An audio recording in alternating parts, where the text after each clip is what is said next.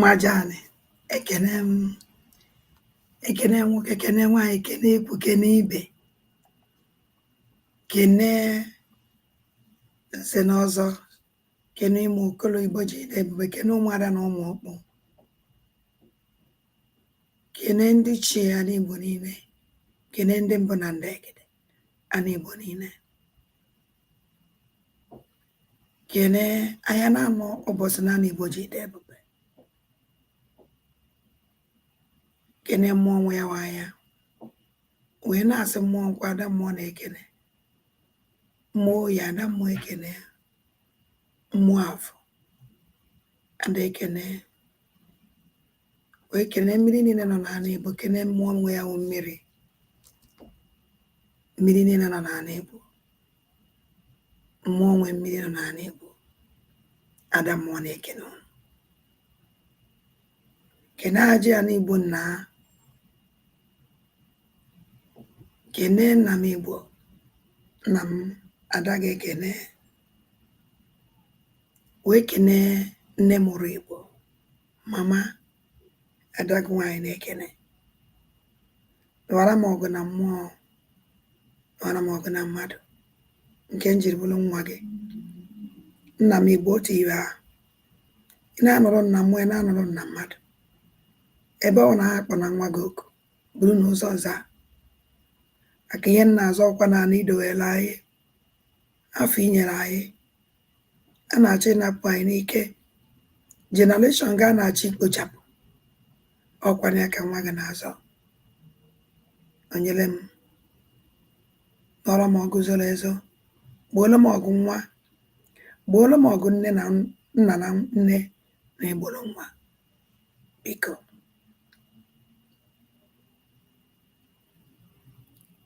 wee kene mmụọ niile Igbo ji dị ebube, kene obi Igbo niile, kene mmụọ nọ n'obi, kene mmụọ jide obi, wee kene Chukwu okike abịama, ezichi m ekene gị na mara ya na-agụ tete, agụụ ụzọ agụụ ọ na ezinụlọ ji bụrụ nwanne. Ụmụnne nke ka unu dị, happy Easter na ndị na-agba Easter, ada ndị gboo, anyị nwewo ndị ọdịnala, anyị na-eme mmemme kwa mbọsị, aka na ọ bụrụ na ego dị, anyị na-egburu chi ọkụkọ, ijide ego ewu igbuolie, ijide ego nama, no not nama tụfiakwa, ijide ego efi Igbo igbuolie, ijidezie ego ịnyịnya, ebe ahụ ka ọ ka mma. Mana ọ bụrụ na onwero nke iji chaa chaa chaa chi ụtụtụfo, ịkpọkwa ofe a mee ka ha mara data na ene ya.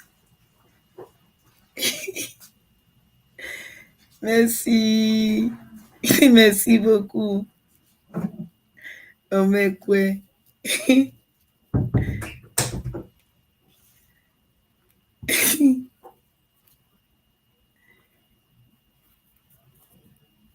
Omekwe amaka,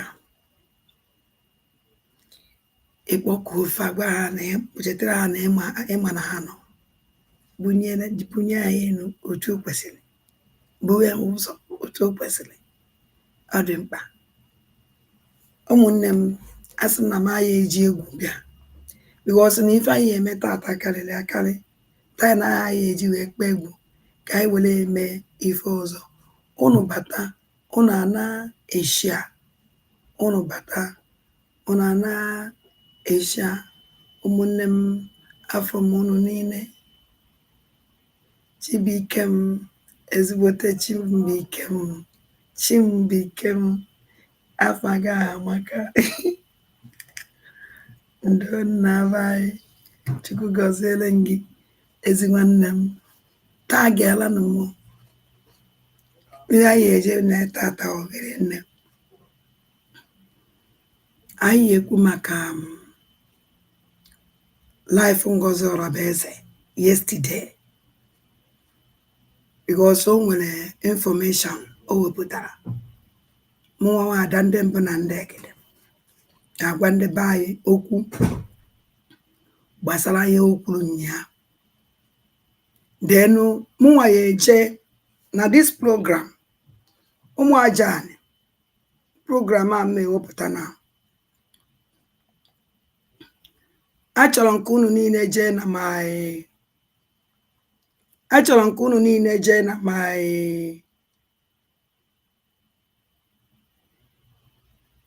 achọrọ nke unu niile jee na my this thing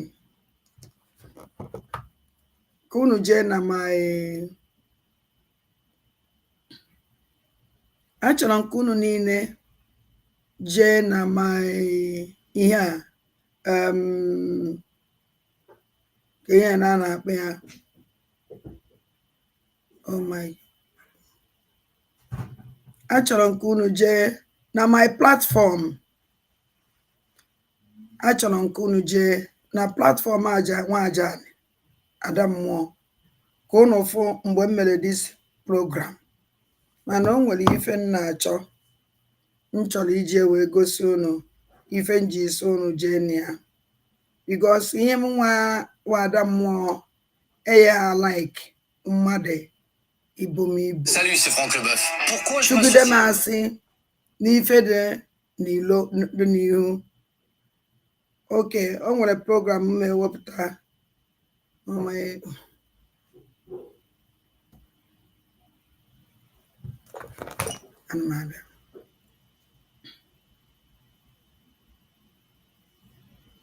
onye nwere nka 200 million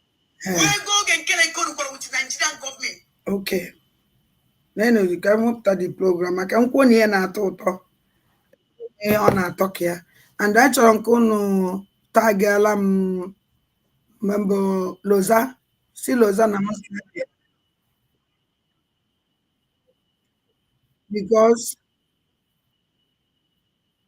Loza leaves and with this program unu n'anya program a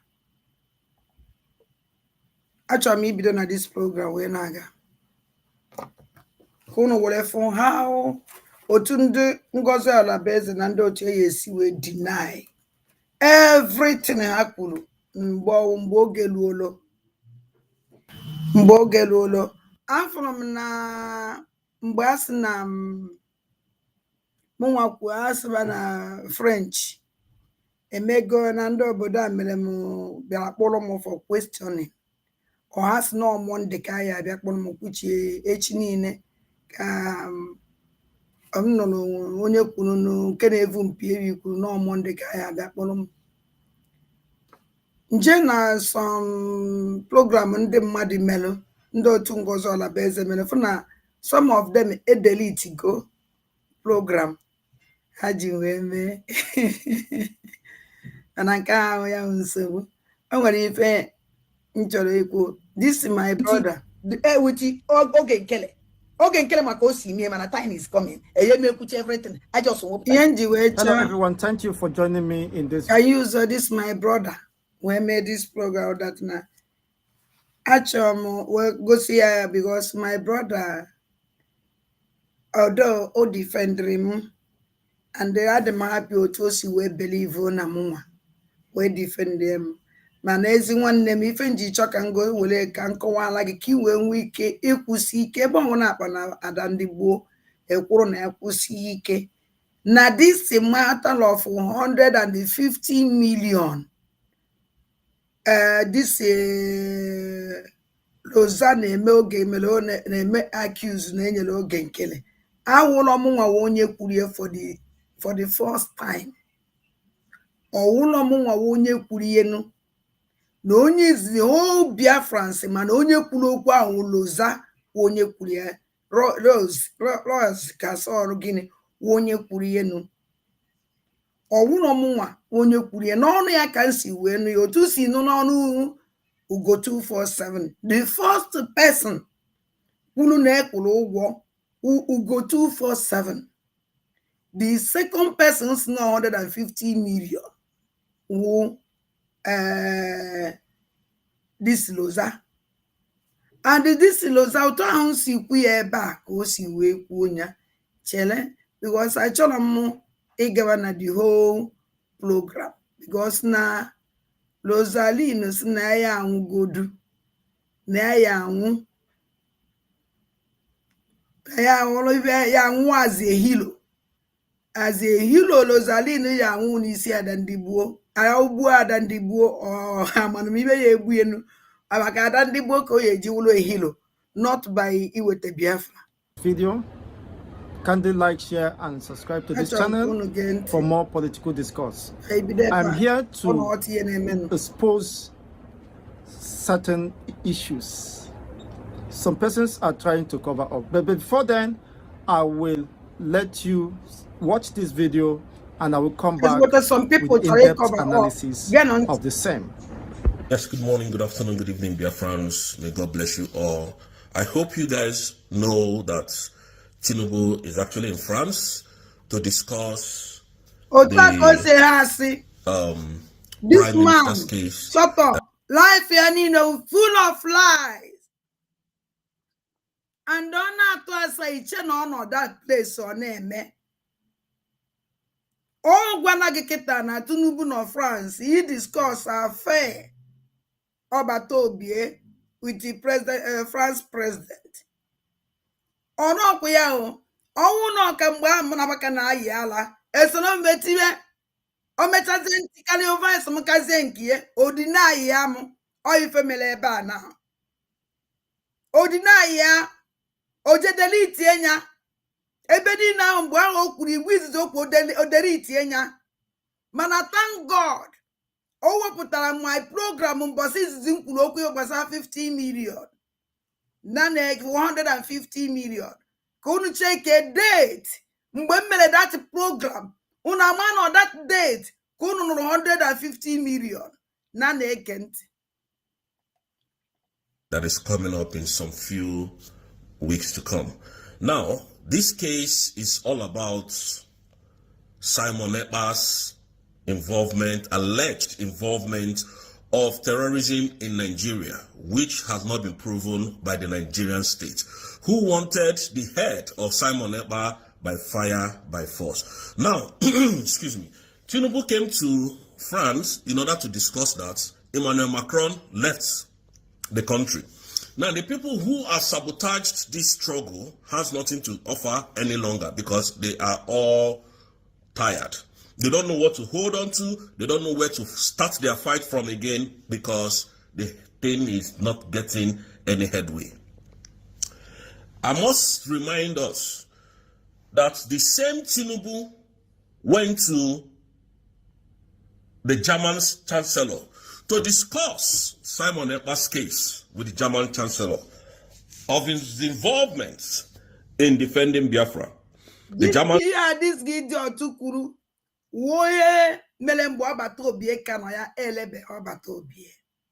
We won't have because this idiot called Loza have nothing to say. Ejim maka this guy bewa program meji we kwegu today. Mana programmers wike otegiao all program oyawo onye gbata ogba ibie program meji nweta ni kwegu ka we nwe ike it touch many things.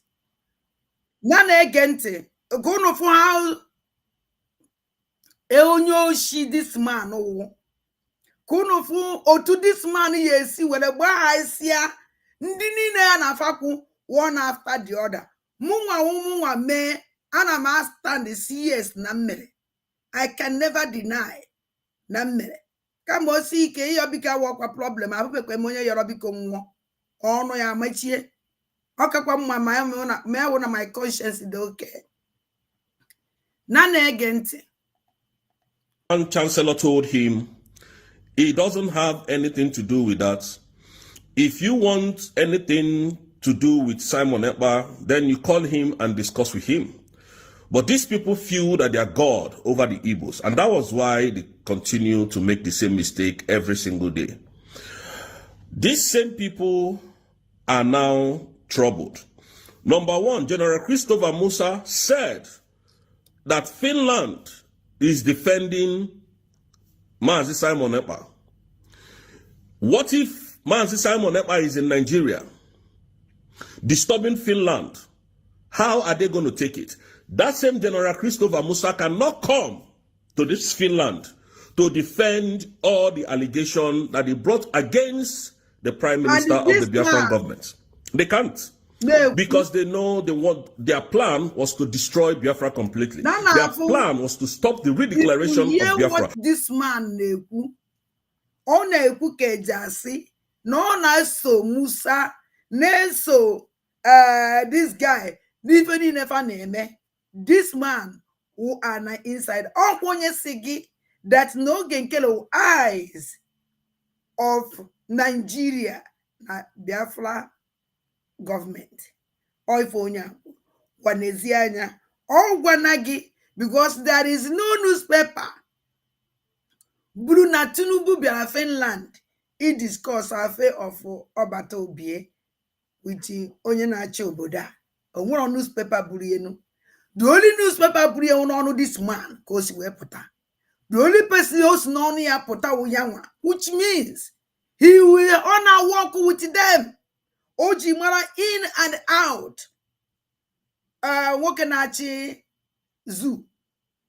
Nana egenti. Ngwa ahụ my problem. Which they paid Ogenkere huge amount of money to destroy. But that didn't happen. So Biafrans, I want to tell... Which them paid Ogenkere huge of money. Orkulie azonya di sure. Because someone which then pay him a huge of money. I don't know what Shakoti Equie or na Equie Snomu Waria. Kama Yama Mazifo Jizaboso, Mema Mayana Chuzienu, Oji, whatever they say, Snomu no none agent. Tell you all confidently today, Simon Ekpa was never the case. Nnamdi Kanu was never the problem. The problem was to destroy Biafra completely. The problem was to stop anybody who dares speak about bringing Biafra. A backing up before. This son who Kedimbo better than an affair of Biafra. Oji wait shine. Carry under of Nimie before. Oji wait we leader. Oji okwa leader ka this man na acho iwo. You can never so on social media kiye end your life. A blogger otunu si akpo onwu no.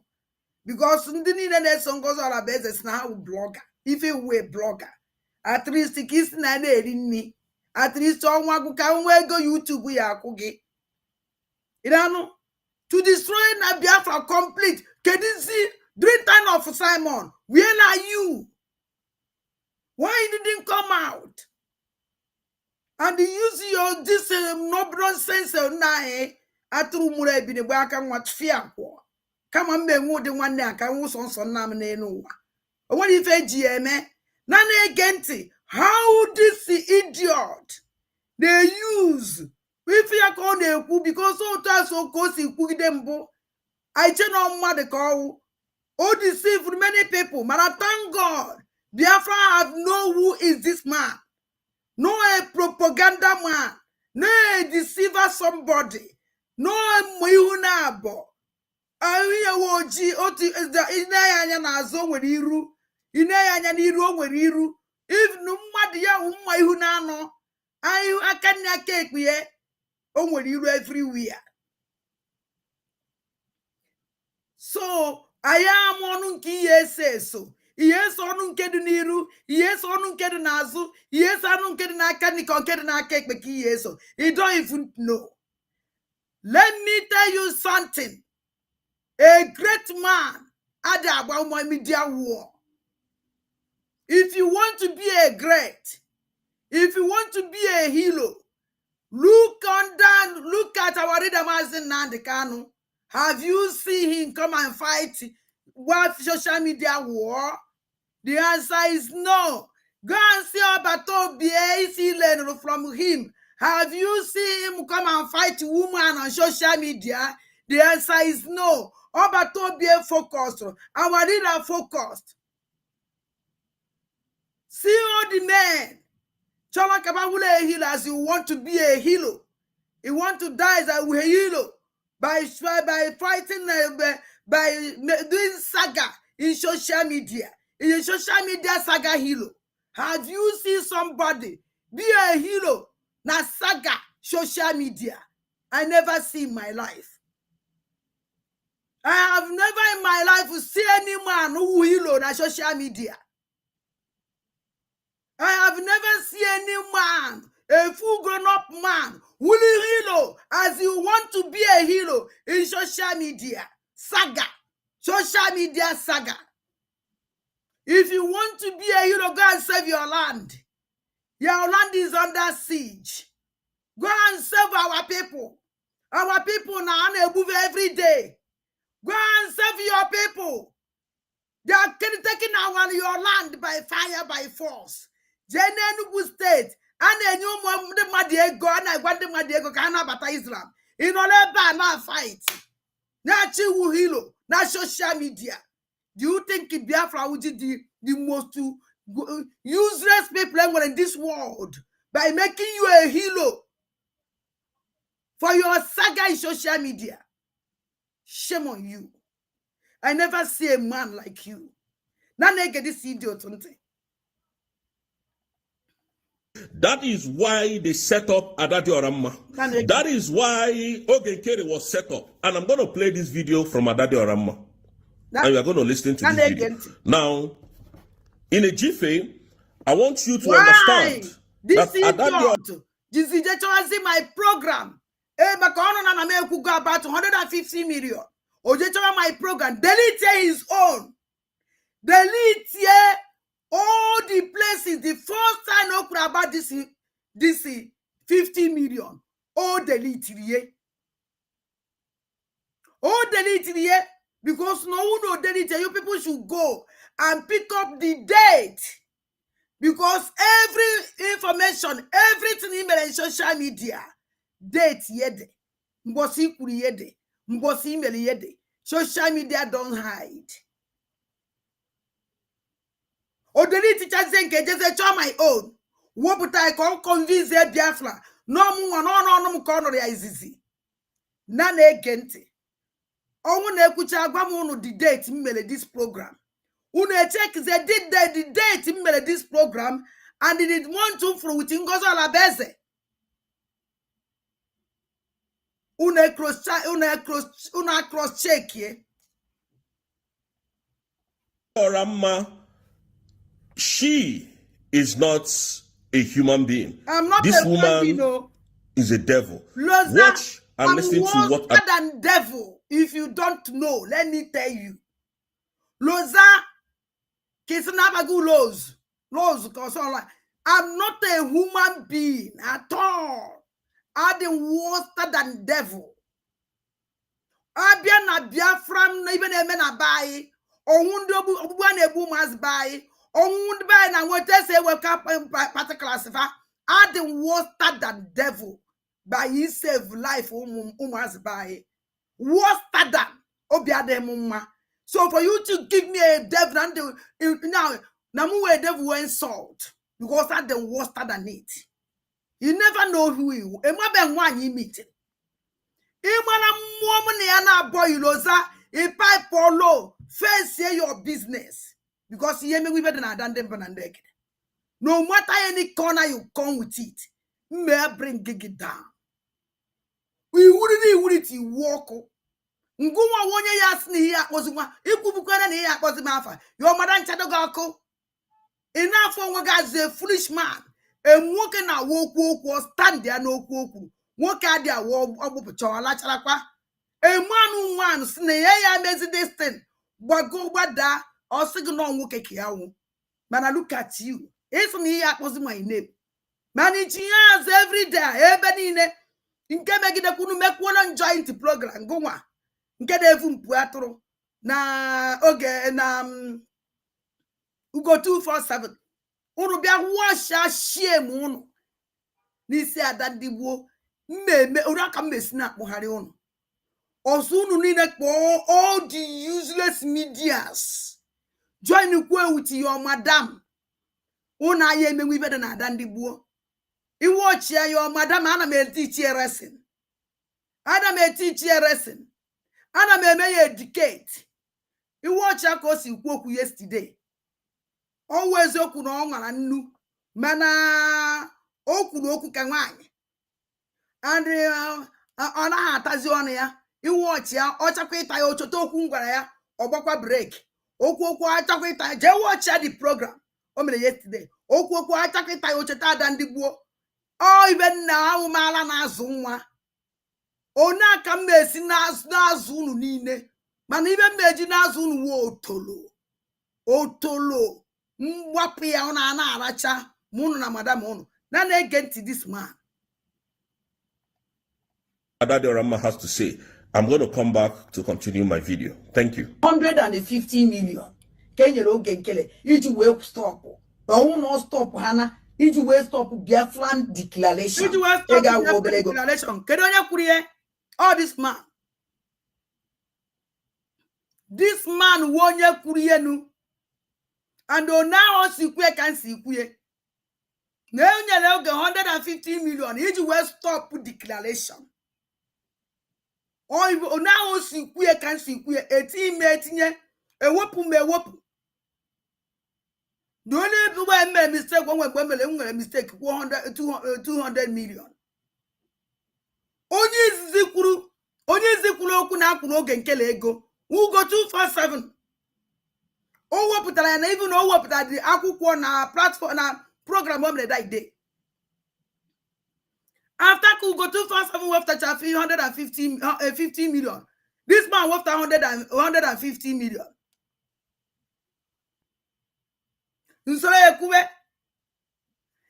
program, no 3 months ago.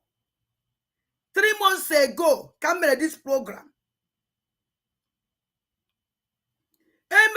Program 3 months ago. Or 5 months here, I declare a Biafra. 5 months here, I declare a Biafra. Kemwe pronaka ngozo la beze. Calculate and boy mere suspension. Nuokita omego 2 months.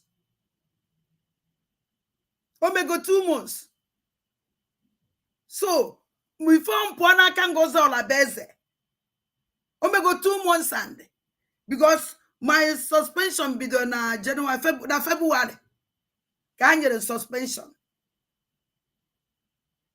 Na February. Can you suspension? Beginning of February, can you suspension? Owu nunu chete mgbe ahụ emere atụrụ vote. O mee ka ije chenu chọọ owu nunu ya chete mgbe ahụ pasịrị bill. Mgbe ahụ pasịrị bill. Mgbe ahụ pasịrị bill ahụ pasịrị. Mgbe a pasịrị bill, chetanu mgbe a pasịrị bill.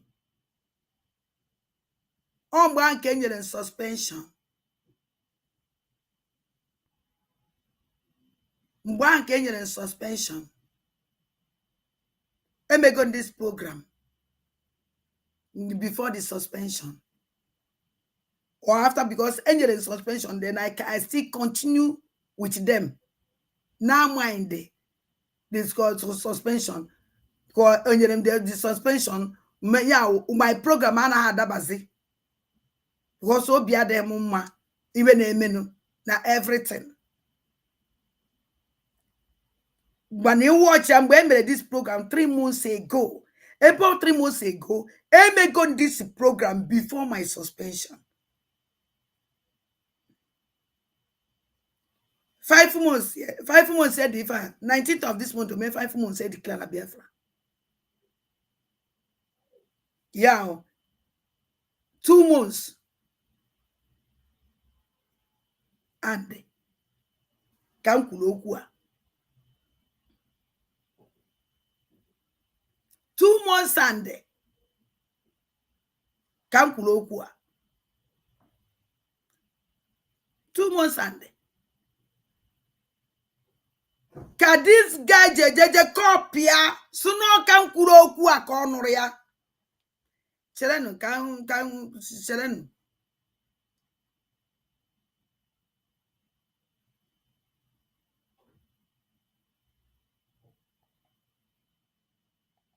I just hope that. All right, I have to stop the video there. Now you can see and you heard when this woman said the Nigerian government paid Ogenkere 150 million.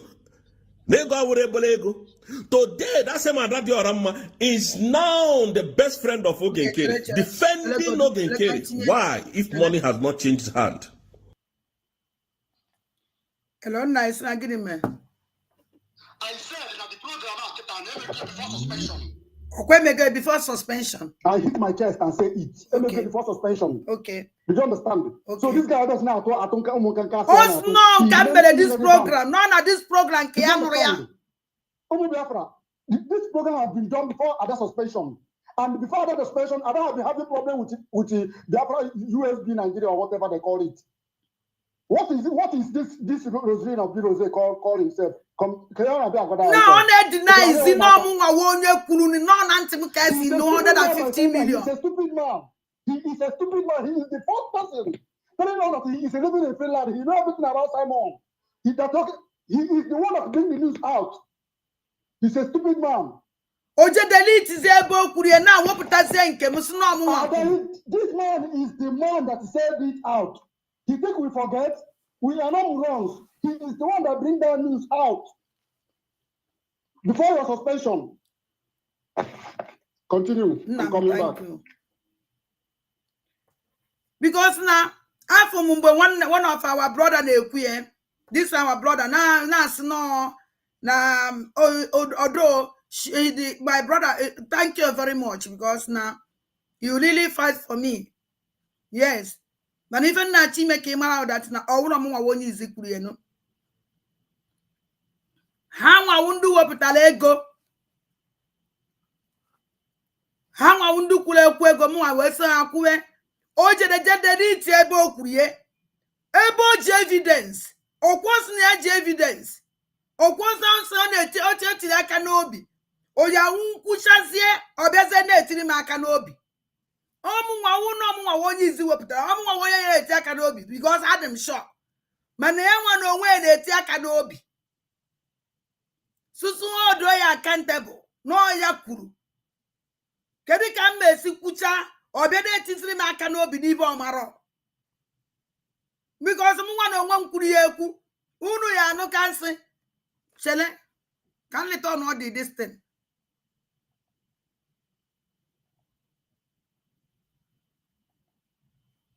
People should sit up because that's now I break her into two. 200 million.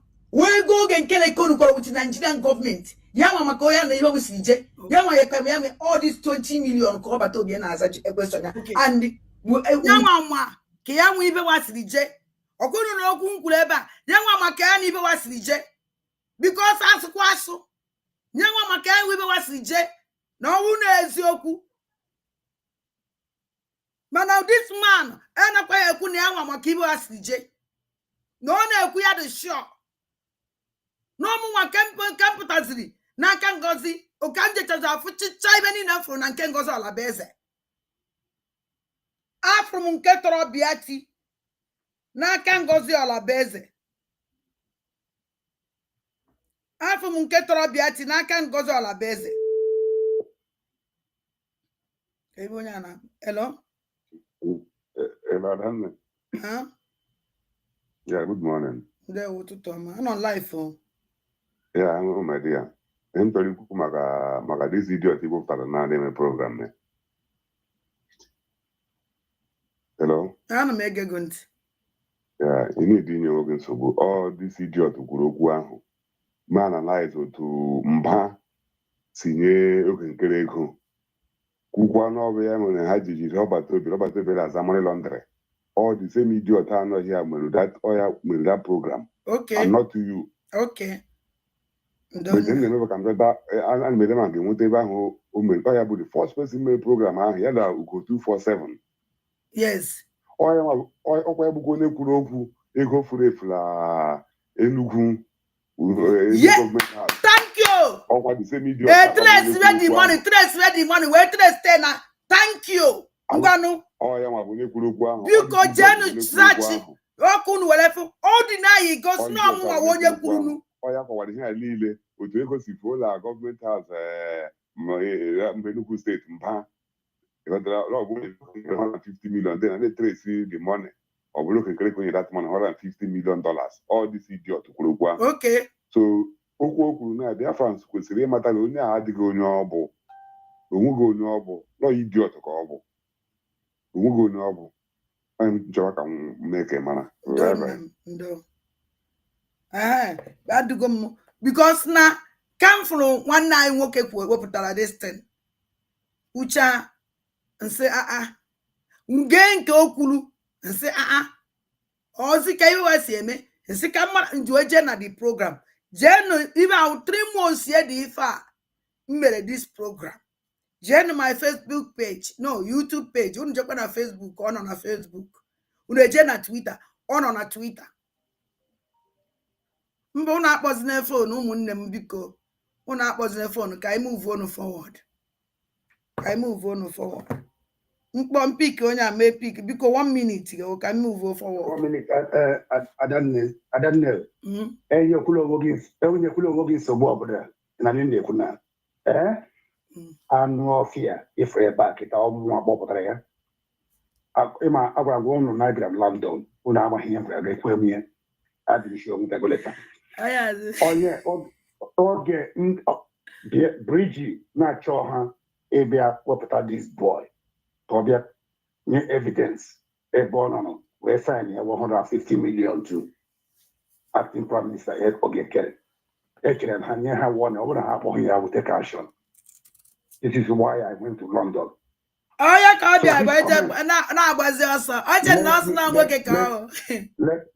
me just end it here. Nah, thank you. This person, this idiot here for winning. Now can be Biafra depression and they will judge him by themselves. Nah, bye. Don't worry yourself. Do your problem.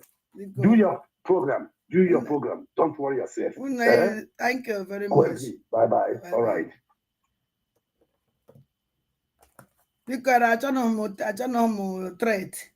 l'autre jour, j'étais dans le train et là. I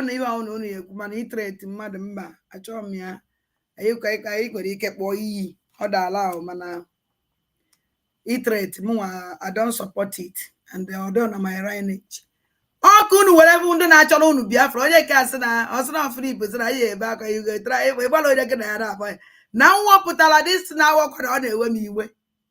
Free. Now what put out cough house school of fundo on Avaneso. Can I see we deny yawn one day? When time reach, then we turn deny yawn nine.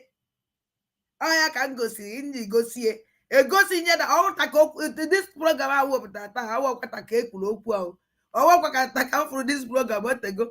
So free project is and I don't think and get that one in a back and I but you in a social media. I can remove Punkota. So why have how stupid, the fun and intelligent.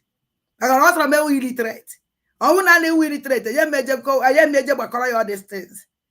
And I need now watch this program now for no idiot. So maybe not that it's gonna good at here. He's afraid. Come where's going on? Stand there, even equal. Only equal and then what was saying we and they deceive. I don't allow my deceive. I'll come one year. Yeah, where's them work? Oh no, cho. Only equal stand there, equal. Na Biafra no mgbe ikwuru ọkụ ifokita edole na ganya otu isi we mbọsị wepụtara okwu 150 million na ịkọwara na ego na-egwu na gọọmenti mba ewere trace dị 150 million o wee wụ na akaụntụ oge you see ka iwe fụ na ọsọsọ nna m nụrụ mbọsị ikwu amụ osu. Let me get out from here jeme iwe ọzọ ụmụ ajani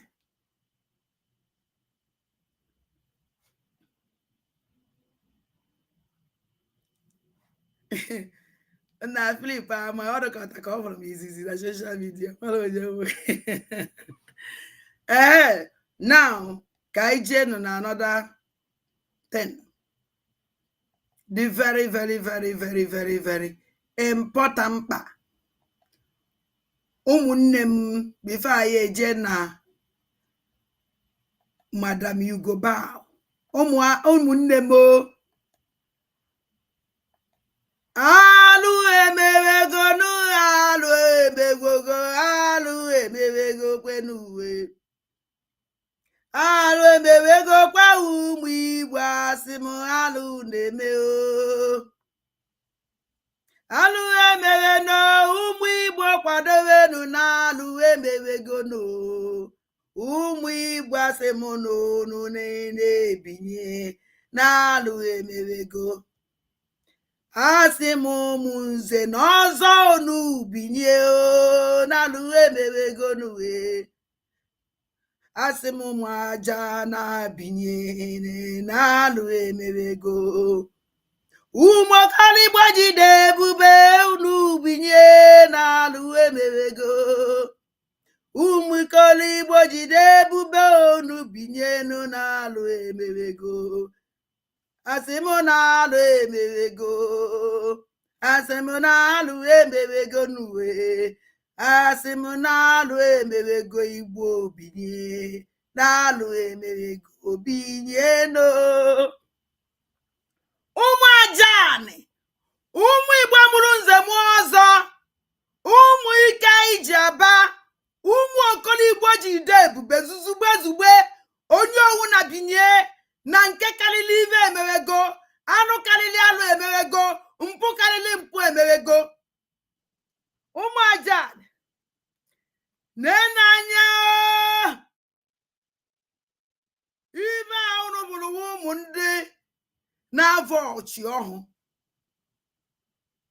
nwatakịrị ahụ bụrụ iyi akwa redio nke na-ekpere Chukwu okike abịa ma ka ụmụazị taa ka ụmụazị amama aja na nke a na nke anyị aja na nke anyị red na nke yi black onye nke akwụ ọtọ mmadụ na-aba akwụ ọtọ ụmụazị ebe ba nọ n'ihu akwagidere ebe nwatakịrị akwagide kwa were kwataluo n'ihu ebe a na ụlọ ụka ndị na-akụ isi n'ala ụmụ aja no genu ntị o genu ntị o genu ntị o genu m ntị o nwada bịara ije na-ege m ntị n'onu nke ahụ ụmụ ikorigbo ya ege m ntị n'onu maka ụmụ nwoke ya azọkwa anyị ọkwa ụmụ nwoke ya ekpuchide anyị ọkwa ụmụ nwoke ya azọpụta anyị ọkwa ụmụ nwoke ya eme ka anyị si asị na anyị adụ anyị adụ ụmụ nwoke Igbo binye na na anyị ihe mere ebe a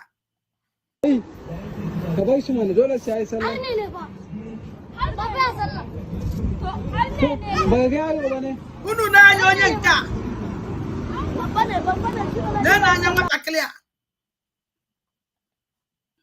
onye nke a na-ebe a ji egbe n'aka o nwere ike ọwụ na egbe o ji tọị gọn nke a na-agba agba ka o ji n'aka nwatakịrị a ka ha na-afọ ọsụ ka ọ baa nwoke na-ajụfe ajụjụ na-ajụ ya si ya ọgịnị ọsị ya na onye ekweghị ekwe na ha na-afọ ọsụ ya ka ọ baa ime ebe a na-akụ isi n'ala jekụwa isi n'ala nọọ na mbeliva nọọ ka ha na-akwa ebe a na-afọ ọsụ ya witi egbe ba ji n'aka ka ọ banye n'ime ebe ha na-ekpe ekpere kpee ekpere na-anya ka unu bụ ime mere ebe a shekara sana daga na kuka janyo shi shi ne kuka kawo shi a bakin masallaci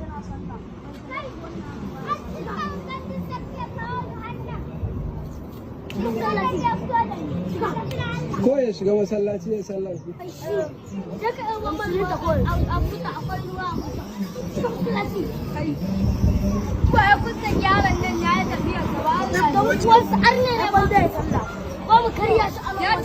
ya shiga masallaci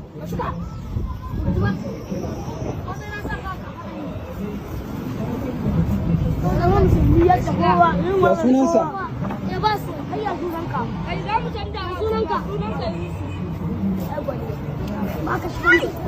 Kai. Ya sunansa? Ebaso. What is your name? Ebaso. What is your name? Hey! Baba.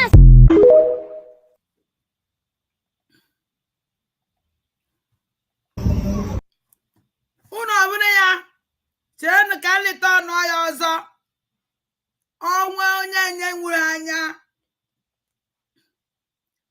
onye aghọta ihe merenu ka ọ ghọtakwa ya o were n'anya were fụ ihe na-emezi na nke awụzikwe nna na ife ya na-eme because ọnwụ that na-ebezoro ezo ụmụazị niile a egbu this boy ka unu were fụ ihe na-emezi na ọnwụ na o nwere onye ka dị n'ụlọ alazikwe na onye ọnwụ na nọ n'ụlọ tete n'ụlọ adịgbo na-akpụnụ teta n'ụlọ ada ndị ndị gede sunu binye ụmụnne m n'oge elugo ụmụ aja na teta n'ụlọ ada mmụọ na-akpụ unu niile si teta n'ụlọ ụmụze na-asa arasị unu niile binye n'oge elugo ka ntị ihe ka unu nụkwa nwere ike o nwere ndị na-anụ Awụsa maka ajụrụ m onye kọwara n'ụsị ya biko ọsụ na gịnị mere ọ kọwara m enwere m ike play the voice mana odoho necessary because ihe a niile ihe mere ebe a kọwara onwe ya maka na anọ m anọ na Awụsa nwanne m nwaanyị ụmụnne m ụmụnze na ọzọ ana ama anọ n'ụka ma ha were go a na-ege ntị gee ntị n'anya the movement of this small boy n'anya the movement of this small boy mara age of this small boy ono now watch his movement and the body everything about him at this age na n'anya ihe agụla agụ n'akwụkwọ ihe this boy kwu ebe a na-enene watch ya ọ na-enene time just watch him anya bida Baba su mana dole sai ai sallah. Ne ba. Baba ya sallah. Ba ga yaro ba ne. Ne ba. Baba ne ba shi ba dinga sallah ba. Shekara sana. Shekara sana. Allah na ga ba ka shi ko wannan yaro. Daga na kuka janyo shi. Wannan Shi ne wa ka sha bakin masallaci.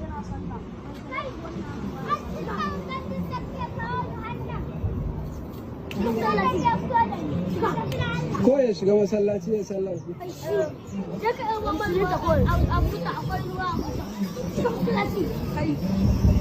Ko ya kusa yaron nan ya yi tafiya gaba Allah. Don kuwansa har ne na ban zai sallah.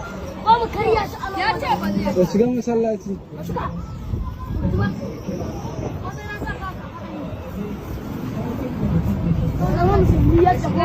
Ya sunansa? Ya ba su, kai ya sunanka. Kai za mu canja sunanka. Sunanka ba ka shi. Kai. Dan ba sa ka faɗa na mun. Ya sunansa? Ya sunansa ba so. Ebaso. What is your name? Ebaso. What is your name? Ko ba da shi. Ki ba ya sallah ba. Baba ya ọkwụrụ afụgie achọrọ nka dis ihe a mere ebe a achọrọ nka ihe a mere ebe a na the main na brain anyị achọrọ nke unu jụọ ajụjụ achọrọ nke unu na-atụgharị uche achọrọ nke unu kwụsị ịlahụ ụra ofutu imi ofutu anya ife gbasara ndị a enwekwu onye nọ na onwere onye ya asị na o meteghị ya ọsọkwa ya that na gị na family gị niile n'obodo oyibo inwere family inwere ana na anya ka ngwa ọnụ o nwere mgbe o ya awụ oluo o nwere yie o ya eze o ya awụ oluo o nwere evolution na the whole country. As ndị niile bịara befa na onwere onye ya onwere ya woluo population karịa n'obodo onye ọwụna. At the first isi everybody na befa. Anyị agba nkịtị ndị a take our land. Ebe ka ya na. Ebe ka ya na. Okay. Asa nka mbido godu na mbido na ya. Achọ na ndị si afọrọ m ya ka achọ m nchọta aka ntinye nsị ya ka ọ pụọ na be anyị. Anyị achọrọ ndị amara ife ihe. And all the come over already, I don't know. It's like na me over. Okay, akuna fugi. Now, kedi umuazia na group akata. Group akunu wele fu na ihe na abia no. Ihe na abia no do too much. Nenu group now. And the man that even that mereba even na mugosi na school. This okay forget na nwata kile nke akwụkwọ ebe a ji egbe n'aka. Chere maybe no na afọ dị egbe. Ka mụpụta ikunu ya esi fu dị egbe.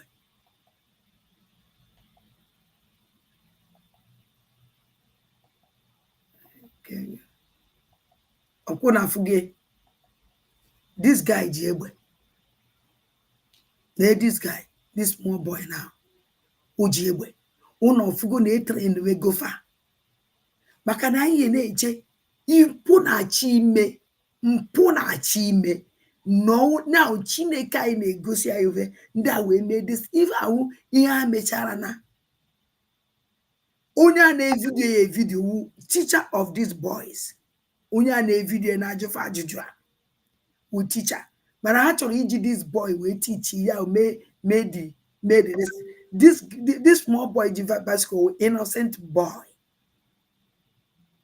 because one onye owu igenti anuka na jo what is your name then don't know him unu genti unu ajuka nko na say what is your name then don't know because all na ajo I must see maybe no ever jijosu konuko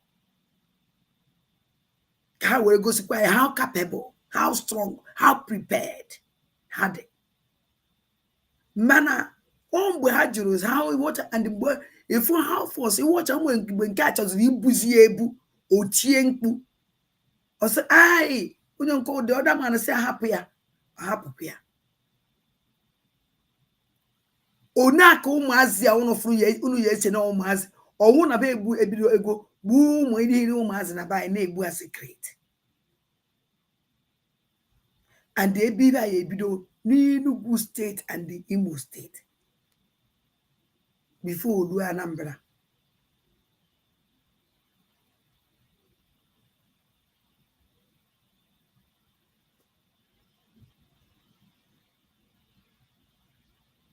Hey, mba. Onwe mmadụ sendele m kịta. Ka anyị ọkwụ na afụ gị asị nka ngosi unu ụmụ aja. Asị nka ngosi unu. Ọnọfụ.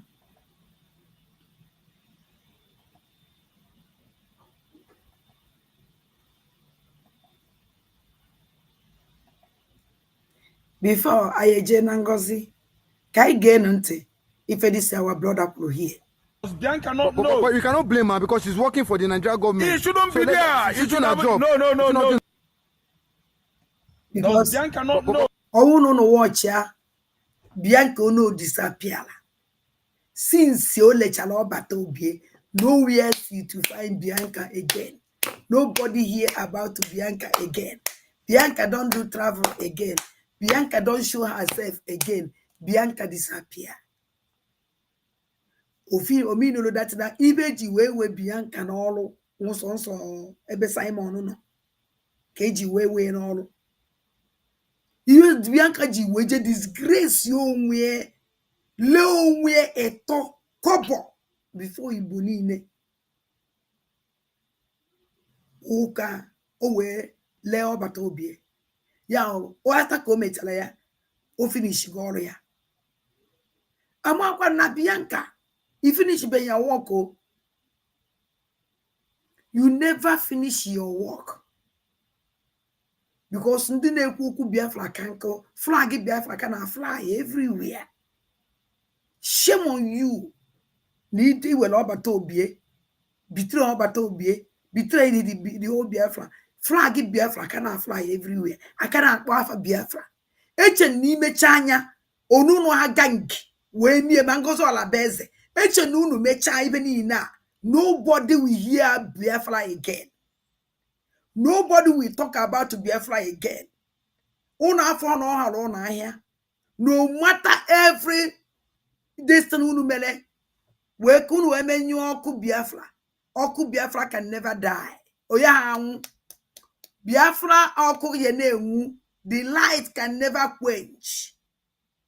More na ya unu na-eme more dị ọkụ na-enwu. Geenụ ntị. But you cannot blame her because she's working for the Nigerian government. He shouldn't be there. She's doing her job. No. Job. Chukwu has made enough money. You cannot compare any rich man in Igbo land. They are the richest in Nigeria. Oh, I was promoting terrorism charge. 100%. I'm sure that Finland government has actually the hypocrisy of Nigerian nation. The lapses where they have lied with many evidences, arising from Fulani incessant incursion in Ebonyi State, the country home of Simon Ekpa. The Finland actually, as a good country of Scandinavia, Europe, has actually understand that what the charges brought before Simon Ekpa are all lies. What about the killings going on in Enugu State and Ebonyi State, which actually has vindicated Simon Ekpa? What are they going to do about it? Are they going to reverse it? Make it opposite being the case or to be the case. The killings in Enugu currently at Uzo 1 and this Uzo, has it not actually set Ekpa free of all those dangerous accusations labeled on him or against him? I think the Scandinavian country, I still always give it to them. They are the most advanced countries in Europe, even the whole Western world. So what are we saying? It plays out anytime the Fulanis, incursion occurred. We actually send it to social media, update the whole world on how Fulani tribe has subjected the whole Nigerian tribes, people in the farmlands, film villages in the bush, to incessant incursion, killings. The genocide going on in the southeast is as a result of what Ekpa was doing. Ekpa was falling back, defending the Igbo land, his kinsmen from genocide perpetrated or orchestrated by Fulani headers terrorism. And the see Nigerian nation coming out to accuse Simon Ekpa. Are they Nigerians from southern extraction, southeastern extraction in this current administration of Tinubu? Is a good question. Because I know that it's Nigerian government that is doing this. Who are they? They are Fulani. Why? Fulani has occupied the whole federal agencies. Fulani has occupied the whole Nigerian military. Fulani are in charge of the police, the customs, the immigration, quarantine, and the rest of Nigerian armed forces agencies controlled by the Fulani. Because I don't see reasons why Bianca Ono should go to Finland to testify against Simon Ekpa, when we actually know that Igbo lost not less than 2,000 people since Samuel Ekpa's house arrest last year. To the same Fulani, are we mad in this part of the world? Is Bianca Ono with her senses? Has Bianca actually derailed from being Ojukwu's wife? Many things has gone wrong with that woman. Does Bianca not know? But you cannot blame her because she's working for the Nigerian government. He shouldn't be there. She's doing her job. No. Ojukwu has made enough money. You cannot compare any rich man in Igbo land. They are the richest in Nigeria. Oh, Ojukwu's father. But that was then. That was then. No, Ojukwu's wealth today is from Louis Ojukwu. No, but that was then. Authorities is currently the richest man. Oga, wait. the first African billionaire in the 30s, 40s is Louis Ojukwu. Ojukwu's father's wealth will never finish in the next how many generations. So what I'm trying to say is that Bianca Ono's father was a rich man while alive. Ojukwu Bianca's husband, a rich man, sitting on his father's wealth. A rich man that used his father's money fight Biafran civil war for the Igbos. A rich man that actually enjoyed the best benefit ever in Igbo land. Because every Igbo man is still giving Ojukwu kudos today. He used his father's money to fight for us. Nobody can compare any other Igbo rich man in Igbo land to Louis Ojukwu. Chukwu Emeka Ojukwu's father. So what are we saying? What is Bianca's problem? How much is it that federal government will give him? Bianca is not with her senses, if you ask me. Bianca has actually deviated from being an Igbo lady to Fulani Janjaweed woman. Because she's not reasoning with her senses that Enugu people from where she comes are subjected to incessant killings. Genocide going on. In Ibonise, in Uzo-Wane, and this Uzo local. And Bianca never said anything. Her land is under siege. Instead, the Bianca use power from Naka Nia, Naka Die, joint power. Power from his father, power from his husband. Join Nia together. We protect Enugu. This woman who everlasting hero. Now history of Biafra land. Now this woman prefer his people. Sell all his people out. Learn the befa. I want to enjoy Bianca ono nenwe. Ina fundine denugu na melody ne protest. And the Bianca never said anything. Bianca, shame on you. Kefi eje go for international world. We may travel. Kije present your stupid country. Na international where your land is under siege. Bianca, what is your mind? We know that na ele pundine umunwanye bunu na etiko hanku n'ike. Keri ka isi we feel ojosu mechike n'anya. Mechi anya. Feel godu na ewori gunki n'ike. Mechi godu anya. Feel godu na ewori nwa gunku n'ike. Ke mara the pain. Ndi je bigara njema. And ask it from your land. You see, they need you more than any other thing. They trust you. Ya umu adabono. Isni wade Enugu. Ada Enugu. Ada balamborogu na Enugu. Adande Enugu jeje. Adande Enugu jemonu. Look at what is you a turn against your people. Look at how you betrayed your people. Look at how you put your people under siege because of your selfish interest. Money. Ego de kenyereke. Kede give you a faithful bear. Kede amount faithful bear nandoke. Your father is a rich man. Very rich. You see in a poor family where I would is in a poor family where someone would even go on a hand. I'm one of me Fuji won on dog granya. Undo na da bere. I'm one of me Fuji won on more granya. Undo na da bere. Because in a full mobwe. Kaba dark bere. Oh mobwe was in a mood muma. Because I have to pay the money before. They have never seen this amount of money before. Man, I look at you. Just imagine. Oh my God. What a shame. Poor people. When again you don't know ego na gezuru hoge. Ego di gezuru hoge. Onka I wetere oya yezuru gi. Oya yezuru gi. onye na-ata ike onye ụgwọ ọnwa ya ezughị overtime ya ezuru ya because nke anyị na-enweta overtime ka ị na-alụzi Bianca overtime ka ị na-alụzi wee lee onwe gị tọkọ bụ ị na-esizi isi n'ala Igbo niile onwe ozi onye leka organizere gazi mmadụ na the whole Igbo land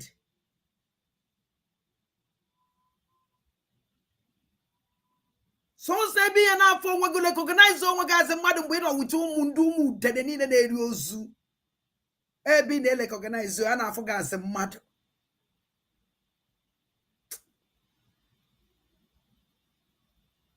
Chineke nna nwanyị ndị amaghị etu esi eji ife na ife na-abafa n'aka mana ndị maka esi eji ọdalụ aka ka anyị na-ege nwanne anyị nwoke ntị. Government of Enugu State, from where Bianca comes from. Bianca is from Udi, Enugu Mbo. And today we see Bianca at least derailing, deviating from following the Igbo course. The fact that Fulanis are killing the Igbos.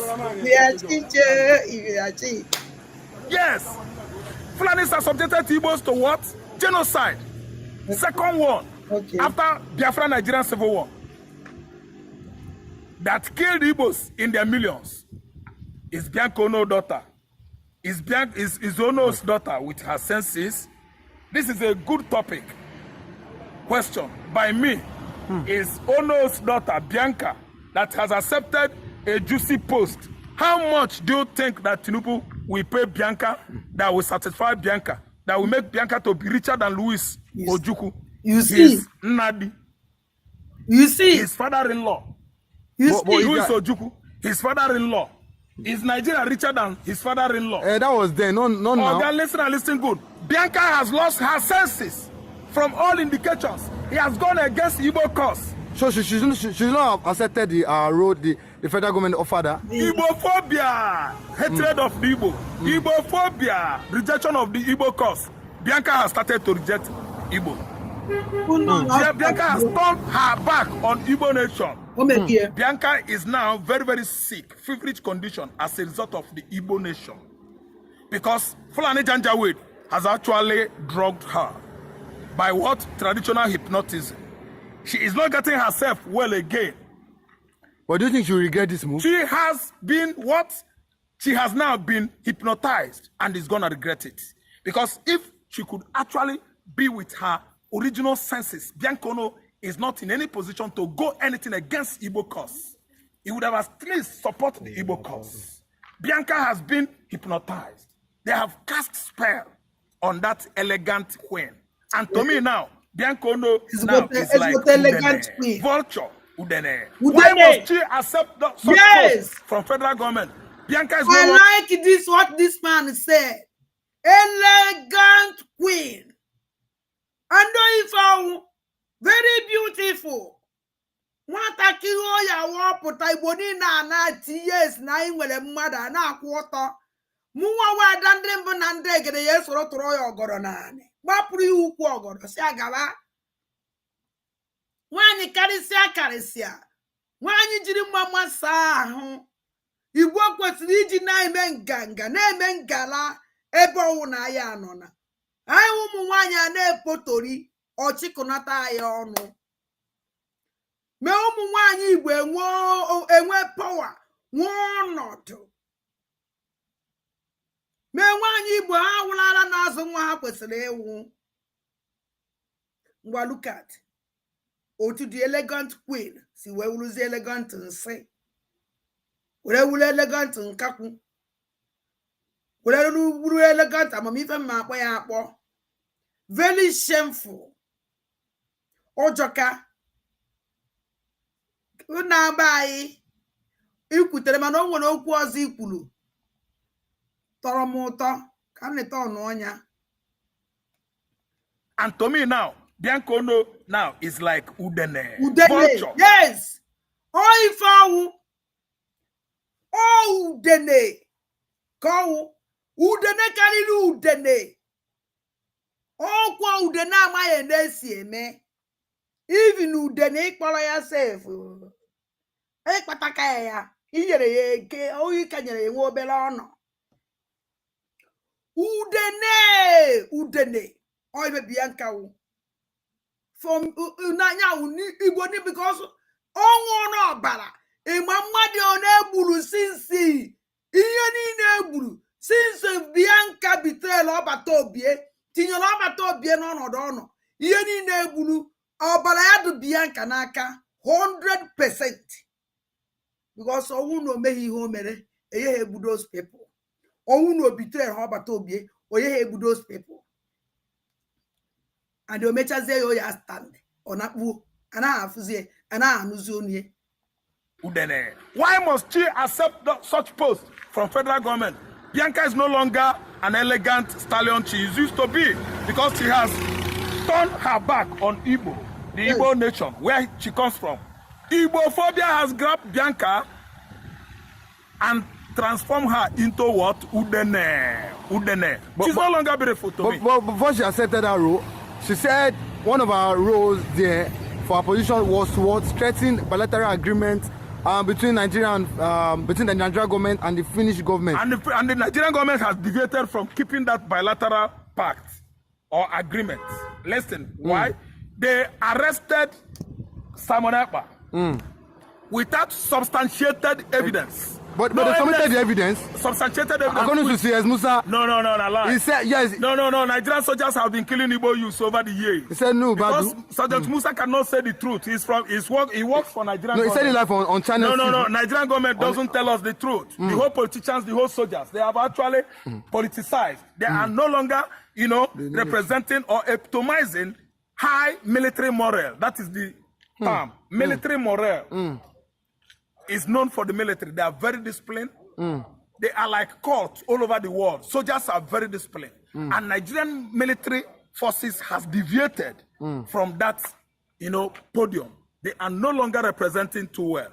They have, gotten a protruded stomach as a result of what? Involvement in politics. I don't really understand. They don't exercise anymore. What they do there is Imam Mado, Mr. President. Mr. President will jump you from colonel to major general, thereby giving you what? Protruded stomach, by overpaying you. Compensations that comes from financial incentives. I don't really understand. That's why every anomalies, all manners of anomalies are going on within this government, even during Buhari government. No young officer, military officer has actually come up to say enough is enough. They are all enjoying the legacy. Yeah, the lazy, they are enjoying it. They are enjoying the what? The loot. They are enjoying the juicy incentives coming from the politicians. We don't have military anymore. What we have is military politicians. Politicians. Military soldiers in Abada. In Abada, that is what we have. Because Musa is not going to tell them the truth. And Samoeba is going to come out and defend himself. So I don't want to know where Musa and Bianca Ono lodge. They can't hotel the lodge. I don't want to know. We are looking towards May to make sure that our son, the son of his father, Maazé Simon Ekpa Njoko of Ebonyi State, actually, get released. Come what may, Nigeria is not a country that tells her citizens the truth.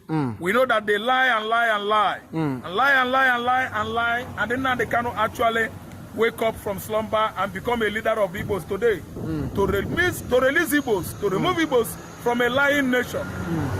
And make sure that God gives us a country where lies could no longer prevail. That is Southeastern region. Where lies could no longer prevail.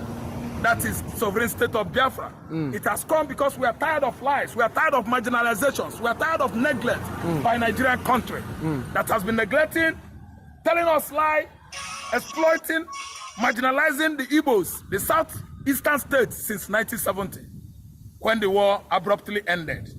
They started their lies. No vanquish, no conquer. Compensation, preparation, reconstruction, reintegration. 4 lies, reintegration. Where? Who? And who is reintegrated? Lies into Boto, empty lie. Nigerian lies are pathological. It runs like ceiling fan. It turns faster and faster. Every minute, every time, every minute. Lie. That's why we had Lie Mohammed. Lie Mohammed.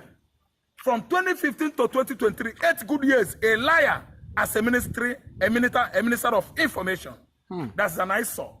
And if I tell you, it is very, very unacceptable. Manibo man. That's how they will go there to Finland that Christopher Musa will not have issue.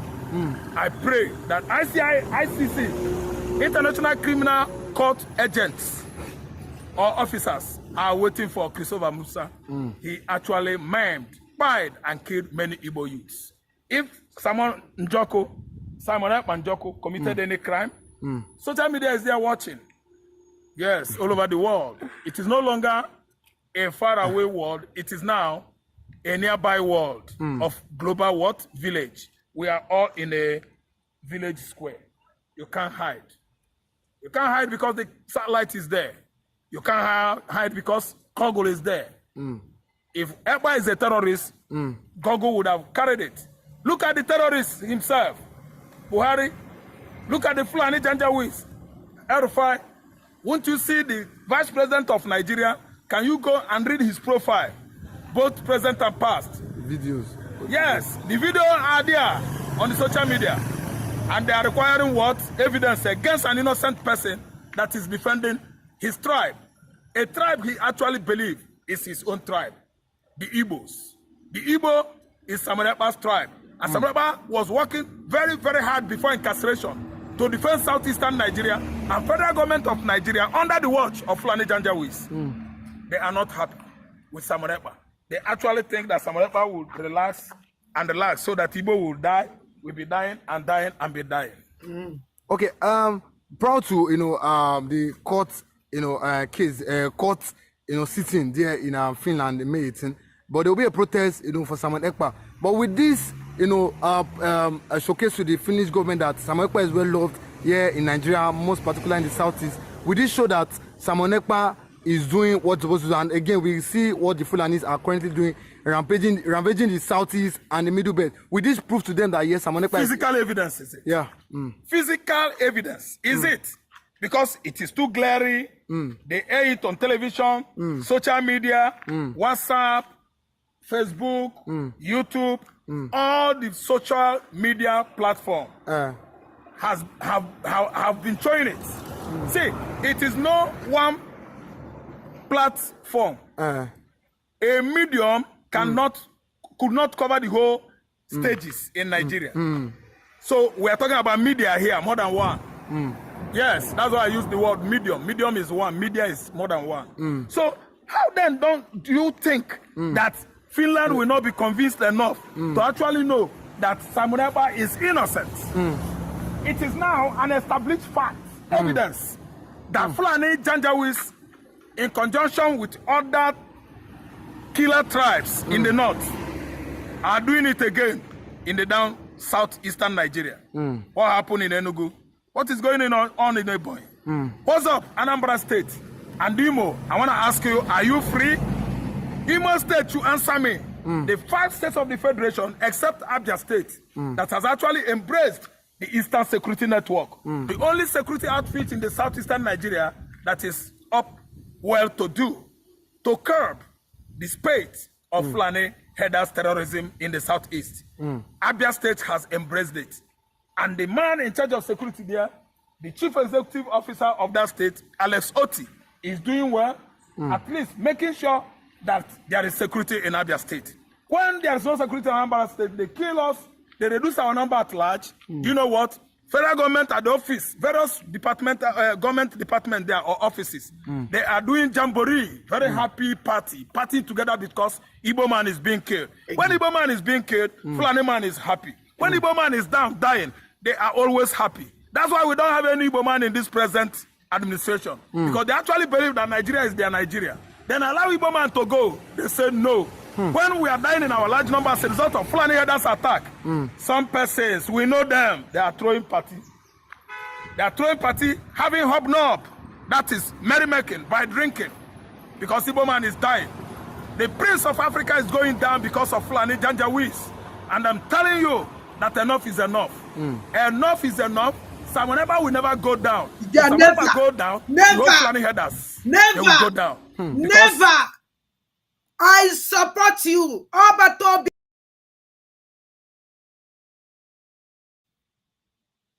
Never.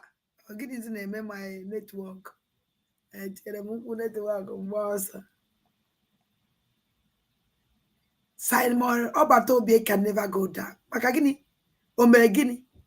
Ome anything ome. Nothing. He can never go down. I know again one name won't.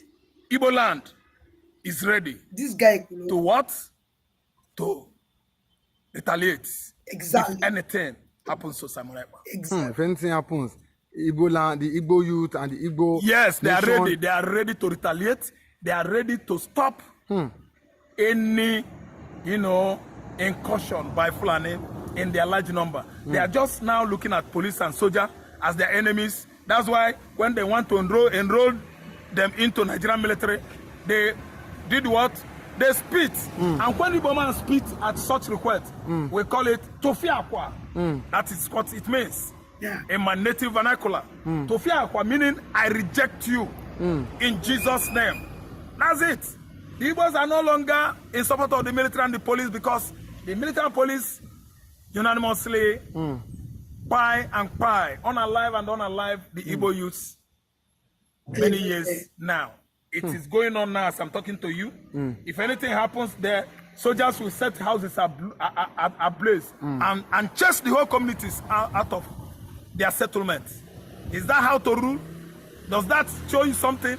It indicates that we're not Nigerians and we're no longer hiding it. Biafra now is a common song, household song. Nobody's scared of promoting Biafra again.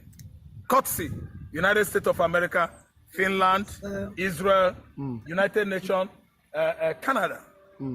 Biafra has worldwide recognized. The worldwide recognition today is as a result of what Fulani Janjaweeds and their accolades are committing in the southeastern Nigeria, killing farmers, killing community people, dislodging various villages and farm settlements in the southeastern Nigeria. So what I'm trying to suggest now is Nigeria is a place, a failed state, a failed place as a result of greedy politics. Politicking here is stealing.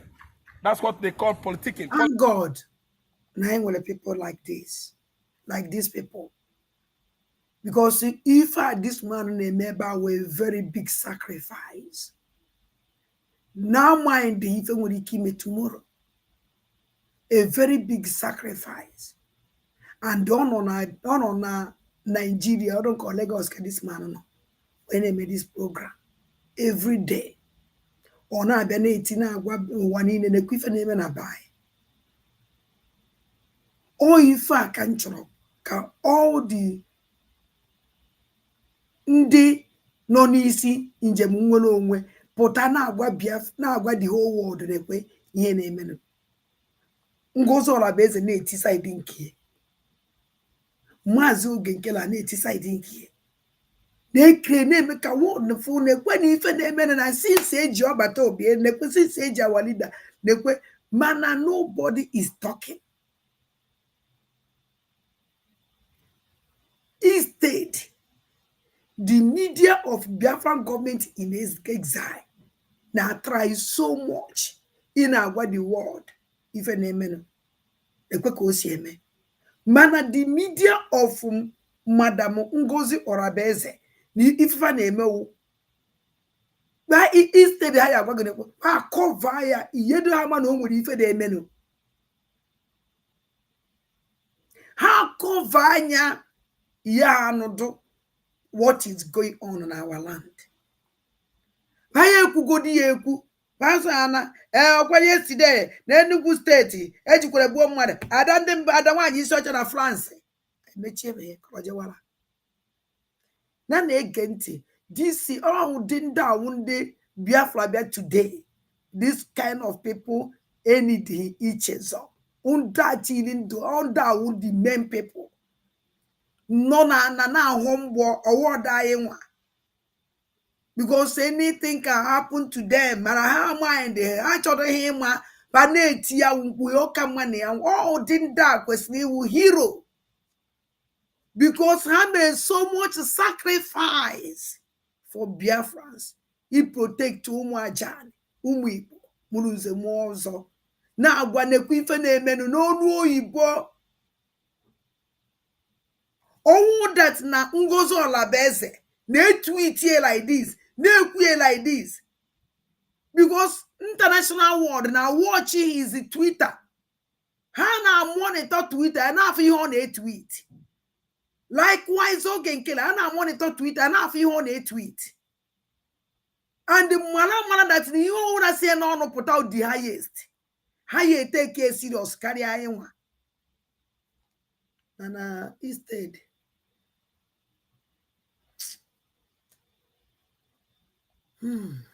Politics. If you can steal very well, they will employ you. Some person will employ you. You will go and steal for them politically. Authorities stealing past armed robber as Fela sang it. When they steal, they want to steal with Bairu.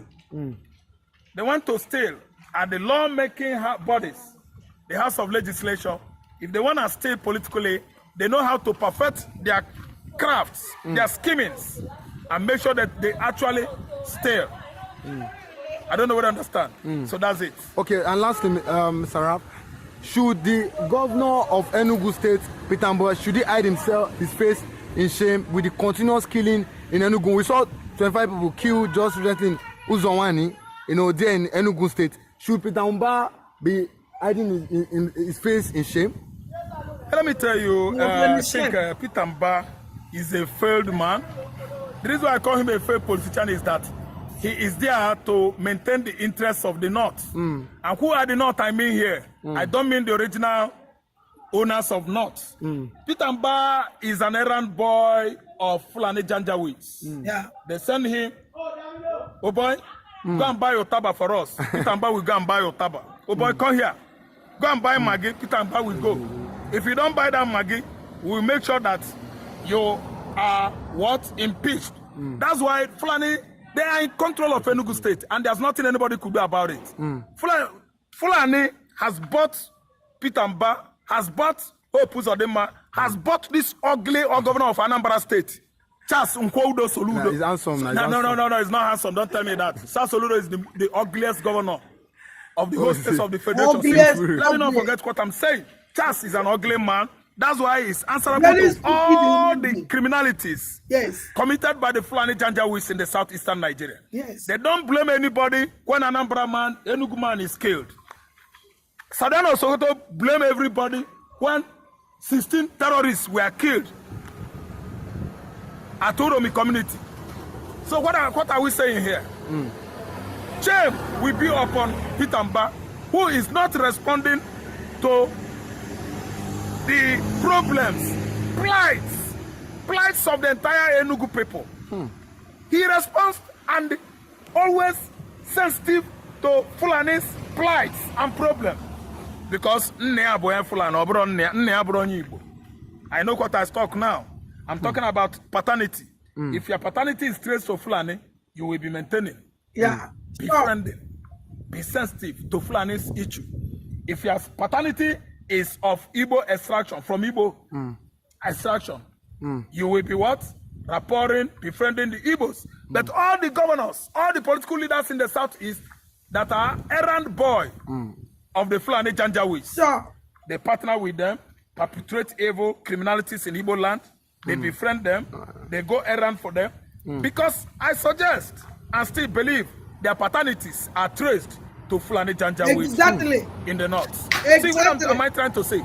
They come to kill, fight.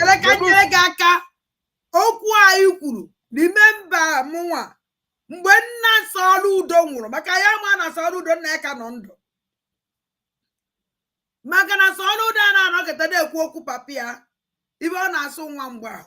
Salu do nwamba. Salu do nwamba. Amara with salu do nwamba. Not knowing now one will walk and no pana zinna salu do. Mgbedi nwamba mgbedi mgba ahwo nwuru. Kai no wana mgbe ahụ na di ka nọ ndụ and Soludo na anọkete kwuo that man and the man na amara is like na mama Soludo anọzi ndụ amamo as maybe asụkwa maybe I don't know ye mekwu ibe ma amahọ onye ya ekwukwa okwu one nsiri kwu agara ya ewuchi nwa nwaanyị mmadụ ọnwụ maka o nwere ife o mere mana ibe na-ekwu na Soludo anọkete one day kwu apapapịa mana I wonder mgbe di mgbe ahụ nwụrụ Soludo were kpọrọ kedu aba nwoke a n'ugwu Awụsa do ọdụ pantani no kedu aba disi nwoke a n'ugwu Fulani nwoke Fulani a Soludo wee chie ya agụ na-eche mba Soludo wee chie ya agụ na-eche mba ka ọ na-akwa ndị mgbe ahụ maka eme akpa papa Soludo maka Soludo adị akpa papa ibe ọ na-akpọ onwe ewu mgbe ahụ so the ele organize m nwoke a nwụrụ na-asị di mgbe ahụ mama Soludo ka di mgbe ahụ nwụziri ka Soludo na ebe ọ na-akwa di mgbe ahụ wee chie nwoke ahụ echichi agụ na-eche mba wa mba ugumi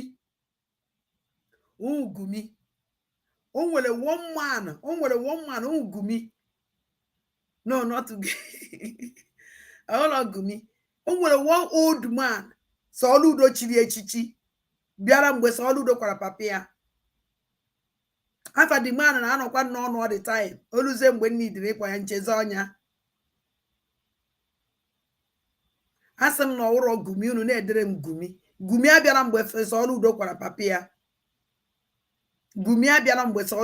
kwara papa eji m eme program hie wee na Soludo mgbe ahụ anaka m ya si ama nna gị nọ ndụ n'ọkịta ka igosizi ya no one dị iji wee zo di mgbe ahụ maka na di mgbe ahụ anyị amaghị onye ọwụ anyị ama na di mgbe ahụ ka nọ ndụ di mgbe ahụ anwụzie Soludo chie nna ya original mgbe aka Soludo gosiziri ndị Igbo ndị Anambra na-ekwu onye wu papa m were nọ n'ebe akwala di mgbe ahụ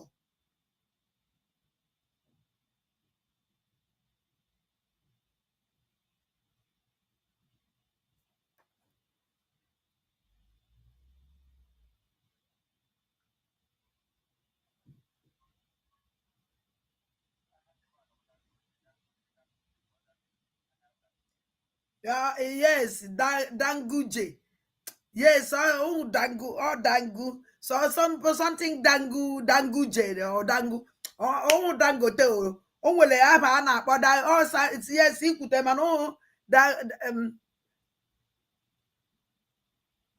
danguje ọdụ nke danguje one old man like this Soludo chie ya echichi yiyi akwa ndị isi agụ kpuyi okpuru edi anya mmiri wee gbaa ma n'anya wee nọ na Soludo si ya n'ọkịta ka ị gwara ya onye wu nna gị and ị na-edet man danguje aha anya na Soludo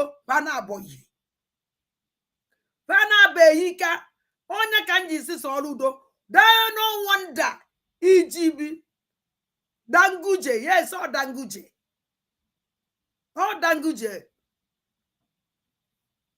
onye ka nji wee si Soludo no wonder iji made this man accept the only person you recognize in your life mgbe ahụ and onye ka iji eji mgbe ahụ na-eje ebe ọbụla ị na-eje wee deny ya somebody mere gị adopt nyere gị ndụ after ka the man nwụziri iwe God igosi anyị onye wu nna gị gba ichi ya echichi n'isi ozu nwoke mere gị adopt maka na adopt ka that man mere Soludo because ọ bụrụ na o meghị adopt onye na-eme na-agwa anyị maka ya Joseph ka Soludo si wee kwasị the man enekọtara anya n'ụlọ ụka because na Soludo achọghị ịkwa ya ozu ọfụma ebe nna ya original papa ya nọ ya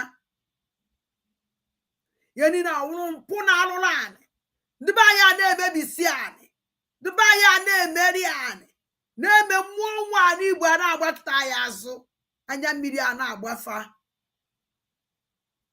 nna m ọkwa okwu anyị kwuru take him back to ebe Soludo Nwamgbo ahụ nọ.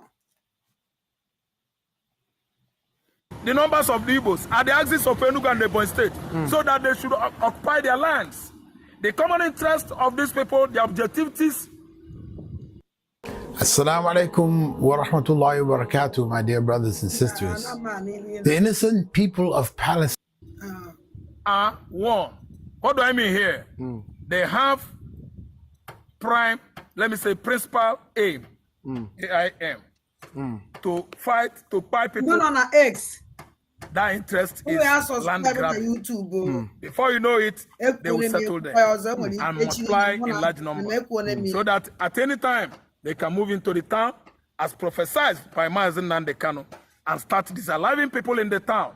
And with time, you see Ndi Enugu, Ndi Anambra, Ndi Imo, Ndi Abia states, what? Islamized. Islamization process is it. Okay. Course is on course. That's why Emir of Kanu could not go to Enugu and pacify with Peter Mba and the various families of the victims. Canavia said also got on the Emir of Kanu. They are aware that many were killed in their large number at Uzo 1, the axis of Enugu State. And this Uzo. Sanusi has not spoken. Mudu Cherif has not spoken. Okay. Ganduje, Amuibi, Gandolas has not spoken. Ganduje. Erufai has never seen anything now. That something happened to Igbo man. Yes, Ganduje. Because Igbo man is Ganduje. Onye akpọtara ya Ganduje, papa Soludo ya nwụrụ Soludo.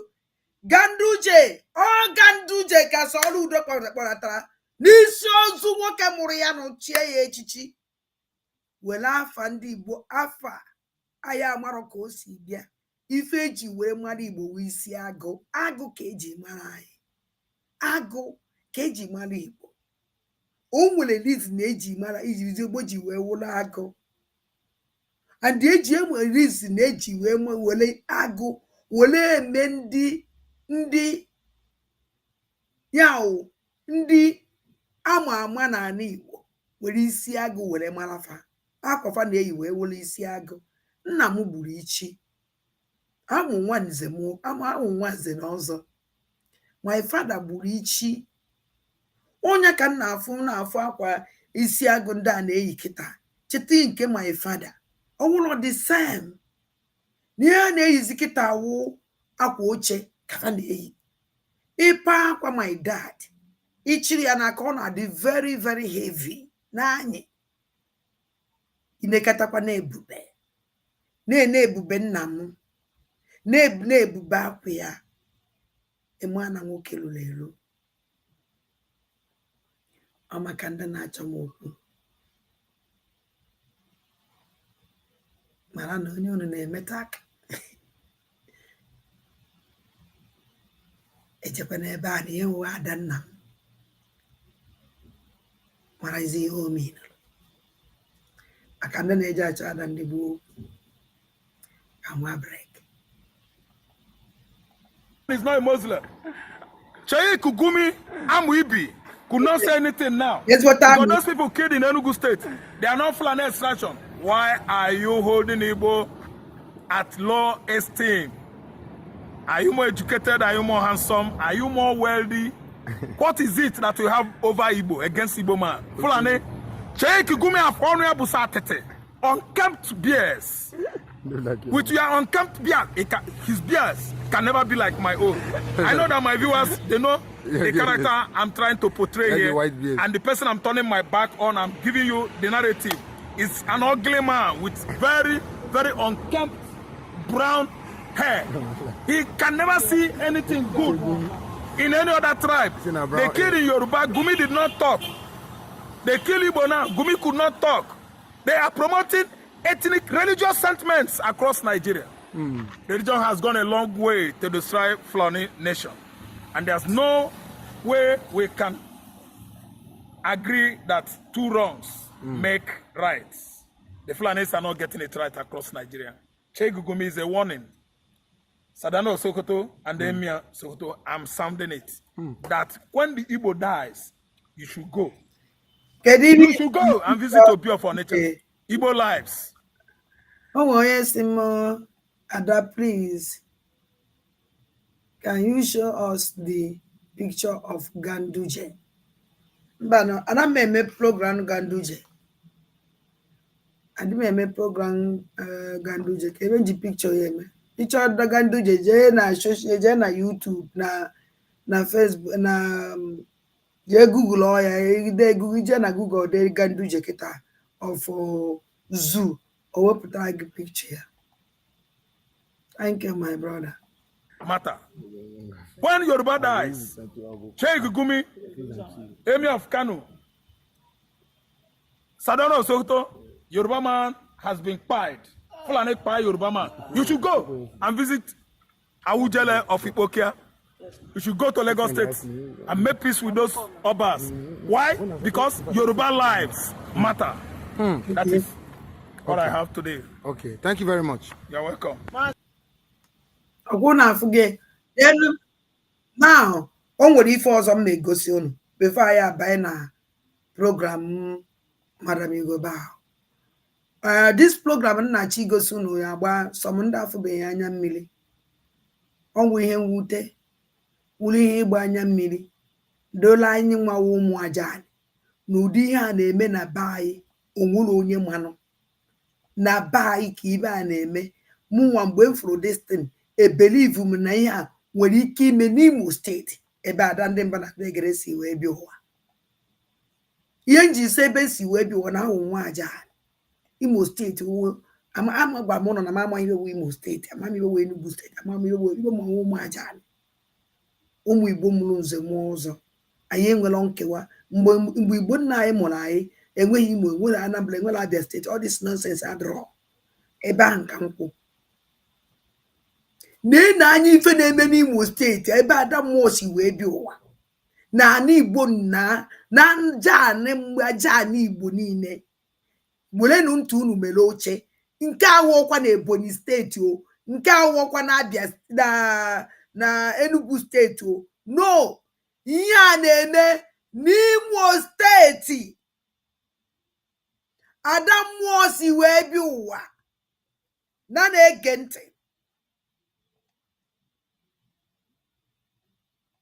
Enechala m ife anya ka m gwa unu eziokwu wee si Chineke kpọkuo aja kpọọ mmụọ niile nji ya gasịa ọgịnị nọ ọnwụ nọ isteda ya nyahụ ọnwụ na nkwụ ka o si wee dị m n'obi nwere ike iwute some people. Afụchala m this thing I think twice na this njem nwere onwe nke nji wụrụ mmadụ.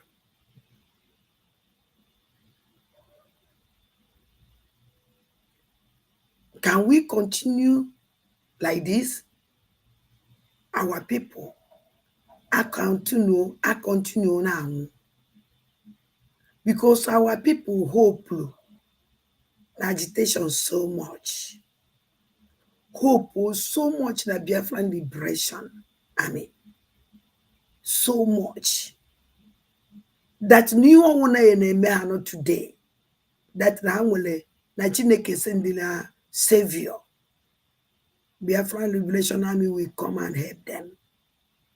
Then he merenu under 4 months Obatobie anoya. And the moon onye mano n'ụdị ife dị otu a na-agabiga. Anyị apụta na social media na-akpali onwe anyị na-ama aka na-etinye ndị a na-eti na dustbin na-ewepụta ndị a na-ewepụta na dustbin. Anyị anọrọ ebe a na-asị maka onye nwụọ, I will be your end. I will be your end. Hey! Na-ene anya ụmụ aja.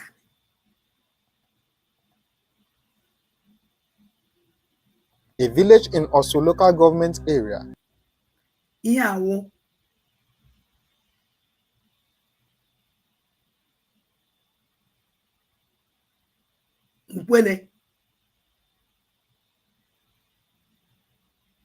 After the governor of Imo State got information that a village in Osu local government area had been turned into a ghost town where people abandoned their properties to scamper for safety, he decided to set up a joint security team to reclaim the captured village.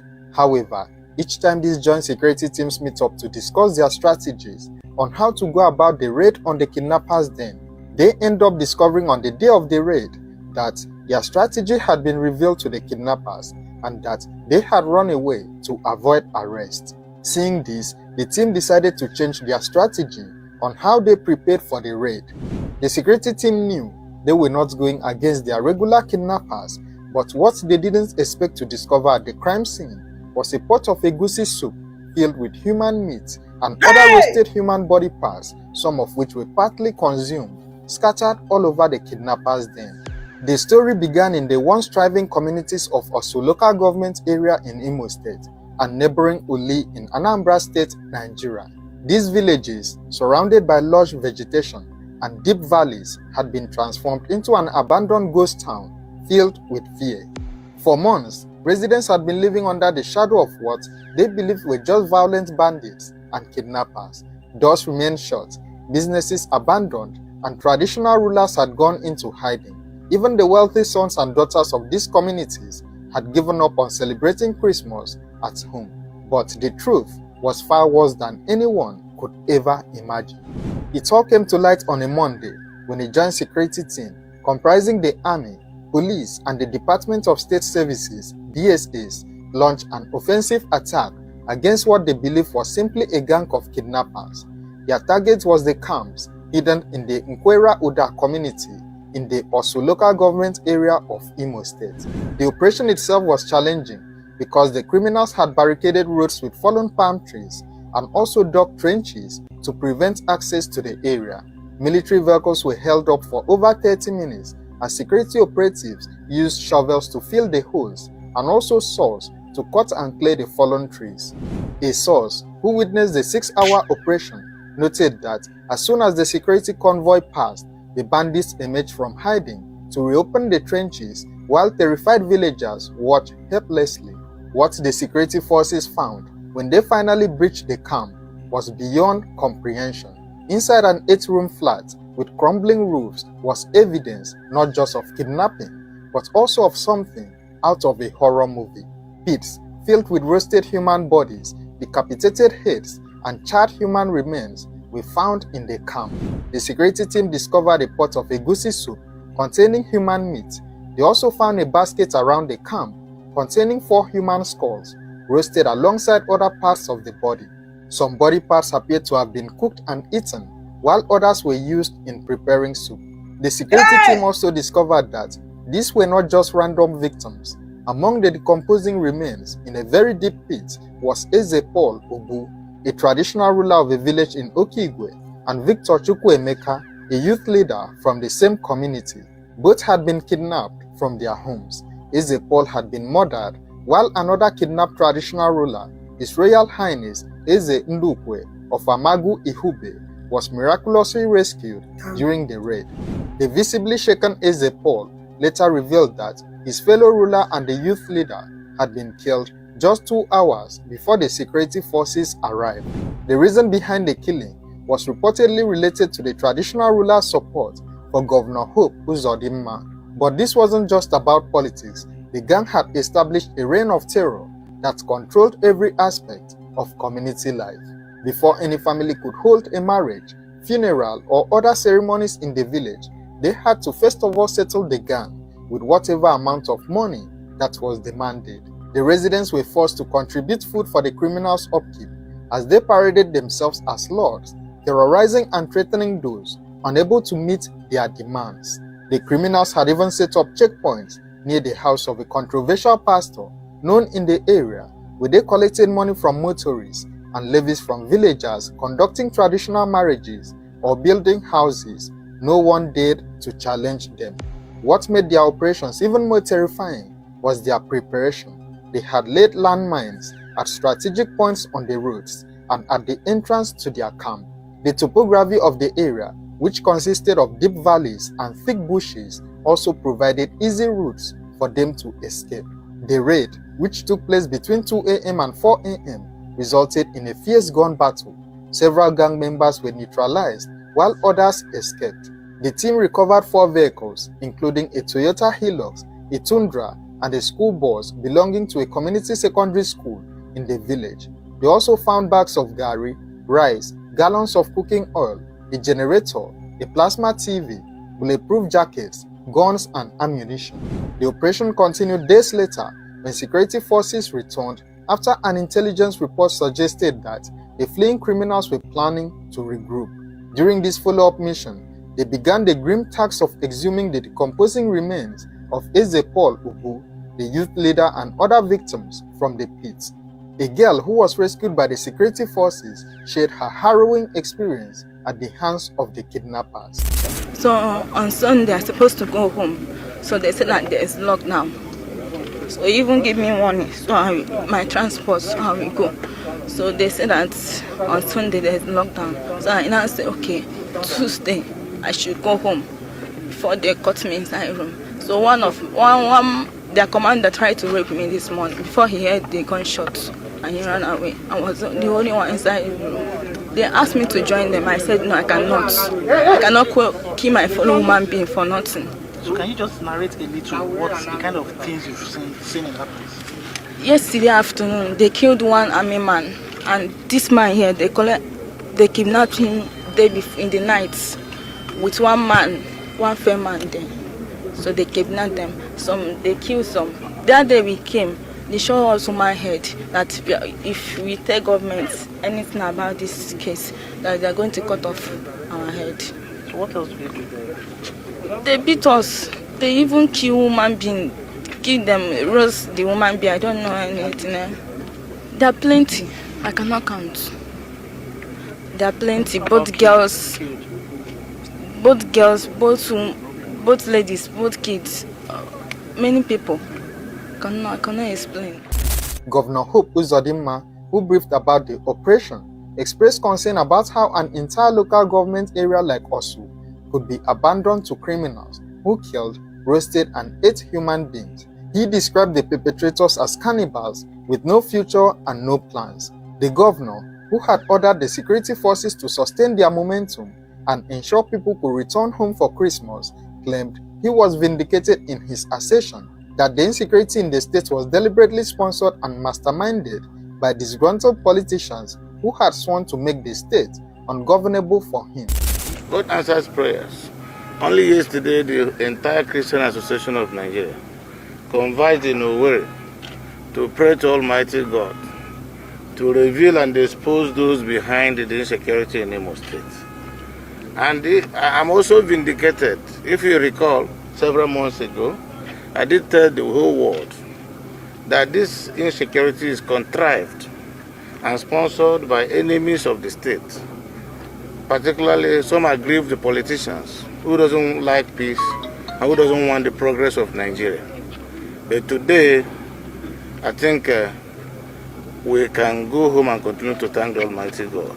From what we have seen, you will not agree with me that these are ordinary criminals and bandits who has no future, who has no plan, who are killing human beings and roasting human beings, eating human beings, cannibals.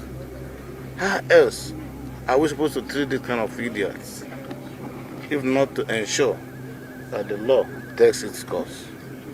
Well, this thing has been around for some time. Oftentimes we discuss our strategies, and before they will be implemented, it is foiled by the group. Because of mutual suspicion, I think we have agreed to only discuss at the end of every operation. So I don't want to encourage security agencies to tell anybody how they intend to continue this fight. But I know the new strategy is working, and my government will give them every support they need to ensure that there is peace in Imo State. And then Imo people will be better off for it. What was considered more disturbing was the revelation that some villagers may have been accomplices to the criminals. Security operatives observed that whenever they removed barricades from the road and passed through, they would return to find the barricades replaced, suggesting that the locals were helping the gang and providing information about security movements. The leader of the joint security team explained that they were proceeding with caution as they destroyed the camp because the criminals had planted explosive devices, bombs, and mines in different parts of their hideout. The security operation continued, aiming to completely neutralize the threat and bring normalcy back to these communities. However, for the people who lived under this reign of terror for months, the psychological scars would take much longer to heal. The once vibrant communities of Osu and Uli now face the long journey of rebuilding not just their towns, but also their sense of safety and trust. The security team stated that the area might require an air raid and a permanent military camp in order to sustain the successes recorded in the raid. These events took place in December 2021, and at the time of making this video, it is believed that safety and normalcy had long been restored to the affected communities. If you found this story interesting, please like, share, and subscribe to this channel for more true crime stories. Thank you for watching. Here. Because now this event take over. Not just their towns, but also their sense of safety and trust. The security team stated that the area might require an air raid and a permanent military camp in order to sustain the successes recorded in the raid. These events took place in December 2021, and at the time of making this video, it is believed that safety and normalcy had long been restored to the affected communities. If you found this in order to sustain the successes recorded in the raid. These events took place in December 2021, and at the time of making this video, it is believed that safety and normalcy had long been restored to the affected.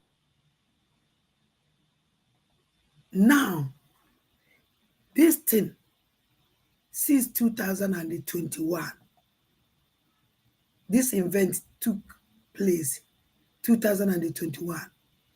Utegonakano.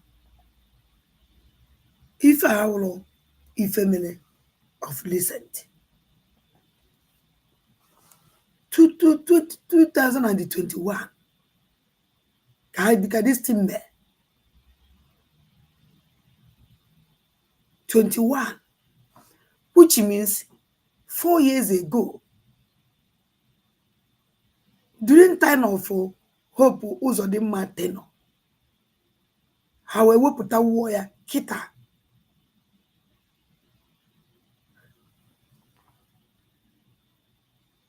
Hope Uzodimma, yeah, was second tenure of Hope Uzodimma. The second tenure of Hope Uzodimma. Kadis Timbe. And now, Obedekwa na second tenure. Now, in the Imo State for Ife.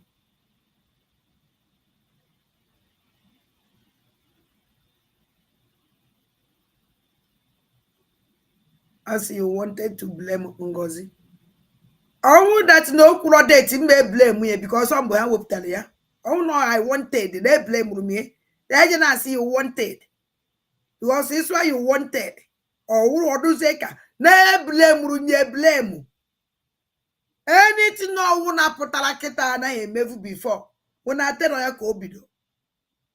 It's a damn one na one na kwano na. When kuno na bomben na sa basaga mama was it now? Nko uno me emetinye nisi nko mele metinye nisi. Yes. Onya kanji wechi yazo ka mwana na date okuleku. So if you go that na I want the kind of person ya potassium. Nko uno mele masi no mele nko na mele wuti ateno masi yes no wuti ateno. And even now I give from make be this program. The MBA just and I get the first step. Ebiyamelo na 2021. Kono for the reason why I worried the mass and the cano GWM Eastern Security Network. Kono wanna say if they make it out times 2 if I made that time. Worse than if I made that time. Thank God. During that time, or Biafra Liberation Army. Thank God, because 2021, and we be Biafra Liberation Army. Here with that and Eastern Security Network. And in 2021, all these things our leader Mazin now can do for more Eastern Security Network. Because so you need our leader Mazin now the can follow. Higher follow. Nyako ne bele. Because our leader Mazin now the can Fusilianya. We don't see all these things. We don't know all these things. When China Samolu put us say that now the area no mad, if you see where these people na town mad, the area no mad, when they na part of a gusu anum mad keji we see, which I want to ask China Samolu question here, because we know this, we don't know all these things, because so mume emelu after Kawadi Damazen now the kind of future all this nonsense. We form more instant security network to protect his people. Ozugbo la wadida mazi Nnamdi Kanu. China Sanwo-Olu and co. Ya continue forward that instant security network to protect life of people. Kedibe China Sanwo-Olu nando tieme. Because someone can make blame. Nampuna alola na mele here. I will blame them.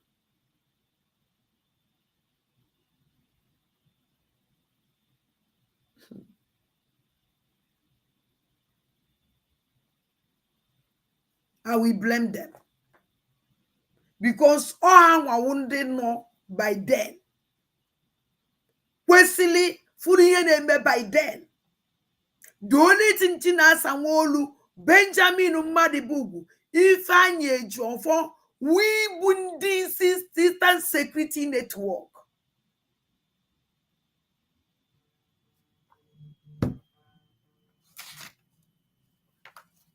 You know?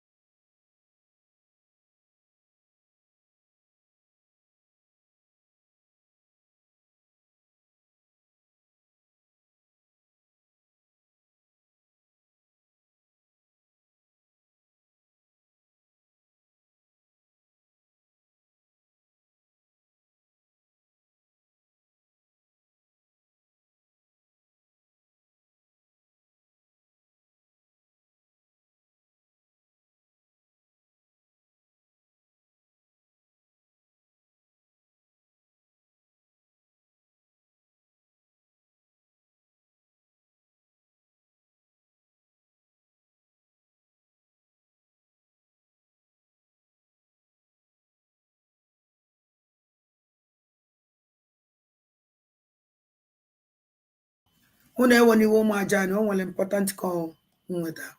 So dika ihe mwa na-ekwu ọkụ unu welefu na nwere ife nchọ na ọkụ unu welefu ihe ndị be anyị na-ejebiga Malani ife a mere na 2021. Malazie na ife na-eme now. Double on ya upon 100 times. Mpu na-eme kita. Double zen ya upon 100 times. Now, instead Chinasa Nwolu na nwa ya continue ebe awadida Maazị Nnamdi Kanu kwụsịrị ebe fama anya mpụ na alụla na na-eme n'Imo steeti na-eme n'ala Igbo. Fakani continue with Eastern Security Network. Chinasa Nwolu nwere idea na enwere this kind of mpụ na-aga n'ala Igbo na Chinasa Nwolu bịa na Radio Biafra wee now nso one distance security network needed to go home. Drop your drop egbe na any dig na ya akpachi gị. Ndị ekwe ha drop agbagburu ha ncha niile egburu ha ncha niile egbu. Ọ mgbe ahụ ka Chinasa Nwolu na-abịa na Radio Biafra akọndem ndị ya egbu onye akpọrọ afọ ya egbu egbu Chinasa Nwolu apụta post no ndị ahụ mkpọrọ afọ na ya ka ebi ozu aka ebi na Hilux. Ebulu ndị Eastern Security Network both egbu that time. Kwari na fama awarida Maazị Nnamdi Kanu create Eastern Security Network to stop all these things. Ngwanezie nanya the kind of thing mele na community. The community deserted. And ejizi anu mmadu esi ewe egusi na lost anu mmadu na-ata because ọnwụ na ige okwu Chinasa Nwolu pụta one day kwuo sị ọwụrụ that na efu ka ndị a si eri anụ mmadu efu ka fa si lost anu mmadu na-ata because somehow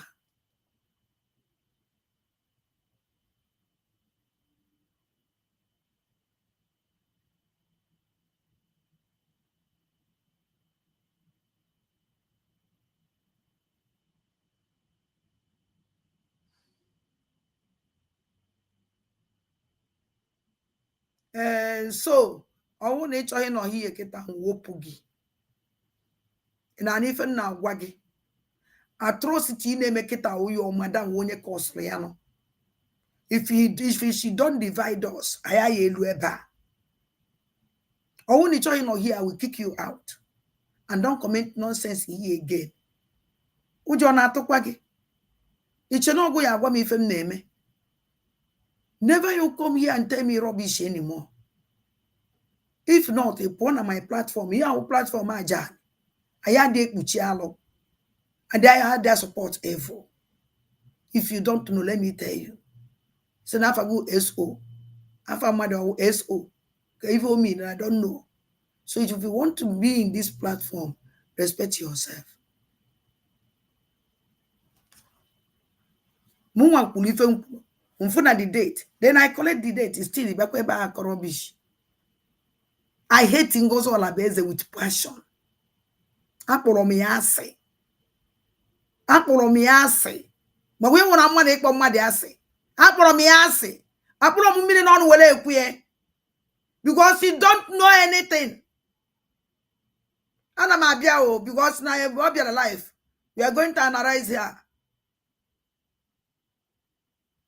So, 2021, and don't that our leader Maazị Nnamdi Kanu with the Eastern Security Network. With the Eastern Security Network to stop from our leader Maazị Nnamdi Kanu. Nanku on 80, mbo no be alive. On 80, nebe, no one in for. I am adding this kind of thing. Nimo state, na nibo muruze mwozo. Ndị niile desert here no keta no IGP camp. Eze obodo egburu egbu. And ndị a nwere ndị fajidere. Kedu ife mere feji gosi anyị ndị a? Ebe dị ụzọ alụla na amara anyị ya. Hope ụzọ dị ma okwu ha na have been vindicated. I have been vindicated. Why did you go side the picture of those guys? Why did you go side their pictures? Why did you want to fact what you can become the mother no if fact? Oh, no innocent people when if family. Who they just force off okuno no fan ekwu. mana unu nwetazie the main criminal unu ya ajụfa ajụjụ unu ma na ajụfa ajụjụ na onye anapụta unu ụmụ amoosu Hope Uzodimma have been ebe ka emere gị indicate wa mpụ na alụ na na-eme n'Imo steeti Hope Uzodimma ịma anya ya onwe n'ime dịka political party dị anụ because onwe no political party Hope Uzodimma gụnwa chairman of Imo steeti gụnwa na-achị and the good and then do suit tinyere gị n'ọkwa the next mma. If you want to stop insecurity in Imo State, Hope Uzodimma in on a good position to stop it. Ino itani ikusia, mani ya akusia, because him man on a favor ge. Ya akusia, because him man in a making money with it. Okono nya holele ka agbala. Gwanezie nanya. The kind of propaganda mission unu gara na this community because him and all could over ebe no inyunyo put again and you need prepare for your second tenor inyunyo put again key way deceive only here deceive go and show us this community again. Let us know how this community is in Oro. We want to actually onye si na this community. Owu no onye nwere onye na watch him no na si na community a biko ma like ikpo na phone. Why kedika community as in Oro now? Na life odugo mma na this community. All these people but also na this community ha na achichakwa na befa. We want to know. Actually ma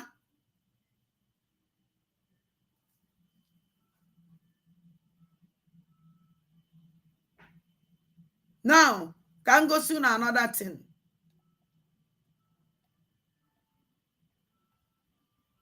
Because na January 24. Shut up. Na January 24. Kadisi Loza only delete gondo delete. Man, this one or delete here. Manana mayo ajan. Because I talk, I go see this Iloza that no feel not intelligent. Man, not intelligent more than us. Us ne amutarife na aka obatobie or whether anything no matter no na aka obatobie because this Iloza don't work with Ogenkele. Na 2000 na 20 January 24 Kaloze de loge traitor. Genu ntikono nlife okwu. Mana ma ayokwa umunne m. Owu no onwe onye jegide jeta ebe this Loza kwuru na anyere Ogenkele na ego na emisi from the government Enugu state a trace in account Ogenkele 150 million become my like because ndị mmadụ ejene chọ ya half ozo ebe okwuru okwu a o delete ge ko we me ada accuse genunti. Ogenkele, what is your problem? What is your problem? Why are you deceiving Biafrans? I didn't want to talk to you directly before, but I think we can't keep quiet anymore. You've been attacking Madam Ngozi Orabueze, our DPM. You have been attacking her left, right, and center. We want to ask you, Ogenkele, what is your problem towards Madam Ngozi Orabueze, the woman that declared Biafra on the 29th of November 2024? What is your... What, yeah? This program on 24 January came by this program 24 January. The woman that are declare. I didn't just if Finland. Nwanyị na wheelchair. Ndinne no na wheelchair. I declare them for declaration. They declare Biafra. Everybody be in Finland. Ngozi Orabueze didn't declare Biafra. Everybody be in Finland declare Biafra. Anybody have a signature, like Ngozi Orabueze sign our declaration. Ngozi Orabueze didn't sign a declaration paper. Ngozi Orabueze man say ya wepụta ya eji the copy ya gosi ya ebe signature ede.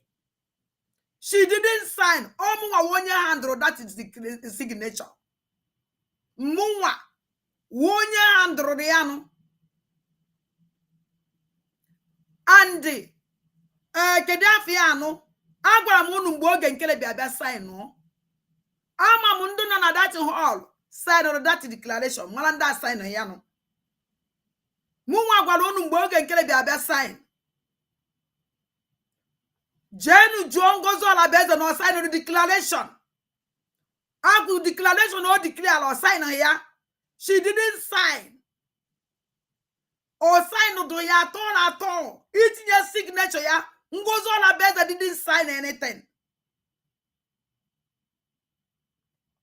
Akwụkwọ nke na-ekwu wa akwụkwọ nke m nwaji everybody bịara na Finland through vote sign. Signature is not there. The only place he have signature ya even ndị Ambazonia bịara sign. Elitelia sign. Because have their sign or equal fanaka. Ngozo Olabeze didn't sign. The only place he have the signature on Ngozo Olabeze. When that akwụkwọ ahụ o change within the Elitelia na Ambazonia. That's all. But the main signature in Finland sign Ngozo Olabeze signature is not there. Obviously declare la Biafra. We have 1 year for a signature and number 1 person questionally sign Ngozo Olabeze. 1 year is questionally signed before Ngozo follow. Signature aki questioning for 1 signature is Ngozi before Ngozo follow, but she didn't sign. She didn't. None again. Problem. What is your problem, Wigenkere? Now, you are not talking about the people that were unalived in the whole of the Southeast that came back to enjoy their Christmas celebration. These people, these unknown men, came and opened fire on innocent citizens that came to enjoy their lives in December. You are playing with the blood of the innocent people that lost their life in December and in the whole of Biafran land. And the madam, I thank God you open your mouth and blame Ogenkele. No, I didn't condemn it. Did your madam tweet it? The answer is no. Did your madam condemn it? The answer is no. Did your madam say anything about Burundi Mado during that Christmas? The answer is no. Give us a go say ebo kurie. Ineba sit down, ne blame Ogenkele. But the person is no nya wo onye declare Biafra. I condemn you. Who is feeling onye na fool zone? Ko onye na fool zone here. Awo body be wokum. Ta gara num this so zumula hu. Bịara ba atewasinte. Channel to a shout no to uncle the man on empty container. They make it so noise. Man also konkiko. Nkonkiko emuti ko because emuti drone emere in the big net. No nkonkiko miloko.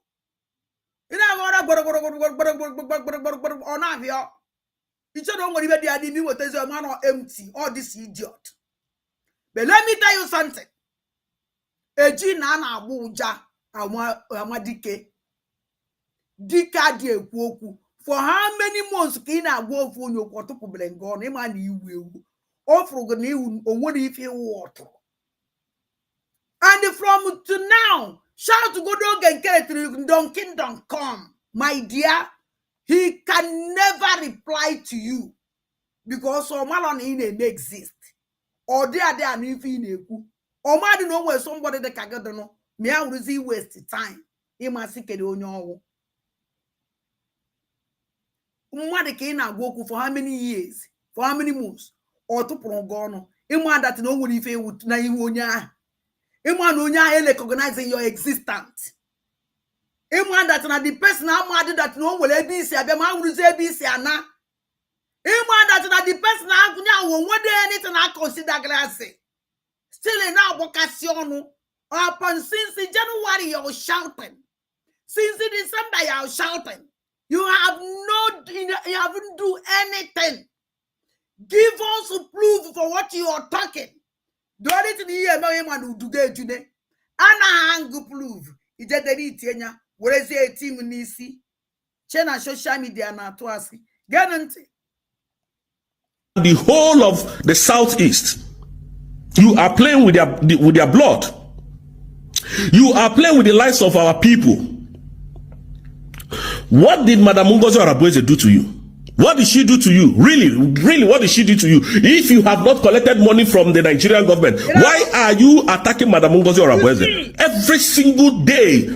Why are you can you see? See, if you have never collected the money, this man would defend on a January. Come to this program 24. Oh no, I can't. We will take one money. They take him money. We go 247 pataku onkie. Nsoro se tibe. Ai manamu wa wo kwakari onye ngozu. Pam adande mbanande kene. Obyo. But no more can never happen again. None again. See how stupid she is. With your English, like you can't even speak correctly. You know, now this woman for doing what? Okay, your cup is filled up. Your cup is filled up. The Nigerian terrorist government paid you to distract what is going on, to distract what was happening, to make sure that this declaration never hold. You know what you did? And because this woman has smarted you, you now want to nail her. You are going to prison very soon. Because I don't know what you are looking for. And that prison now, can since January. Since December. Since December, because this idiot to delete even in Okulu. Mana Chineke web boy on or open this one. Oh, delete here. Ebony now could offer 150 million. This idiot to take all of them away.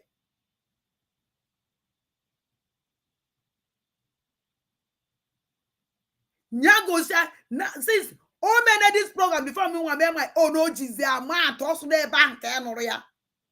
Couldn't work for how evil this idiot today. How this man is to more abandoned. Don't worry. Now we there here.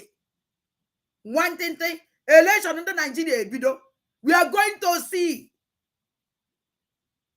It will never be long ago. Why I wasn't an for no other serious? Why boy are going? Now for no other serious. Now I continue now shout on there when they blow away. But then they blow away other serious. If I won't poor, if you are going, the chain and apple. Manona make one naked or ya tonusi. None again. Thank God that this Master Simon Ekpa said, okay, let this woman become the chief of staff. The woman is not even saying that I want to become the prime minister. Chief of staff, if you don't become the prime minister of the Biafran government in exile, are you going to die?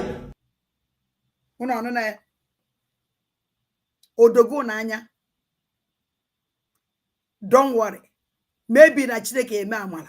Weta onye kwulu wetele the program ebo kwuru 150 million. It is shift ega and the ebo gas we poor. This man we no we deny ya. We je weta my program ti yes no amukuru. No mu agware ya, no mu no anom ke anoro ya. Kunu werefu na this man na ebo genkeli ibo ba yo kwa okuru. Uno fugo na this idiot.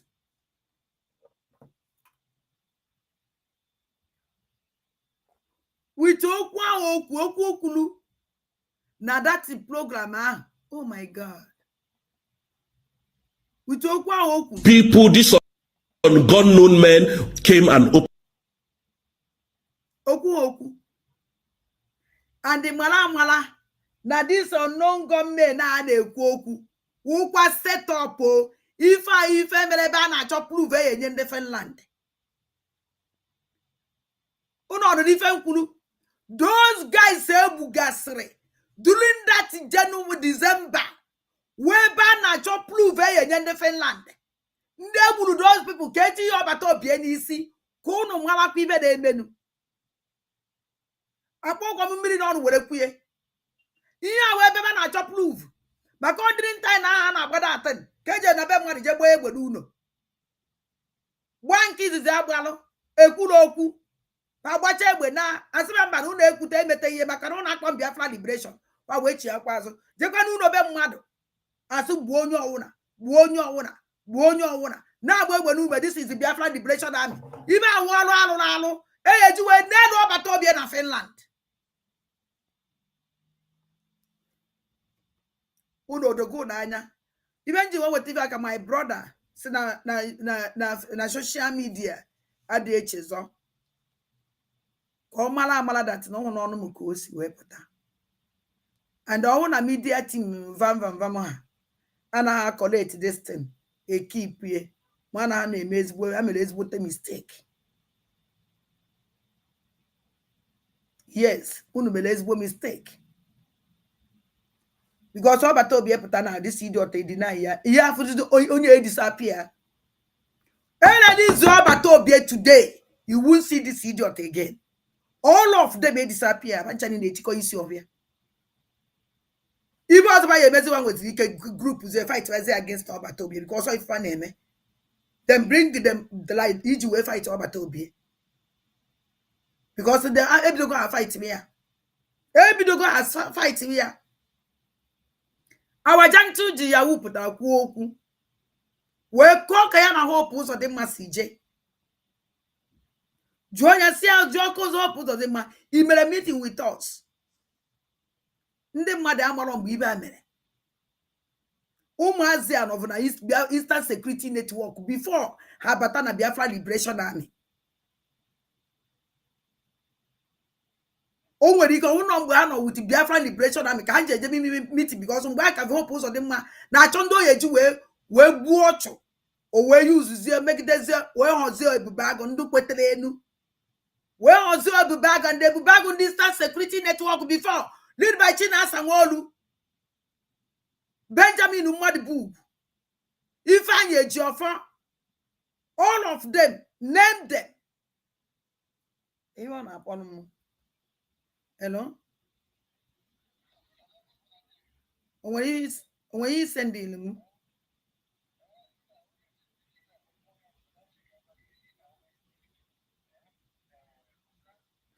I want to buy your phone. I'm buy your phone and who eventually go. Because I don't like name a call, name a phone, name a life, and I'm a coach and as a phone. I don't like it.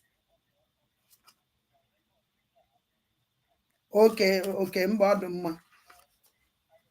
Okay, thank you very much. Okay.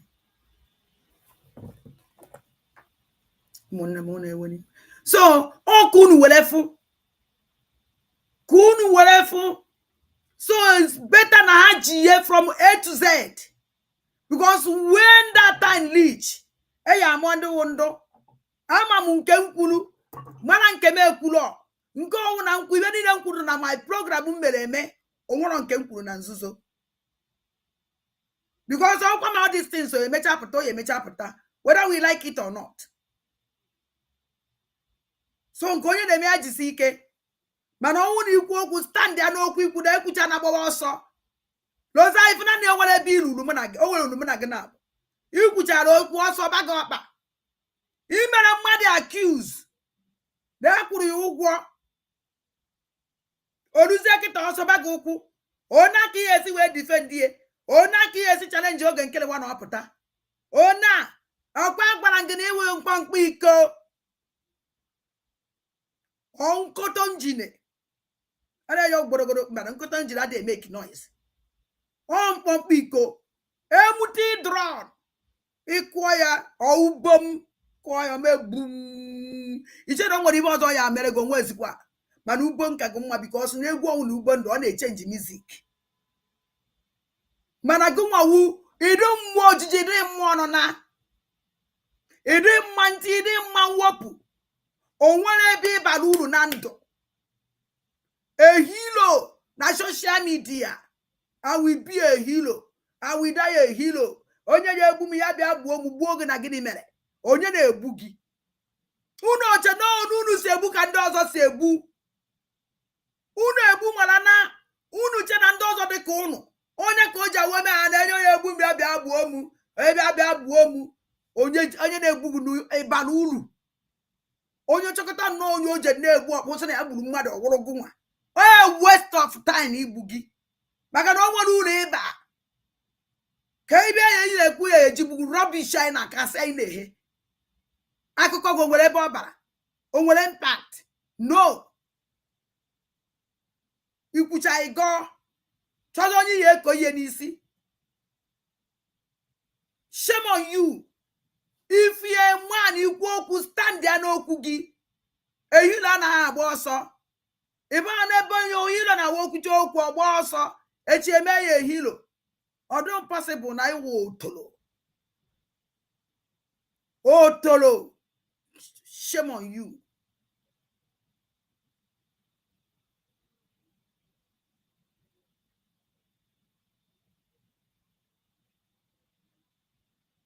ezigbote nna m gwu ya ife a gwara gị asị gị stop ga-ekene ife nwoke ibe gị gwara gị stop disturbing you're wasting your time because you cannot stop Ada. Thank you my brother why you toro gbara ọla ka ọ mara that na oje emenwe ibe dị na Ada ndị mbụ na ndị egede na akalịlị m ya karịa chie amara m how many times ma agwa ya ụdị si idiot okwu ọmalụ ka anyị pụọ n'ebe a ka anyị jezie na madam the matter of cash o nwere ihe ọzọ m chọrọ igosi unu ọzọ ịma na m bịa life ama like ilive ịhapụrụ unu many things ka unu were na unu ka unu wee na unu very important very important ama like ịhapụrụ unu things unu ya eji were na eji m ohere a wee na-ekene ụmụ aja anyị mere fundraising ọwa propaganda fundraising ọnwụ ndị na-ewenye aka ewetu aka na o nwere ndị na-ewenye aka ewetu ọwụrụ those people ka m na-ekwu maka fa ndị na-ekwu maka fa wụ ndị bịanụ ọpọ na Easter echi niile Easter agbala onye ọwụ na spendiri ego ma ndị spendiri n'ụlọ ma ndị spendiri n'ama ndị spendiri na befa n'ụlọ spendikwa na be na family fa iji wee make sure na their family celebrate Easter mana still ha bịakwụkwa donate kwa ego onda ahụ ka m na-agwa ana m asị ha thank you very much for fundraising unu mere nya Chineke ele m unu because na ọ dịghị easy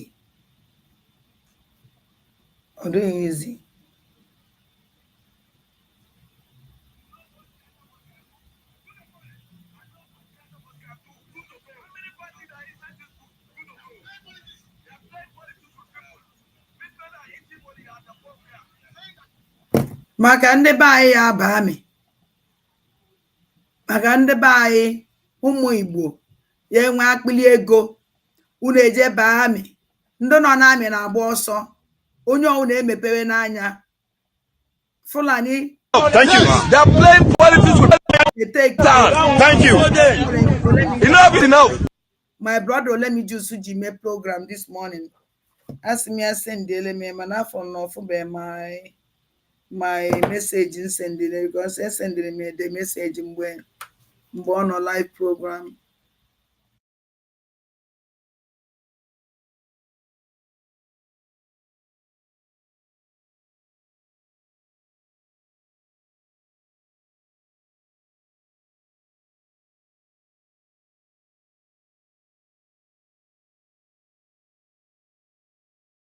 maka ndị be anyị na-aba amị geenụ ntị. We are here. Enough is enough. Thank you. They are playing politics with people's lives. They almost into this ground with that armor, with that ammunition. We are to cop this very particular area within a tinkle of a second. I know what kind of us can do. Good or fine? I know what kind of us can do. Good to go. How many parties are inside this bush? Good to go. Playing politics. They are playing politics with people. Big men are eating money at the above there. Saying that we should not even do that we should not go after them. That is for me. Okay. This is the full information for you people. Thank you, thank you, thank you. Thank you. Thank you. You spoke well. Yes. Yes, we appreciate you. Yes. Big time. I'm not a coward. Thank you. Enough is enough. We are here. Enough is enough. Thank you. They are playing politics with people's lives. They almost into this ground with that armor, with that ammunition. We are to.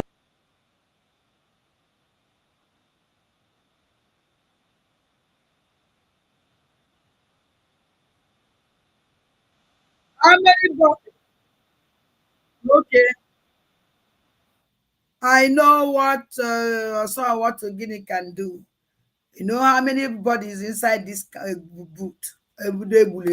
Now, Iman and the buyer, even we like Umajan. Umajan the other carry last too. I we like Umajan. Them, then don't carry last. Was I like if we is yoku and I name joy. Was a mabia, Mawukoni. This is my sister.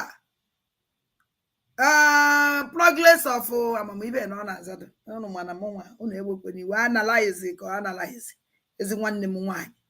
Oh, Jilly, that thing 150 million.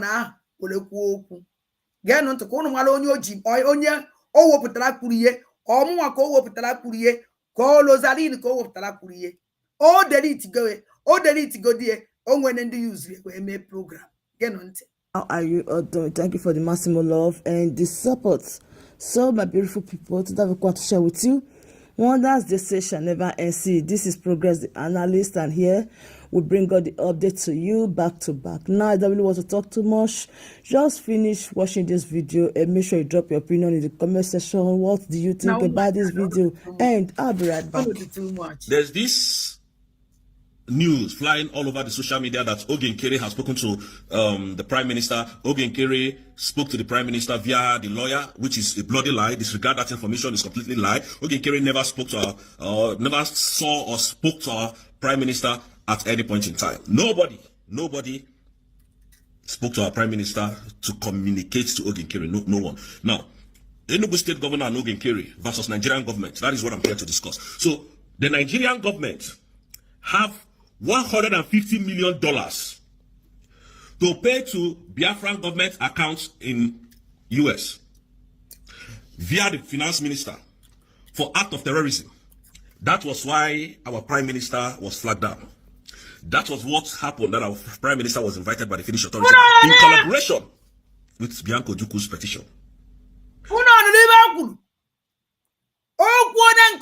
Social media. Manunka on na social media ka o jiri bia. N'ibe o jiri bia o okunu nụrụ ya ka nlita ọnụ ya back o. Kunu ji ntị unu na anya unu n'ọnụ unu were n'unu ji ntị unu na anụrụ were anya unu were fụrụ were zi ọnụ unu were kwuo onye ụmụ aja na na-ege ntị. Now, Ogenkere and Enugu, you know when Enugu State Governor was bragging, that's Oluwole Mba that forged his NYSC certificate becoming a governor. He was shouting, "Oh, we have enough evidence. We have enough evidence. The evidence is fraudulent." They paid $150 million, and Nigerians are hungry. They paid $150 million to bring down Simon Ekpa, and Nigerians are going on the street of Lagos, the street of Abuja for protest, for hunger. Can you see? Are you connecting the dot of the wickedness I'm saying? As Nigerian government. Oh, when I'm wedding so Toroba Lozalino Sunamu Guaraya. Oh, when I'm watching Sunamu Kulu Lozalino. Rosaline Buono na drone o nwere mgbe eji snom kwuru n'ọnụ this man ka nọ ọnụ ya and otu o si kwue ka o si kwue and ono o si ahanyisi ka o si ahanyisi anyị wee chena eziokwu anyị chena eziokwu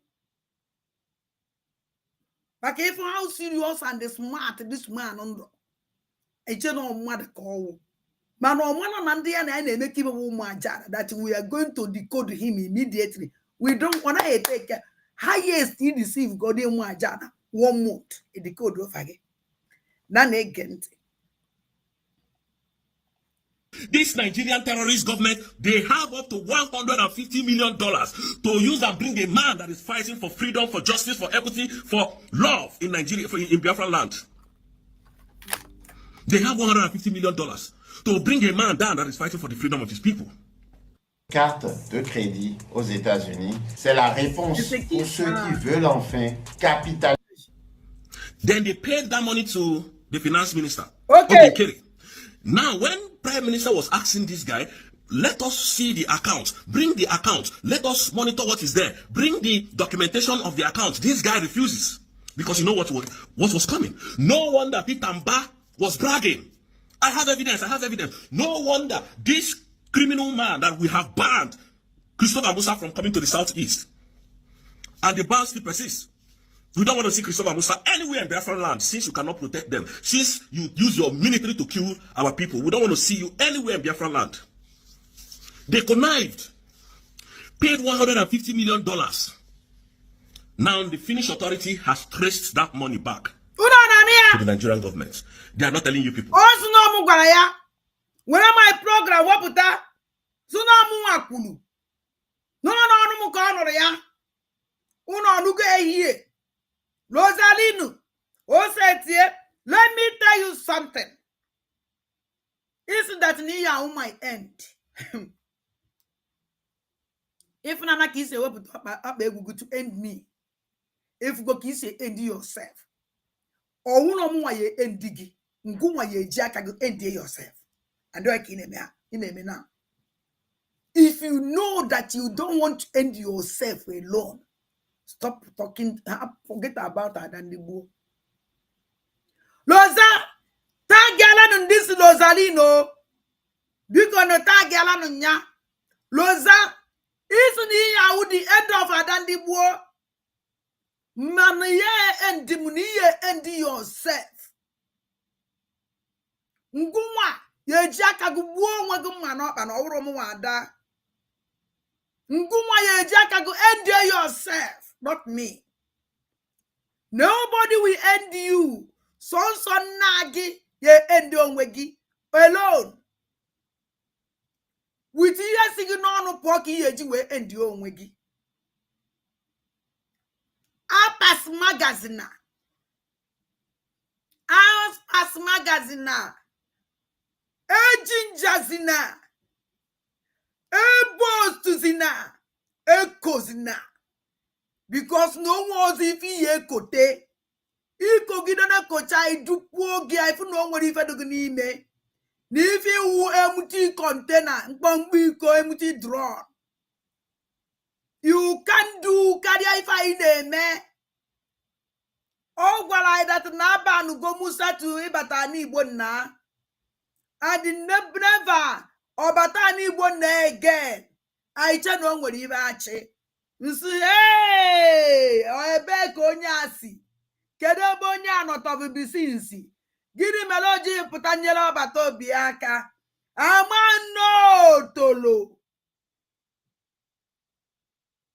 Amano tolo Rosalino. Mbendu furuye makoko ka. Ndwana pumu omevu. Nsuru gini. Also see kuku.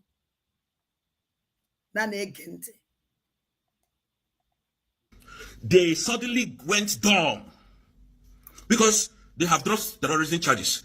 It is no more cyber incitement. It is now financial fraud. Financial fraud and terrorism fraud. Financial fraud. Yes, that's what they are investigating.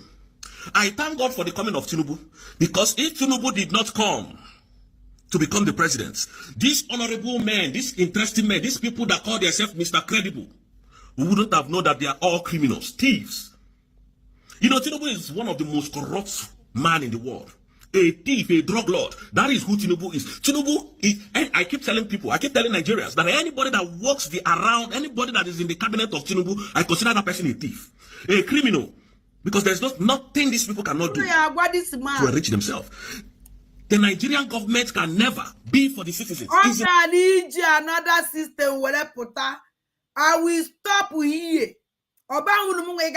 Further.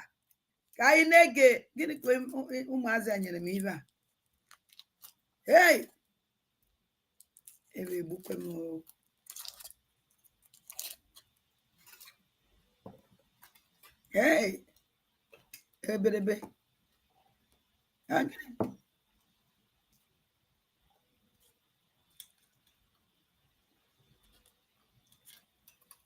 Hey, no matter how much I'm a cana. Makano ibiria cheche. Ameni this home even that. Amakwana mama was in my your no one ibiria che.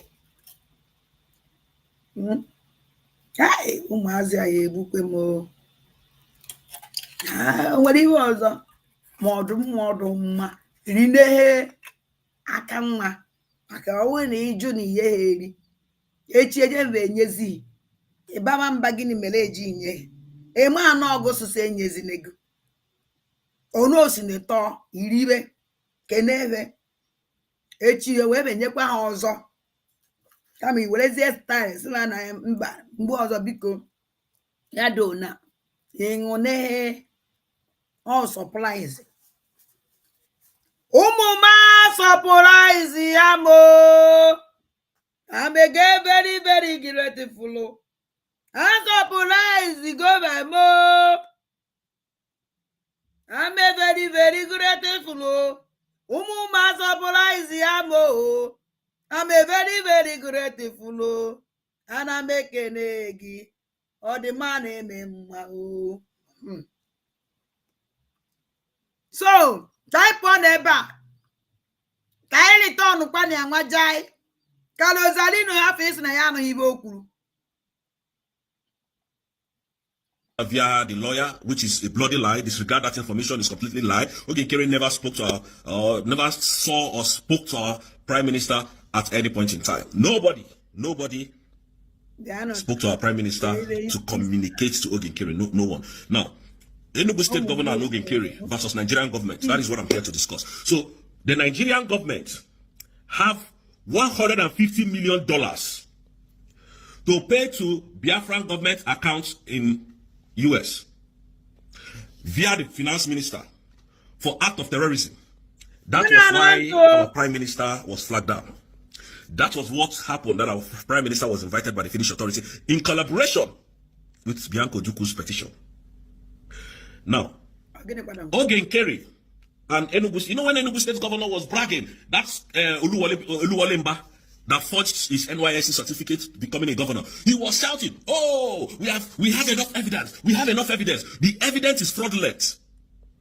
They paid $150 million, and Nigerians are hungry. They paid $150 million to bring down Simon Ekpa, and Nigerians are going on the street of Lagos, the street of Abuja for protest, for hunger. Okay. Can you see? Are you connecting the dot of the wickedness I'm saying that Nigerian government is? This Nigerian terrorist government, they have up to $150 million to use and bring a man that is fighting for freedom, for justice, for equity, for love in Nigeria. Only like this. If you look at this man who's eku, it's not even eku ezoku. How sure? Odi.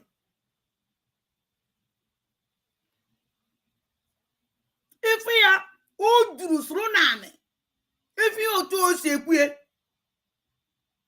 can you kiss in the Gadika messenger boa? With you hope no one ever nyasabia.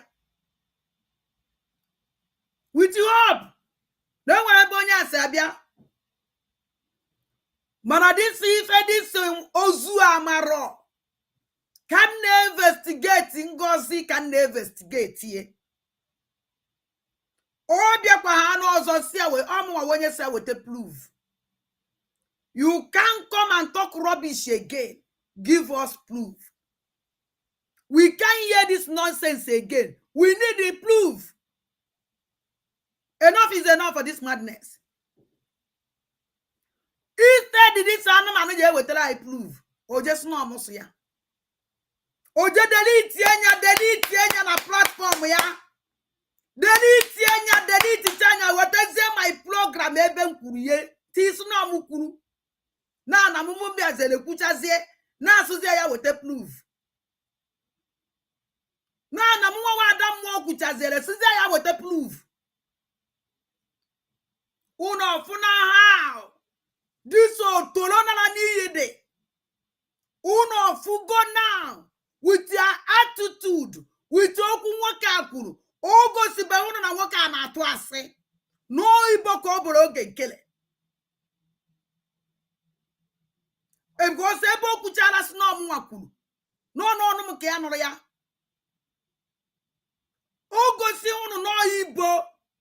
Ka waka na ebo oge nkele. Even in no na ekuma ka oge nkele woku ase. Odogudu ni n'anya. Uno amarago nke we eziokwu.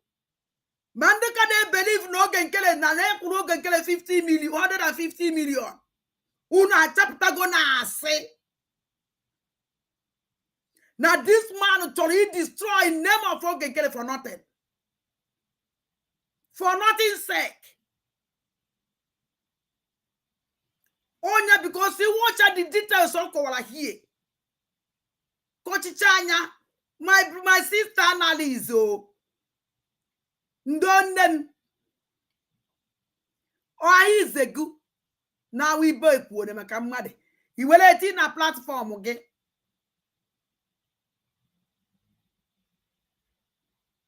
Oh, would you baby marketer? Eh, so quote, Jalafta. A yellow very well stop by proof. Go see Biafra. Kabamala ne kwenke wezioku. Kabamala kwa. Nwanne nwoke amam aba channel ye. Kedu aba channel nwanne nwoke a? Ka ngwa ya. Ndi aba channel nwanne nwoke a. Hey, na ye ma akpatakwa aba nka. Aso call gini. Call hey adandem banande gidi je kun school. Iti body bon ke ga ona angazi kwennu. Wave agatara Wave TV. Nabai. So call Wave TV. Nabai. Ebara no omukulu. Nabai yo won kwa nkulo. Okwa ma wonye kuru no. Kama mama wuzi okwakari onye nwozu. Eyi. Ye na ma akwakari na ebekari onye nwozu. Oi beji mara m. Bana kita.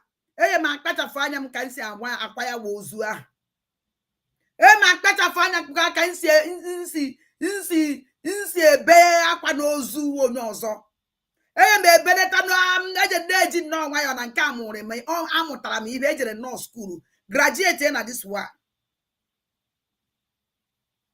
Onye nwa onye kurunu na ahụ bara board eku mgbe ọ na-ekwe the whole Biafrans believe this man. Mgbe o wepụtara this akụkọ enyekwa ego enye ego. Ọkwa unense for how sure.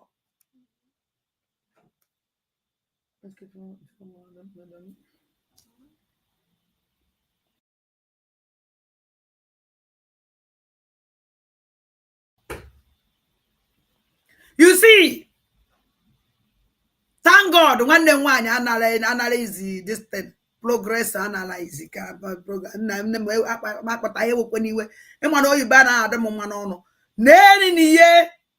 Thank you, Nije program. One send me back. Don't make an amman that's now. Una quick if I mad and them but a Guy, I porno from here.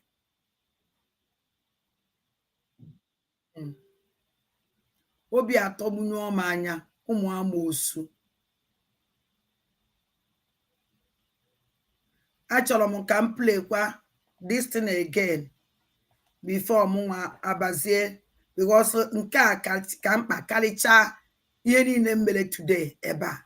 Nke a ka mkpa karịcha ihe niile m kwuru ebe a today.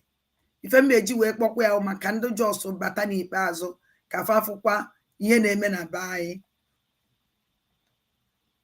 Ihe awụ ụmụazị na-akpụ isi n'anị na-anya ụmụazị a n'ebe a werubeghị 10 years. Ụmụazị ya ado 8, 7, 8 years. 7, 6, 7, 8 years. N'ebe a force nwatakịrị ya yi akwa ledi wute egbe. Mana egbe ahụ amazikwa nnọọ egbe bụ mgbọ kọọ egbe bụ mgbọ kọọ egbe eji egwu ụmụazị egwu ụmụazị.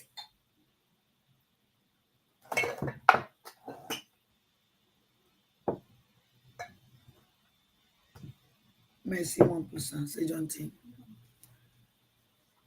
Na force nwatakịrị ya yi redi ji bicycle mama ka wasi we corner this boy call force call by inside ebe mosque bana ekpele no unbeliever na ya kono fu ya meji we kpokwa ya mkpozi enya ka ọ banye n'ime ụlọ ka bai shi mana dole sai sallah na anya nwatakịrị ya. This guy now this is small boy onye nwa the leader of the gang. Ba ga yaro bane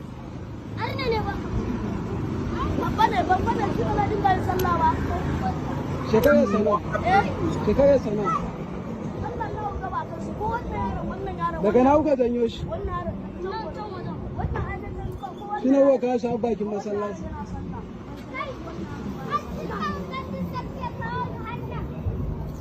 Na anya onye nke a ji egbe na anya ko ya shiga masallaci ya sallah. Onye nke a ji egbe onye a ji egbe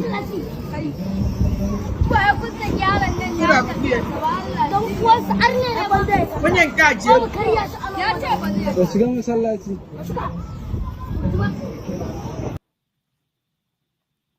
Ọkwụnụ fụlụ egbe o ji n'aka. Ọkwụnụ fụlụ egbe o ji n'aka. Kunu have no work on your self. Nobody at this age. Una na uno nanda na batano. Awokwa maka Christian or Muslim ka na acho. No for kama we Islamize ya the whole zoo. Nila biara wo land ka ba biara iwere. O nwere onye kwuru enu. Because on not so ka ha Islamize everybody. Ba na ebu ma Christian, na ebu ma Muslim. Ije even never na ebu n'ugwu house na north. Ana m ebukwa ma Muslim. Ihe acho that land. N'ezie na anya ndị ya emu na Islam na ha. Ndị atọ n'ọnụ to Muslim never. Teach you go in school. Hey, when a gang, look at these small boys. Alamajiri boys. Can force this guy. Na this boy Hana this boy ya already ana force ayo. Unu ya no mgba ọ na-aji the boy kedi afa ya. Gosi go na ba ma onye ọ. Genante.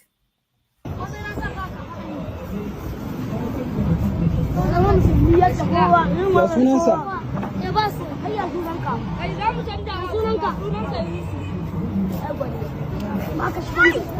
Kai dan ba sa ka fada na abin ya sunansa. Wanda ba so. What is your name? What is your name?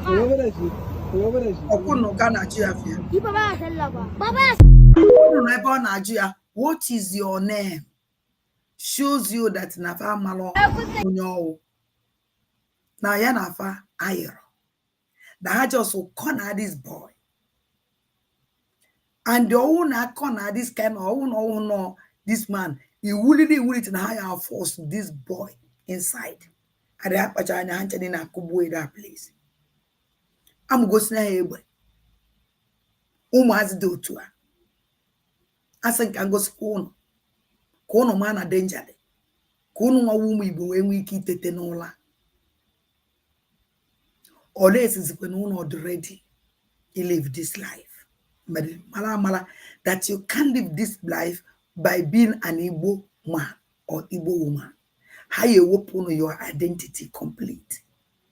You can never be an Igbo man or Igbo woman again.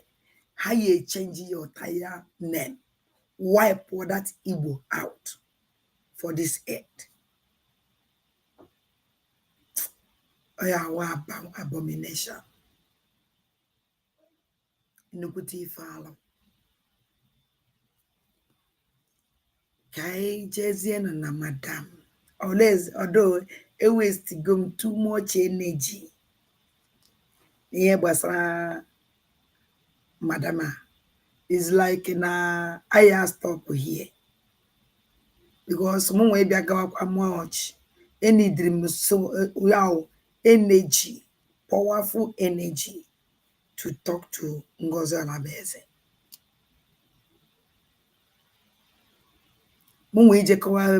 I will come live again this evening because that program Ngozi Alabeze made very, very, very important. E make and buy mara okwu ahụ okwu because any dream maybe a tikpa mkpu gwakwa ndị be anyị okwu onye ọnwụ na gee m ntị onye chọrọ ige m ntị oge ọkwa by force na a na-ege ada ntị mana the most important one adakwula ekwu na awụrụzie na-ege m ntị ọgwụcha ọnụ m Chineke ji wee sendie m na disi njem bụ nwee bịagwa ụnụ na-ekwenu danger na-ekwenu denu careful. Emma abịa live this evening maka Ngozi Alabeze mana mụ nwa ya nọ live na Twitter. Ana m agwa ndị nọ na Twitter handle unu ya abata na YouTube ọnwụ na subscribe na YouTube subscribe na YouTube because Twitter akwụrụ m ụgwọ ego na akwụ na this thing dị too much for me. Ana m akwụ ụgwọ every month na Twitter na-akwụ ụgwọ na YouTube. I pay too much. So me ebeto ego n'ofu bikon. So ndị nọ na Twitter biko subscribe on na YouTube. Ọkwa na ị chọrọ iwelekwa my program share ya na Twitter, you can do that. Bikon. You can do that. So ana m ekene ụnụ ụmụ aja. The line is open. Onye chọrọ ikwu okwu ọkpọ phone. Emepego m the line. And chọrọ contribute m. But let me just send them him and Nalagi.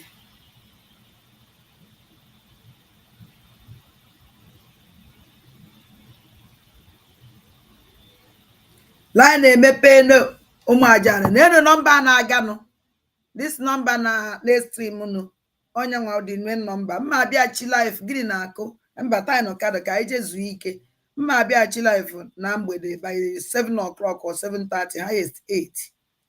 Hello network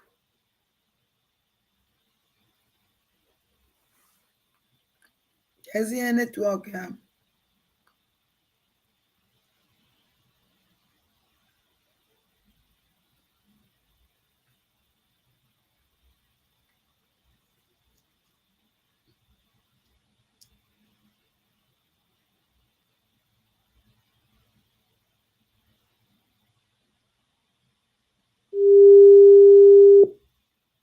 Phone m gosi n'aka.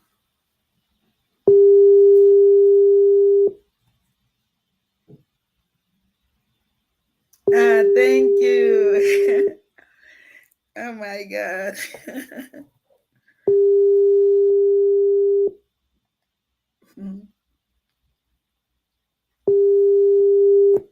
Bon. Ụmụ Ajad. Onwe onye chọrọ ikwu okwu. Hello. Hello, Adai. Anna bye. Oh, good afternoon. Hello, Timara. Enyi ọma Adam mma. Oh, the same to you, one them why. Ana m ekele gị ọfụma. Ana m agwa ndị Igbo. Onye ọbụla chọrọ eziokwu, ada dị ọra mma need to be protected. A ga-protect ya. Ụmụ Ajana, ọ na-afụna na ọwụ onye awụ ọnụ na-ekwutara anyị na-eme ihe mere n'obodo ya akọwara anyị. Anyị hụ ya anya hụkwana ihe na-eme. Ịghọtago? So ọwụ ka ọ dịrị. Ọwụ ka ọ dịrị. Ọwụ ka ọ dịkwa ya makwa ama ọkụ a. Ịghọtago? Enwekwa onye ga-apụta hụ ihe a na-eme n'obodo anyị kwupụta ya. Ọ na-awụkwa this woman. Onwekwa onye ọzọ. Ndị ụka ọzọ wee kwụsị ka ha na-agba na soshal midia. Ada dị ọra mma. Enwere ihe m chere ewetara ha aka. Kwe hụrụ data ebe a ha so n'ọwụ mmadụ ka egburu n'ọnụ mmadụ ka ha na-ata. As long as that na special force and the bag hope ụzọ dị mma. What me? Are you getting me? What me? As long as ha won dash and ha na-eme everything here Jemi here to bring our men down. As long as also is concerned. Are you getting me? As long as also is concerned. The date I made that not concerned on Biafra liberation because the time I made Biafra liberation may exist. And the time I made our leader Mazen now the kind of for Eastern Security Network. I call on 21. All because of all these things our leader Mazen now the kind of Jew from Eastern Security Network. So by it special force by then I from Glen that special force now. Because one of them exactly all that is special squad down do because of that is special squad. But our leader Mazen now the carriage way form Eastern Security Network because this is the special squad. Work with our Bakayari. Check it out. This is special squad. Go with our Bakayari. And the Kadafa police made a protest came by then. SAS. Exactly. Okay. Oh, come on, goes all a base. So, you know, they are not so bad. Man, I'm ask what I java and I'm a monogak or I join here. What I go. So, because of this repose of the memory, how work repose of the Magafu. Basatram get you why I'm get before you quit gain your on our when even Kuleba. Oh, no, pose on them when we are watching. My God didn't not tell like even. Maybe I won't pose on them my Jew, but maybe I won't make a propaganda can pose on them because not only the second tenor. Not only the second tenor. So that can condemn one do to ye. Where's the other one? Where's the ball? Why don't you go say in the why did you die the large joke? Only for Lagos be here. Monday, my one. Oh, okay. So I just want to this Rosaline, boy, on a mayor to chat you put here and I go to the app. Mamma's in the more. Rosan, the company, I want to go give a cash in 150 million. I broke crack when I got it. Oh, you want to go from no fire Rosa. Road of Guinea 150 million. I see you so. As you can that program, I'm not going to carry this platform. As last kind of even America. Oh, if when I go America now, the whole post on the map and we'll know ask him now. Organ can will go away. Now I say auto. Oh no, 1 year. Apart from that time, this boy I very good hope. I for a social when somebody. I'm not no important for call.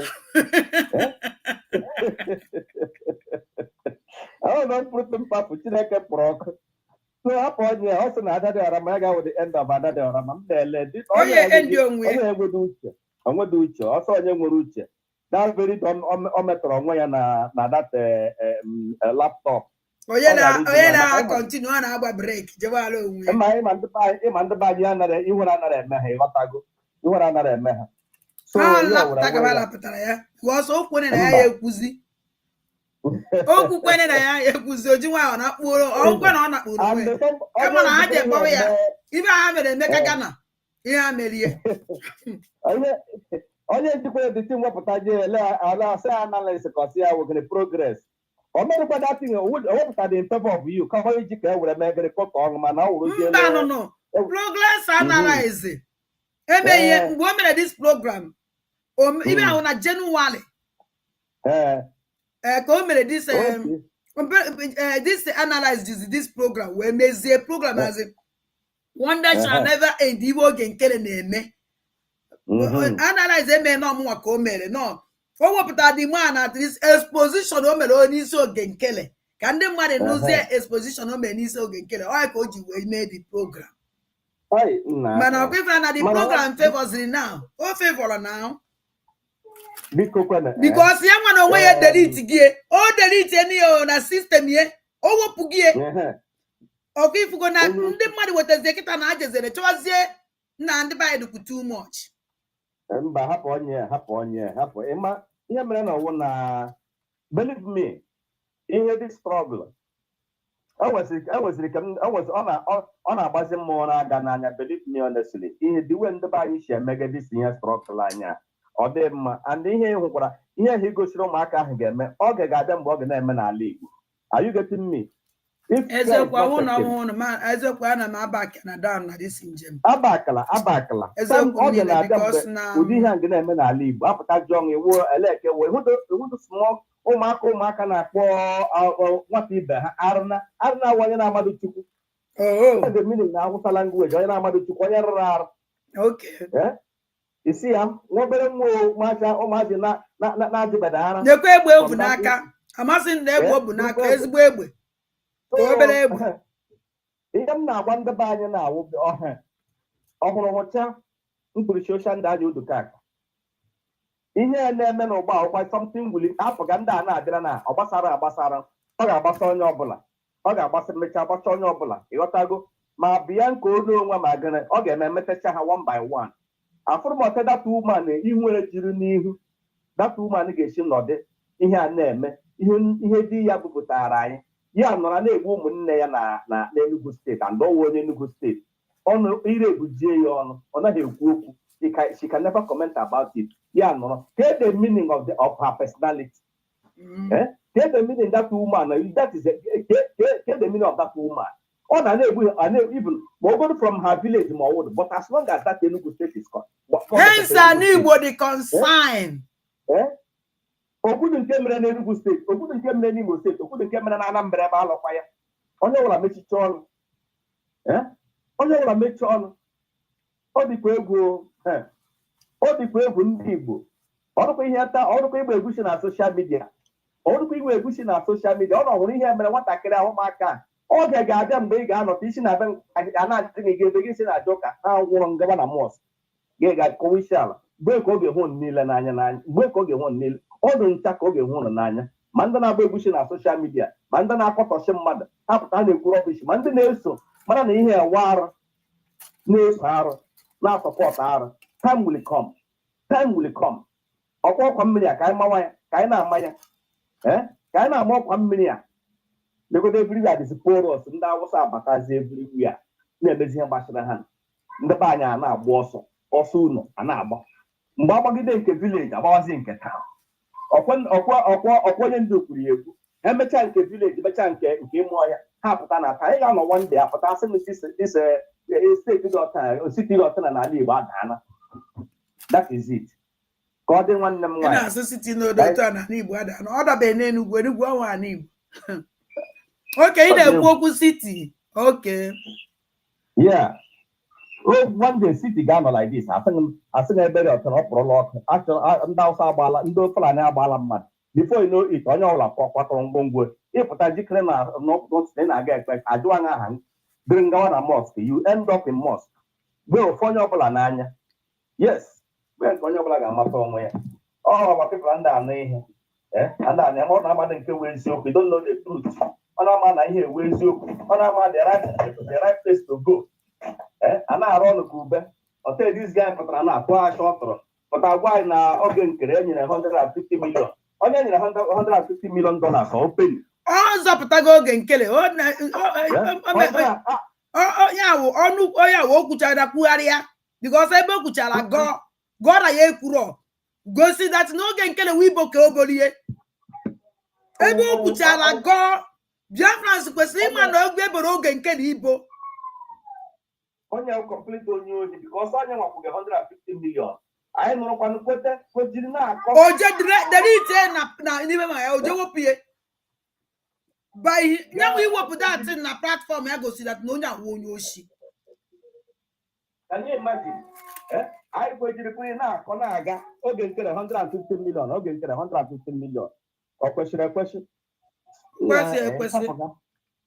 kwesịrị anyị ga-ekwete because of a na-asụ this trouble onye ọbụla na-ekwuzi ibupụta ihe ọrụ strong na ị na-akparị mmadụ na-egbo mmadụ ibo Adadịọra mma zuru ohi 100 ego ndị France a na-egwu akpụrụkwa ya na-ekwu egwu nna ndị be anyị kpachakwa na anya ụlọ tụcha m ohi je report ọ dị na polisi ndị France nsogbu atịrị ọkwa polisi anyị ga-aga ya asị na Monday sa unu na-amakwa Monday unu ama na akpụrụ na ụmụ aja apụga ha ọha ọkwa polisi ha ga-aga ya ha kparịa mma na ọwụdụ nsogbu mana akụzie madam ha ya wụzie mkparị become another thing ọ ga-emecha setọ onye ọzọ ohere ka ọ ji nwaanyị kwukwe na onye ọbụla kwuo uche ya mana ihe exposition na emere today amaka oha that woman wụ Bianca Ono kwesịrị imegharị ahụ ọdụgo late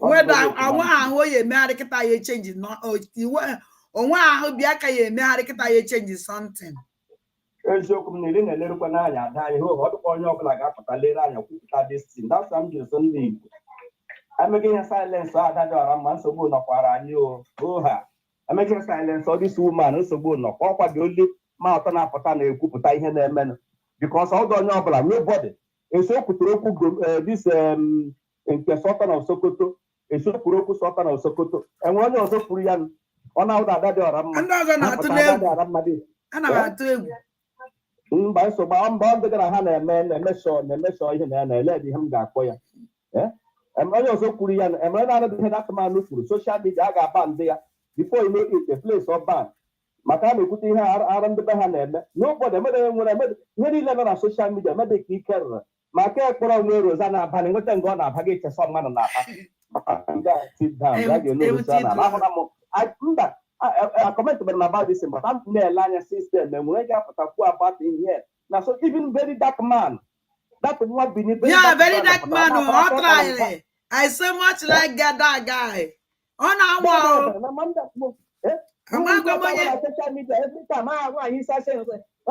That very dark man who another warrior. I don't like the guy not try can the Barbara. Oh my God. Nam, thank you very much. Thank you. Okay, wonderful. Oh, yeah. Bye-bye. Hello? Hello, Brandon. Ana m ata chokola. Ụmụ m nyere m Easter gift. Nara. Atọpe mi ọwụrụ white chokola. Na-ata. Ọwụ na aha ka itobe. Nke ahụ gbasazikwara ụnụ. Hello, nna ba ya ehihie ọma. Hello, nna ba ya. Hello, nwa ajani. Ịma askri m ife ma gị mepee your mic. Hello, nwa ajani. Mic gị mechiri emechi.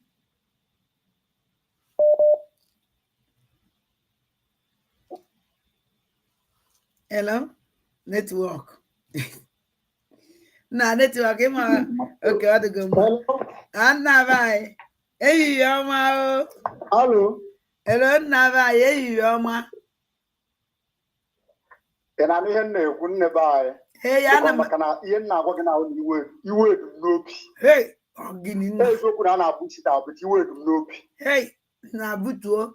Buto, no, Yaga, Marana. You would not be able to believe when you know. You believe when you take a question.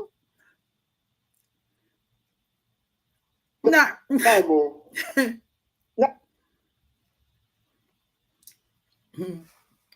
Time. Because na network go na-enye nsogbu. Ya na-akwa n'ibe ị na-ekwu. Nna mani ya nọgharị network go na ọ na-anụ ihe na-ekwu. ana m anụ ihe na-ekwu nne. Network go na-enye nsogbu. Ị na-anụ ihe na-ekwu kịta? Ya họpụta agụ. Before ha jee n'Igbo abụọ ya ọnya tekikwe time. Agwakwara m Rosario ya na kwuo. Ọ bịara na fundraising yesterday ide rubbish. Ndekwa eri si anya pipe kwa low. Weta ọsọ m si anya pipe kwa low. Na pipe low. Ya tiri nwa ya gbala ezigbote ọgwụ ọ na-anwụ ọrụ onwe ya. Nke a ga. Ụmụnne m ka unu mere m bịara. Ọkwa m na ahụ ụdị unu happy Easter maka ndị na-abụ Easter because m nwa na onwe m. Etu ofe anyị fụrụ m nọfụrụ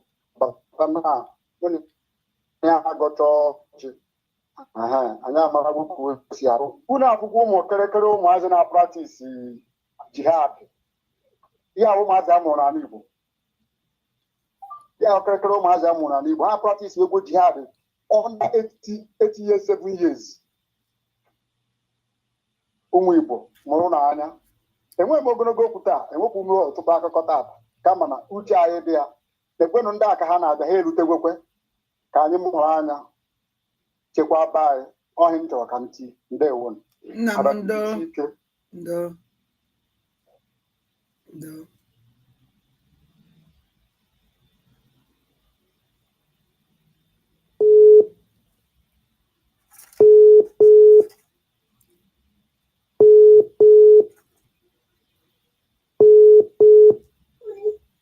hello. Hello. Happy Easter. And I wish you the same anyway. I have all my job. Give me one.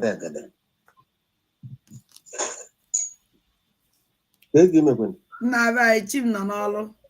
Chim na n'ọlụ. Unu makwan. Unu na-emekwe. Anyị na-eme nsogbu adọrọ. Even ihe a bụ almost 9 o'clock nke abalị sef ebe a.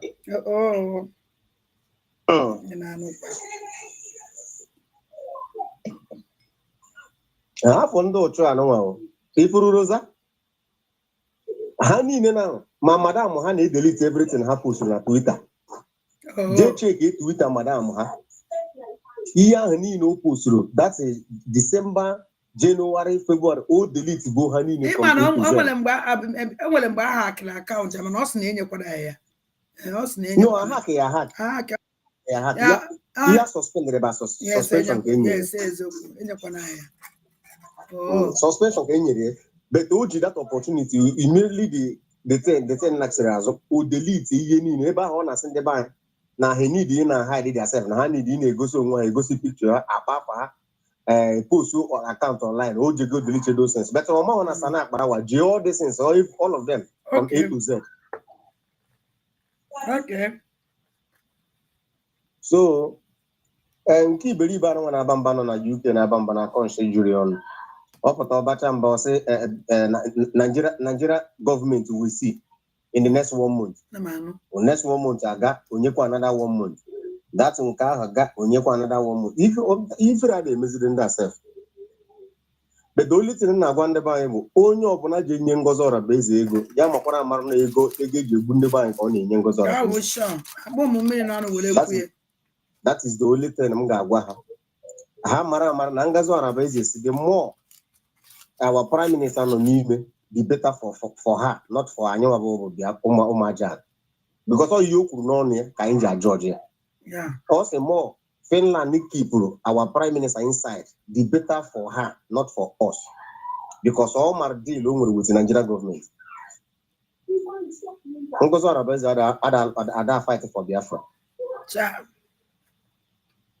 And secondly, Ngozi Orabaeze si na Nigeria government, Ngozi Orabaeze kpọrọ Maazị Nnamdi Kanu a betrayer. Because also na Maazị Nnamdi Kanu, Nigeria government will release Maazị Nnamdi Kanu ka ọ bịa Finland bịa destroy the declaration actually ime. Exactly, that word alone is enough on the man matter that Ngozi Orabaeze bụ a Sabo or non-Nigeria agent call. But I'm not hearing some of our people because some of them are gullible and weak.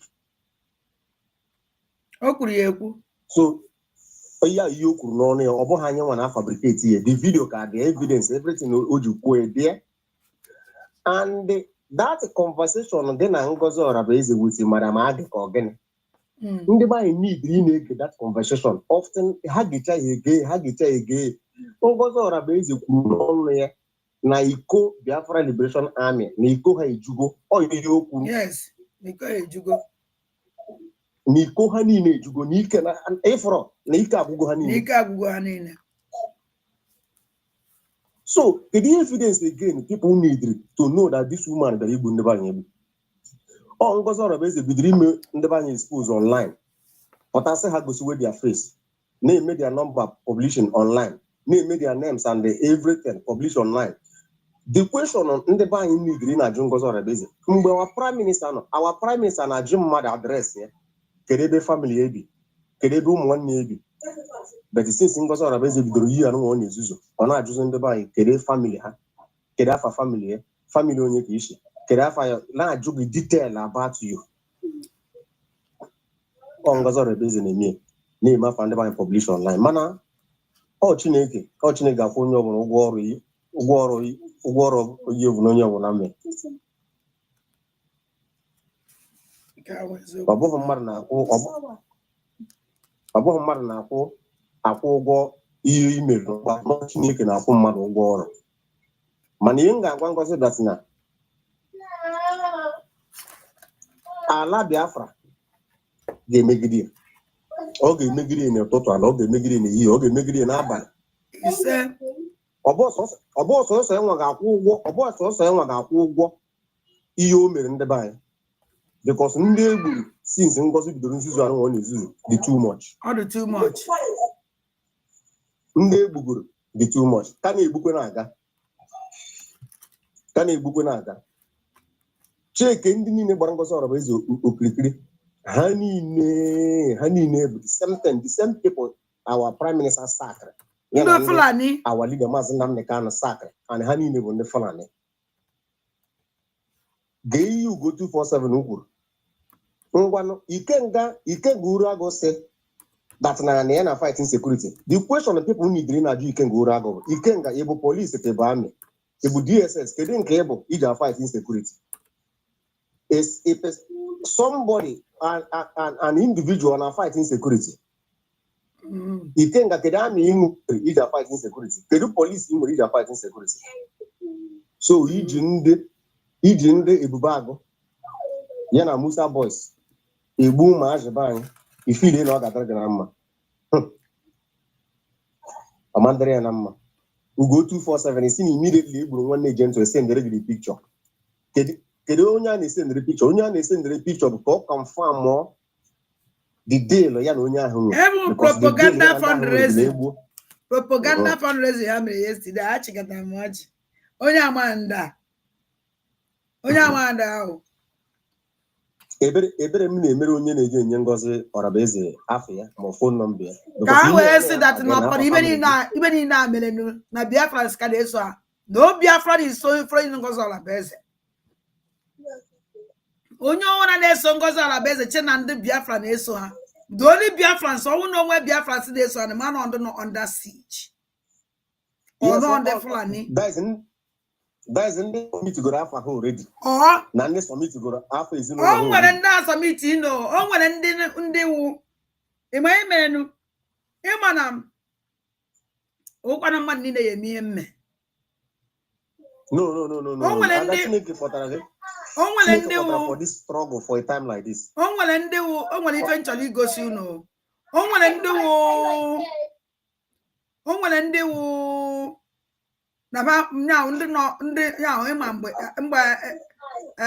ka hapụ ichezo ka ngosigodo unu maka on Wednesday Mama Biafra do no ya abịa n'obi eze.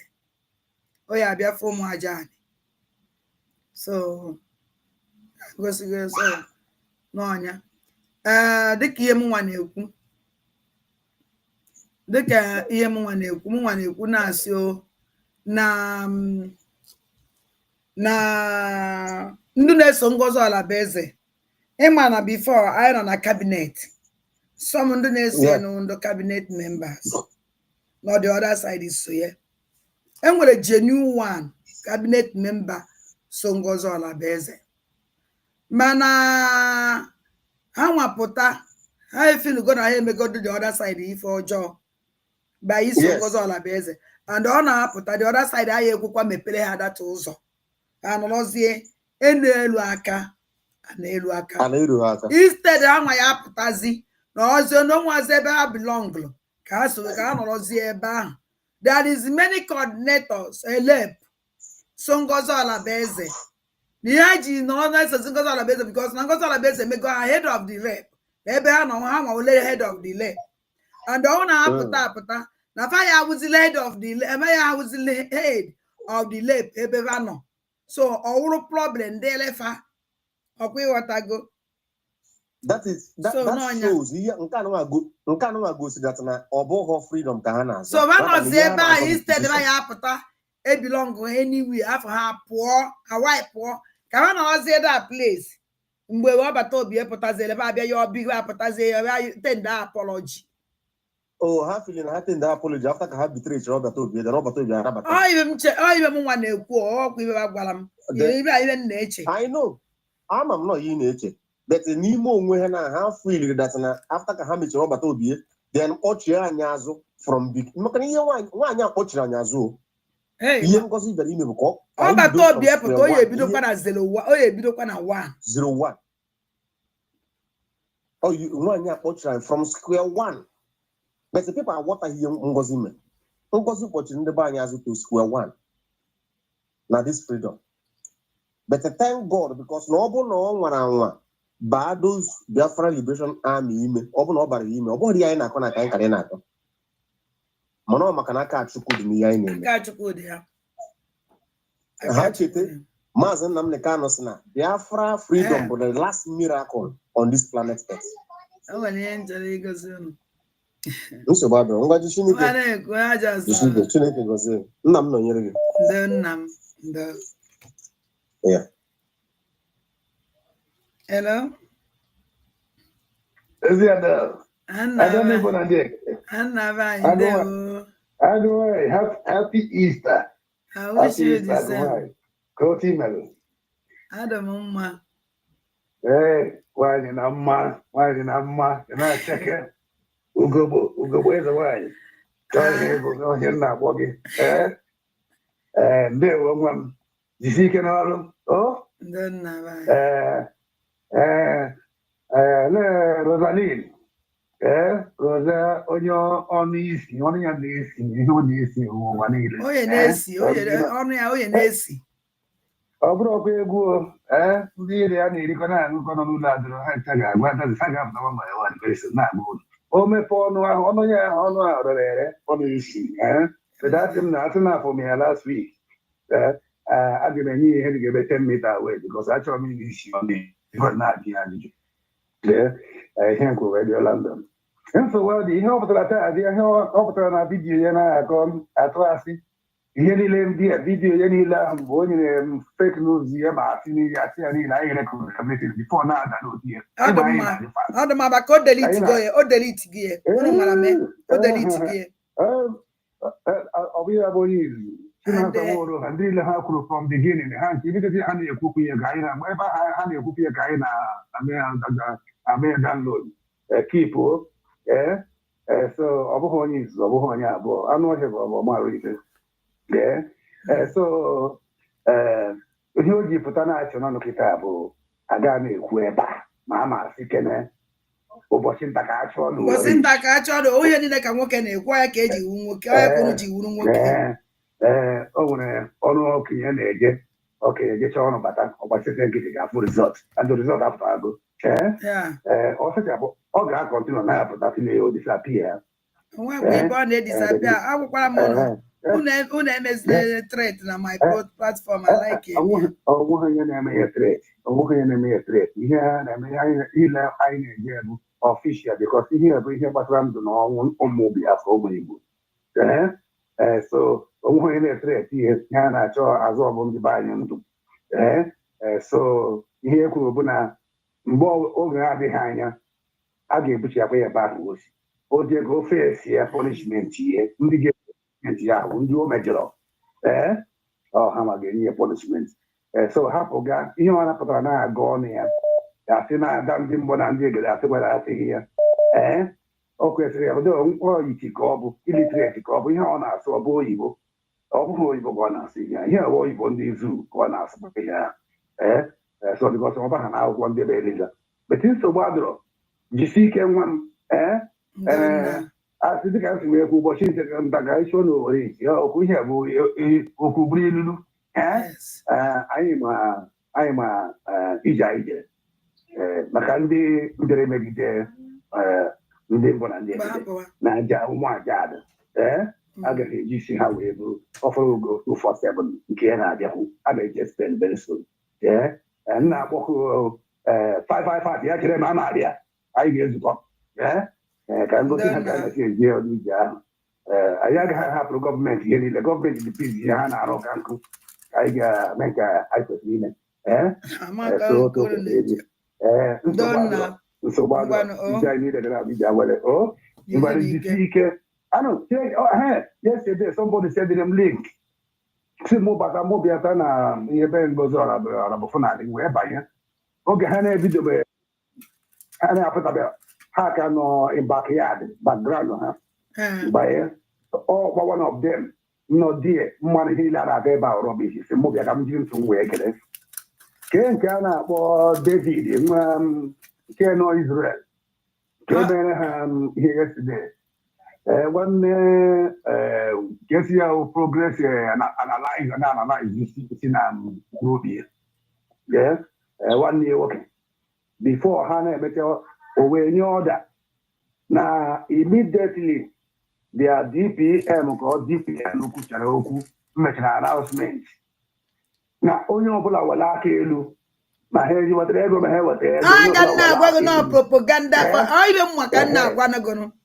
anọ m die one of them send them late propaganda fundraising I dey see them now okenye amụọ si elefe na anya ndị be ya na-ene anya na-asị ndị mmadụ enwere ike edo na-echiri ego iya iyo before ha eme open that is Zoom on our backyard that was them there even na o nwere mbọsọ ọ gwara na like this onye ọ na wenye aka enu onye isi ebe aka enu anụ m nke ahụ mgbe onye kwuru nke a yesterday bụ onye nke mere ha moderate yesterday ya fụrụ ya nwanne progress na line true survivor exactly dati anụ ọhịa ngozi ọrọbeza ha pụtakwa gwa ndị ụmụafọ ya na ndị zuu ndị a mebi igbu ha hụrụ ewe so ha bụrụ owe hapụ anyị ma abịala efu nke anyị na-agba ọsọ hapụ na onye nzọpụta ga-adị nzọpụta nna hapụ ama abịala efu na mma abịa anyị ame analize okwu yesterday anyị nọ ya o jisi ike ugochi ụfọdụ ebe na-abịa Spain na-abịa Madrid very soon 7 days time anyị na-abịa ka anyị bịara gị mgbaru esi wee jere m Rosaline mgbaru anyị na-abịa ụdị ọdị mgbaru isi ike ezi mma ọ ga-adị gị na mma by happy Easter unu ọfụrụ onye ntinye na my platform m unu ọfụrụ onye anyị kpọpụtara na obi eze obi ụmụajani unu ọfụrụ ya anyị ege ya ntị hello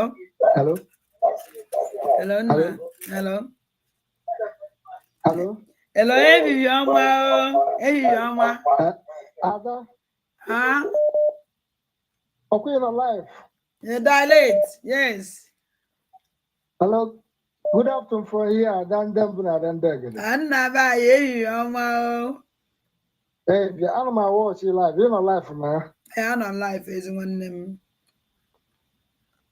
biko nwa ebe nchọ iyo biko ngwanụ na-ayọ ụlọ nke m na-emenwu biko ibe m na-ayọ ọwa katakata na-afịa ọnụ ka ụnụ gbakọta n'ọnụ nọ ịghọtago mkpọtụ a na-eme Ada Ngozi Ọrabeze na oge nkiri biko nụnụ kedu ibe na-esezi okwu ka anyị were n'ofu obi Can you go do it?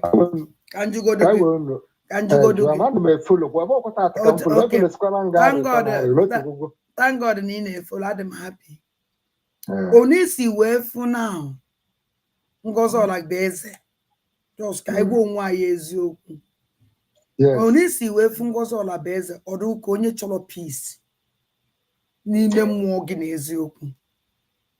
Mma atụkwasị na mụ abụ onye omenala ana m eme omenala mma atụkwasị na ntụasị na ndị ichie ji ewere m eziokwu ka m mekwa afọ ụkọ m ngozi ya nwasị na onwe enwekwa aja ife mmetụ ajụrụ ngosi na ọ na-eme aja ife ajụrụ chelu ka m gwechere ka m kwuo ma Simon anọ n'ime ajụrụ nga another thing ekọwara m another thing mba ajụrụ ngosi gị alaike nke isi si n'iwu onye omenala and adị m happy n'iwu onye omenala ajụrụ ngosi azonisi wee fụ Ngozi Olabeze now ọdụgụ ka onye chọrọ udo na unu ekwu okwu ka eme peace ọdụ ka Ngozi Olabeze ọdụ lady for peace. I believe now obuna ikpokonyona I believe now for ndị woman as a bad woman aso ngana efuru ya anwara ina aka another thing onwere mgbe nje ogo na Ngozi Olabeze ọ na-eme aja ife ka ọ na-eme aja ife ibele ebe a defend Ngozi and I like him na my platform mụnwa jụrụ gị sị gị na efuru Ngozi Olabeze ọ kama na ịgwara onwe gị eziokwu and ọnwụ na ịbịa ịza ife adọghị m ọ baghị ụlọ ịkpọwa my platform at all. Ana m like mmadụ call a spade I look in the face. When I from Keta, I don't look face. Mumaju because time I know Keta was time I now or Majana how. Time I know Keta put and even even about now. I hear question now was Ukwose or Kirikiri because some wine a Kwezo Kotosi wedding more hana collected themselves. Angelongo Sigi, if Longozo Olabeze on if on a kunono because all the money say Kwoku.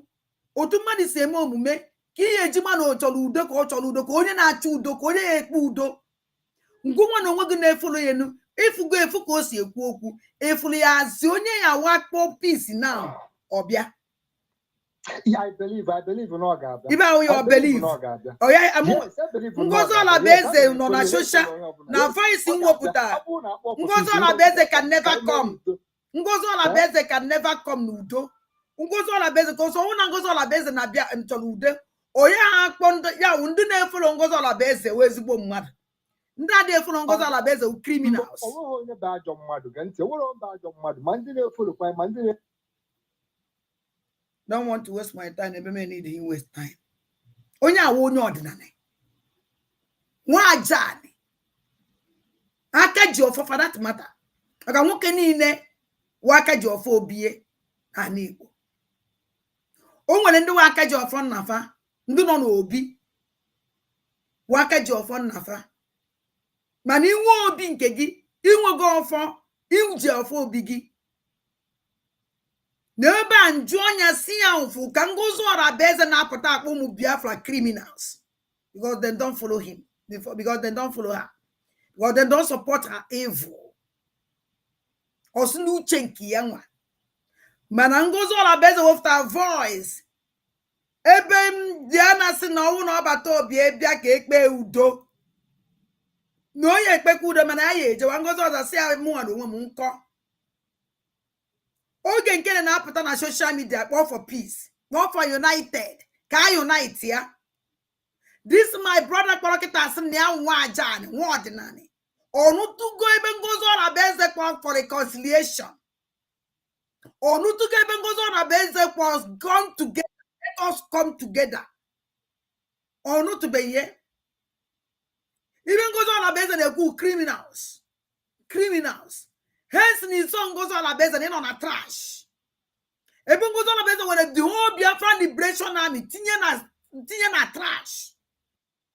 See that now all the stubbornness of Biafra Liberation Army were waste of time because now they could oge nkele. Na hence ni na support oge nkele. Hence ni na ekuru oge nkele. You're inside trash. All the afufu ni na tara umu Biafra we na ni. Na ye tinye ga ebe tinyere oge nkele. This my brother no South Africa or something African this thing. Beba agwamo rubbish. I call it for agwamo rubbish. Oh dear, call for the funanaka. Somebody I call a spade. Njemaneje, boy for joy, for joy. Boy for joy, for joy. Boy for joy, for joy. Abona jomu me oma oh if this and this man about romance. I got the okay. Finish in a life, you're not in their need as one African country on. Thereby support Tumpo. Anybody now support Alana, don't call this platform again. Judges well more day, but on our program will go 247. Eben the Narolana. Jenna, they are stupid Twitter, Eben down. Jennifer, all this rubbish show for social media on that Bendaron. Man, a platform than them Benandeg. I will not platform and I support evil. I will not support I don't do that here. And I can't support it. Hello? Hello?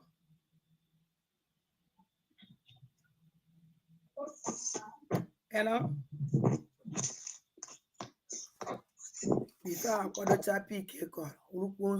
Hello? Hello? Hello, good afternoon. Bonjour. Bonjour, je sais que est-ce que tu viens pour me provoquer ou ça va? Je sens bien. Et chez toi? Ça va chez toi aussi? Oui, ça va très bien. Merci. Bonne fête. Hein? Ok, merci beaucoup. So, I don't think we're going to get a rap on the ala. I ain't going to time. Because I have sent you from there. I never ne limit our time.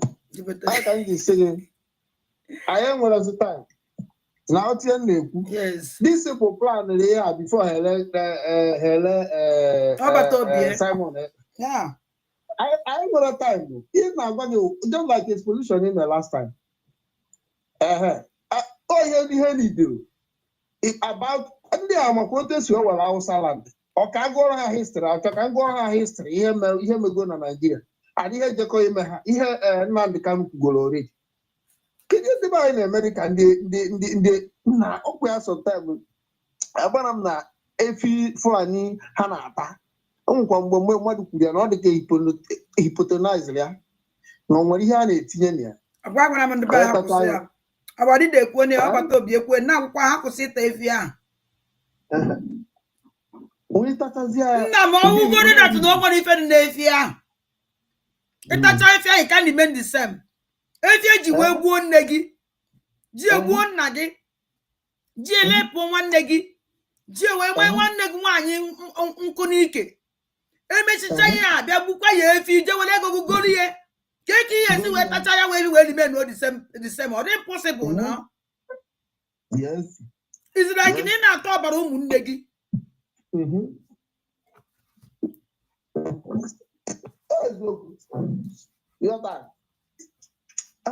Amara m ihe na-eme ndị be anyị eme kịta. I don't really understand. The thing bụ na dịka ma sị na ihe techizi ya. Amara m ihe na-eme our people. I know here na in a perilous time. Yeah, a very dangerous period. Yeah, our life under again there what can say existential threat.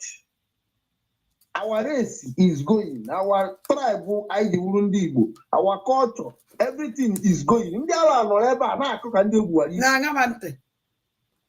Ọ bụrụ na ibe program mmere ahụ Ngozi Ọlabeze ka ọ bụ. Emere program Ngozi Ọlabeze ebe a. Ndị mmadụ na-eturupu ụmụ ala majere eju everywhere, ju n'Ọka, ju n'ihe na Saturday their plan. Ebe nwatakịrị ụmụazị under 6 years, 7 years. Ji egbu afọ ọsọ nwatakịrị ka ọ baje kpee ekpere. Nwoke abụghị ya, ibe ọ bụrụ Ngozi Ọlabeze. Ana m abịa for Ngozi Ọlabeze this night. So you see the point. I getting my point. Thank God. Thank God. Here can you I get all this Biafran liberation and I did their oneness. We have Kajam not all they are difficult. They advance because of the resources hammered with them. and the most important thing will go their stand, their heart. Hey, their stand. Oh my determination. Oh my God. Angel, I'm for yes. Their determination to stand on that particular point without nobody bribing them. Because if I bribe who was a guy who yeah, and they are not ever cool. Yeah, bribe. Yeah, send the I go mad. I don't know where is in the question. See, can only bring in brother in this struggle. I love them that I can't speculate. Because from there, I will track how many things. Ask now, Madam Azoka. Mama won't ask what ask. Mama won't none. So, for a believer from Nasi, I need email research from there. Because I believe in their permission. They are more well, let me just put it this way. Let this year, this man or na in Kakata or last. Now, in a peace with traitors. Are you getting me? Can you in a peace with traitors? Yes, peace. Can you contribution in liberation of or prime minister? I was saying last time that he will soon join us. He will soon join us at this moment. Oh, yeah. He will soon join us. He will soon join us. He's going to 5 months. He will soon join us. Oh man, that's 6 months. Say job at all based on 5 months. 6 months. I getting me. Oh man, 6 months. 19th of this month or 18th of this month. You know say. Yeah. Are you getting me? So no never they distract, they delay, they weapon them away from the main struggle and a fight. So all for on a moral mission now. All for everybody moral mission now. All to destroy and stop Biafran movement. Nke no na ebe nwa nke ha ka ihe na anyị na-egosi. In fact, Adam people na dey I nwere time inwe time with nke ha ka asari block bụ gịnị a na-akọ. Ke onye nwe contribute kere boss. Mba, onye a gara nke wụrụ okwuchara okwu bịa gọọ sị na onwe ya kwuru were team n'isi. Ọ na-agbazi ọsọ ife o kwuru na. Yes na. Onye ndị adịrọ relevant, ndị adịrọ relevant. Onwe time o ere akwụsị ikwu okwu ndị a completely. Even Ngozi Olabeze o nwere time even ma Ngozi Olabeze self I will stop mmikwu maka ya. Kama na ọnwụ na onwe news dị mkpo ihe o kwuru meji ma abịa wee gwa ndị banyị sa attention dịka ihe o kwuru this night. Abịa ma if not. Yeah, if not I've said enough. Onwe ya mmekwu kịta mekwube. Yes. You got that. Because repeated something. Because the way we divert your attention one way, one side, and another cause also Ngozi Olabeze, and I come there. Other information I need in a letter from by are dependent. Yes. But and I actually I know Kumaka, I I can just want to buy. Can I send them anything on half name and I buy? I need the because all the very important. Can they buy money for the menu? All the very, very important. So, I don't think I'm going to seek because just like that. No, our platform yes. Our platform guys, software with you. If not, I capture everywhere. So it's only for Maria. Soto na Sokoto na agwa maka social media. I wonder na Maria. They know the impact of the social media. Exactly. Hammer the importance because how much good you are going to hammer they push you to social media or put her on check. So Nazia or had uncomfortable. I only looked at one where Lai Mohammed in a walk carbon or Twitter. I call him bar and let her bandos, yeah. So thank you very much. Seek it all. Thank you, Chimugoze. Thank you very much.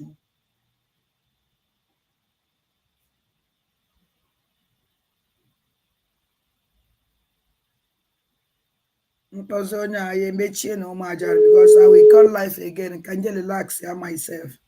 Because I need email life keep by program goes all about this night, yesterday night. Hello? Hello, Wada. There was one. Good morning, good afternoon, depending on location. Good afternoon.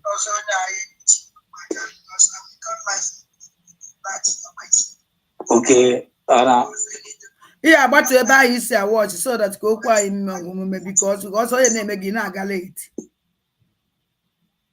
Hello, Adam Bonanda. And I buy. Good afternoon, ma. There was one name. I'm making again. Yoma, Inem, Ichishi. Don't.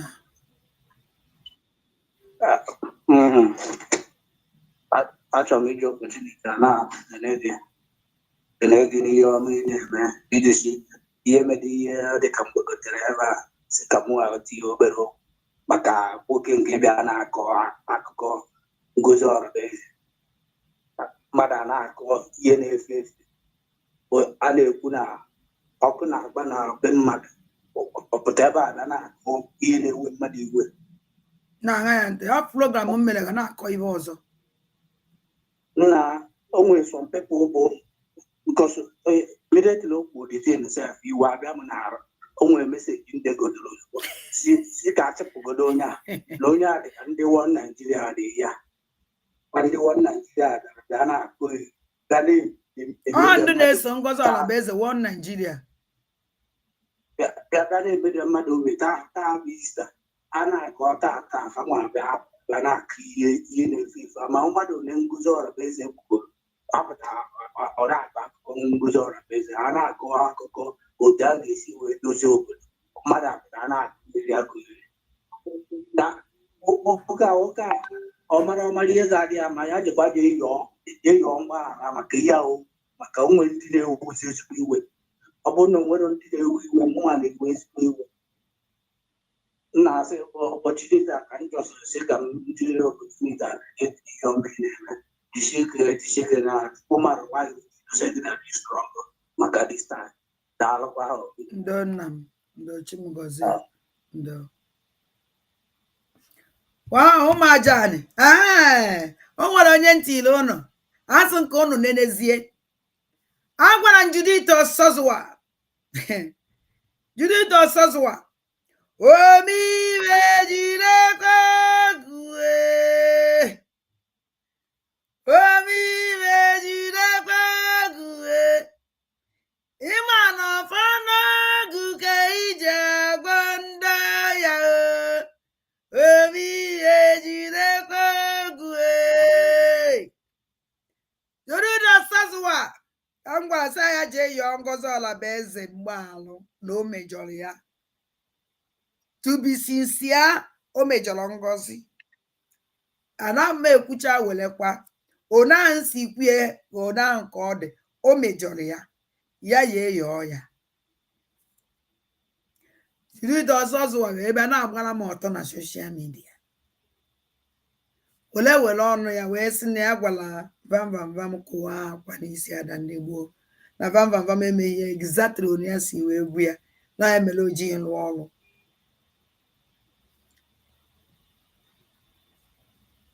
wee megide mechachazie n'ikpeazụ wee chi ya azụ emepele m YouTube ebe a na-akparị ada oge ọnwụ na Judith abịa na YouTube na-akparị ada ndị gboo ka ọ na-akparị na YouTube ka ọ na-akparị na Facebook. I kept quiet. Bankit. Nezie na anya new generation of Judith Osozua.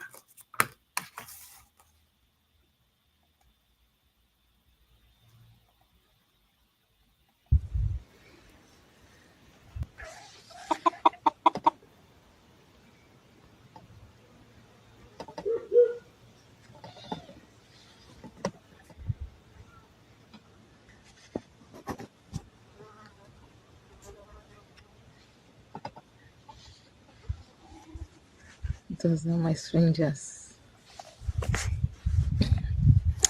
The topic of today is so simple. I was just thinking by myself today, asking myself, what is the definition of page? That Facebook will say, open a page. Have you ever think about page and what does page means to you?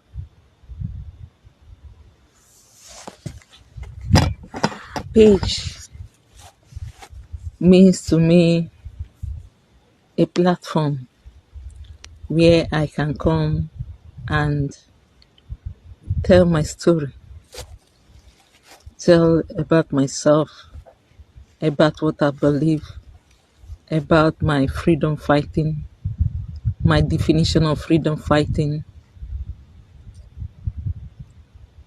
where freedom, loyalty, truth will prevail.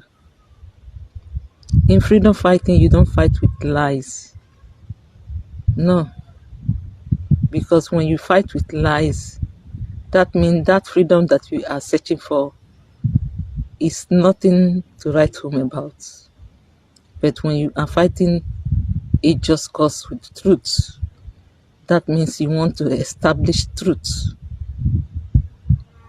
That's the reason why in this my freedom fighting, I'm so just happy because I have fought my freedom fighting with truth. In my page, when I open my page, in this freedom fighting, I feel happy inside me because that is my definition of page, where I can be able to stay one day and begin to listen to my stories, my journey. You understand? Hey,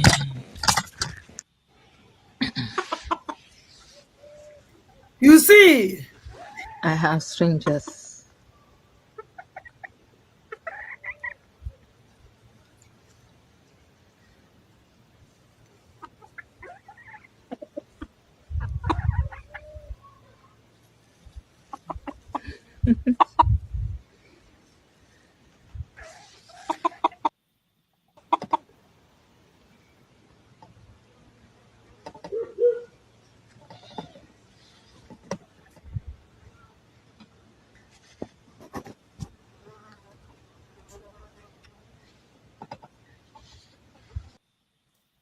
now I have a short message for Judith Osozua. Judith Osozua, you see in the life, you call yourself as a man. As a man in Mili. Osinamidi webio. Onya kalaka ya dị n'ife mmiri. Onye akalaka ya wu ugogbe.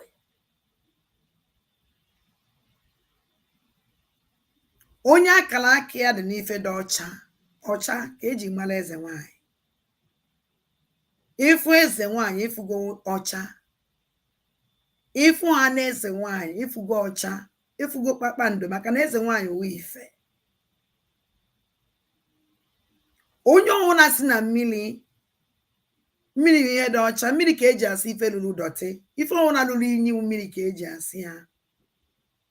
And mmiri wu ndụ mmadụ. Mmiri wu ndụ ihe niile na-eku ume. Nzu a na-ama na mmiri ka o si ndị ọdụ ọcha.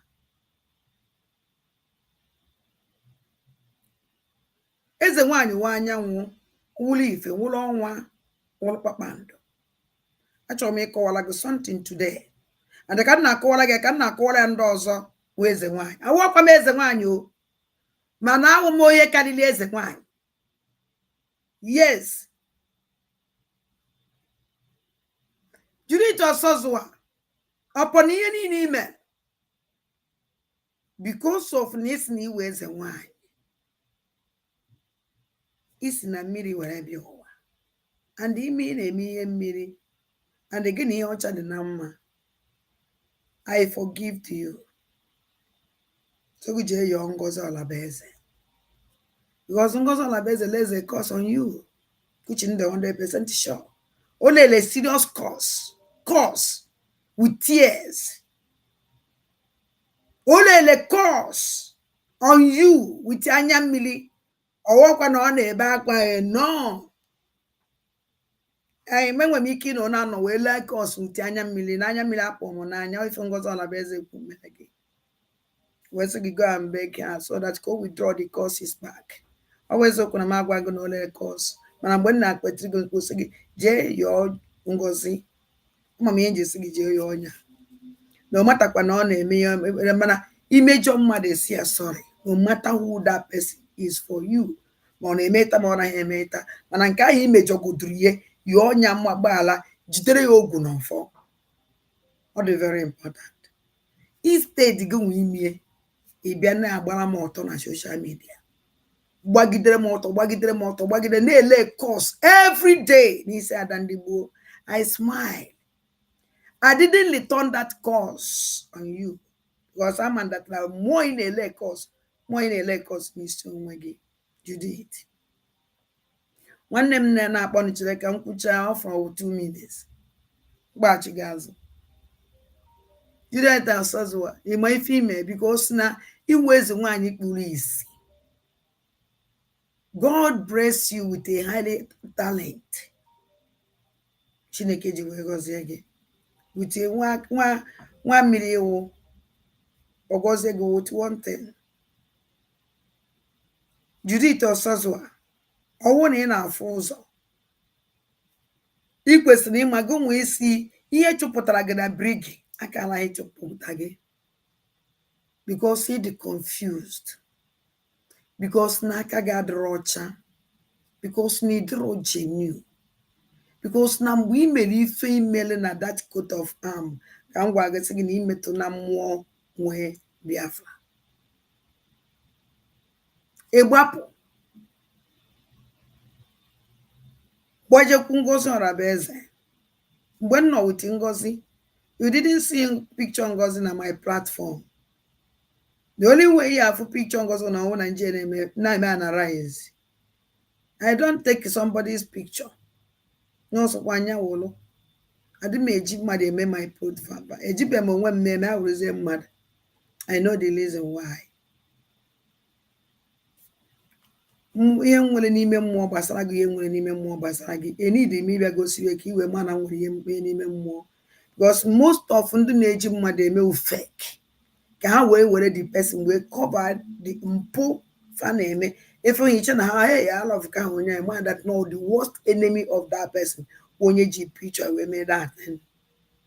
Enwekwara good ones umele because this is my onye mfụrụ n'anya karịsịa. Enwere ndị obi ya dị ọcha na-eme enu. Mana efu ndị nọ na this is struggle bata ime struggle or inside the struggle nọrọ with that person, use a picture of that person, fear that person, nyo onye ahụ enyo. Mana ndị na outside nọtele aka all of when ya bụ n'obi ahụ na love that person. Ka true love. Ịmapụta ihe ọzọ fụkwazị picture gị na Ngozi Olabeze nsị gị jee yọọ. It turn one against me. Na ba na-elekwa course from Biafran government in exile. Keep the na-ele course on me, on yourself, not me. Keep the na-ele course n'isi onwe gị. After ka ilechala course n'isi onwe jecha na mmiri wee pụta wee jekwukwa Ngozi Olabeze continue kwa na-elekwa course on yourself. Na ana m afụzi ma gị ma foto oge nkele. Foto ịma mmadụ abụ, foto ndị nke ọzọ. mgbe ị tọnụkwara na nka Ngozi Ọnabueze adị m afụzikwa gị na foto Ngozi Ọnabueze esete ha na ịbịazi ebe a ịgwa anyị na onye ọbụla na-eme Biafra kwesịrị iji eziokwu na-eme ihe.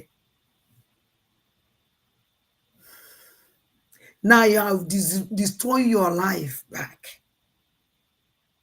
Oh, we because I don't like see you in this condition. I still love you because you discovered me. What would you do to us also to discover Amo? Oh, Nancho, when the last person I have problem with Goma. Because I want to hilo. Na Biafran history today, Ngoma wonye millennial. Yakanji Pogena again. No. When no condition game is there. I didn't make what I give away. And I can never vex for you. Because I still love you. There is no way I pardon them Benandegede. I have to go on with you did. Because so go on melamo. Go on to na struggle. You did. When be the name on our WhatsApp group can name them mother in the modern who was a lot in our neighbor. When you go up or my place I will hear. A Biafra need me. Na spirit of Biafra need them. The second mama here was yeah. I'm on my YouTube, I'm on my Facebook. My Facebook page will say Anna photo. My picture can now money picture. Say I am na social media, Facebook. Why can't you make pay? I'll go on one year where I'm assuming ne. Unge gunte. Go on one year pop me here. When they can. And the man I get the nails bottom man Judith. A man has something will keep between me and you. I will call you. If you reply, I'm happy. I want to say so bad. And I remember, I love you. And I can never go without you. Be strong. God is in control. I feel your pain. It will be all right. Okay? Ma, okay.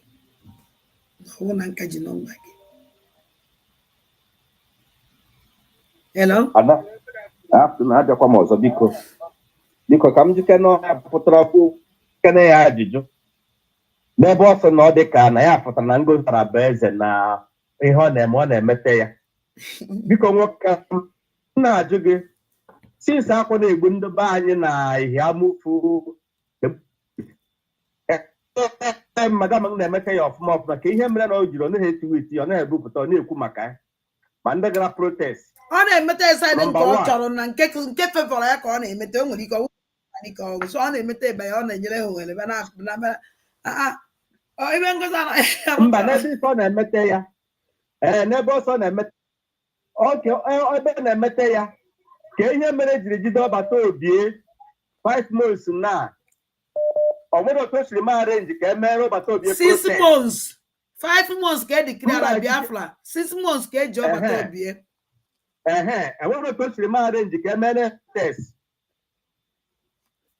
ka emebe ihe chọrọ agalaga ha ya tatọ na were iji join nke ọ nwere enwe ịhụ na ọ pụtara ịsịkwa na ọ na-emete ya good then ka ihe mere nwaanyị isi na ọ na-emete ya instead ọ ga-eme arrange emere ọbata obie protest ọ gaa na aba isi a na-emesoro reti match ndị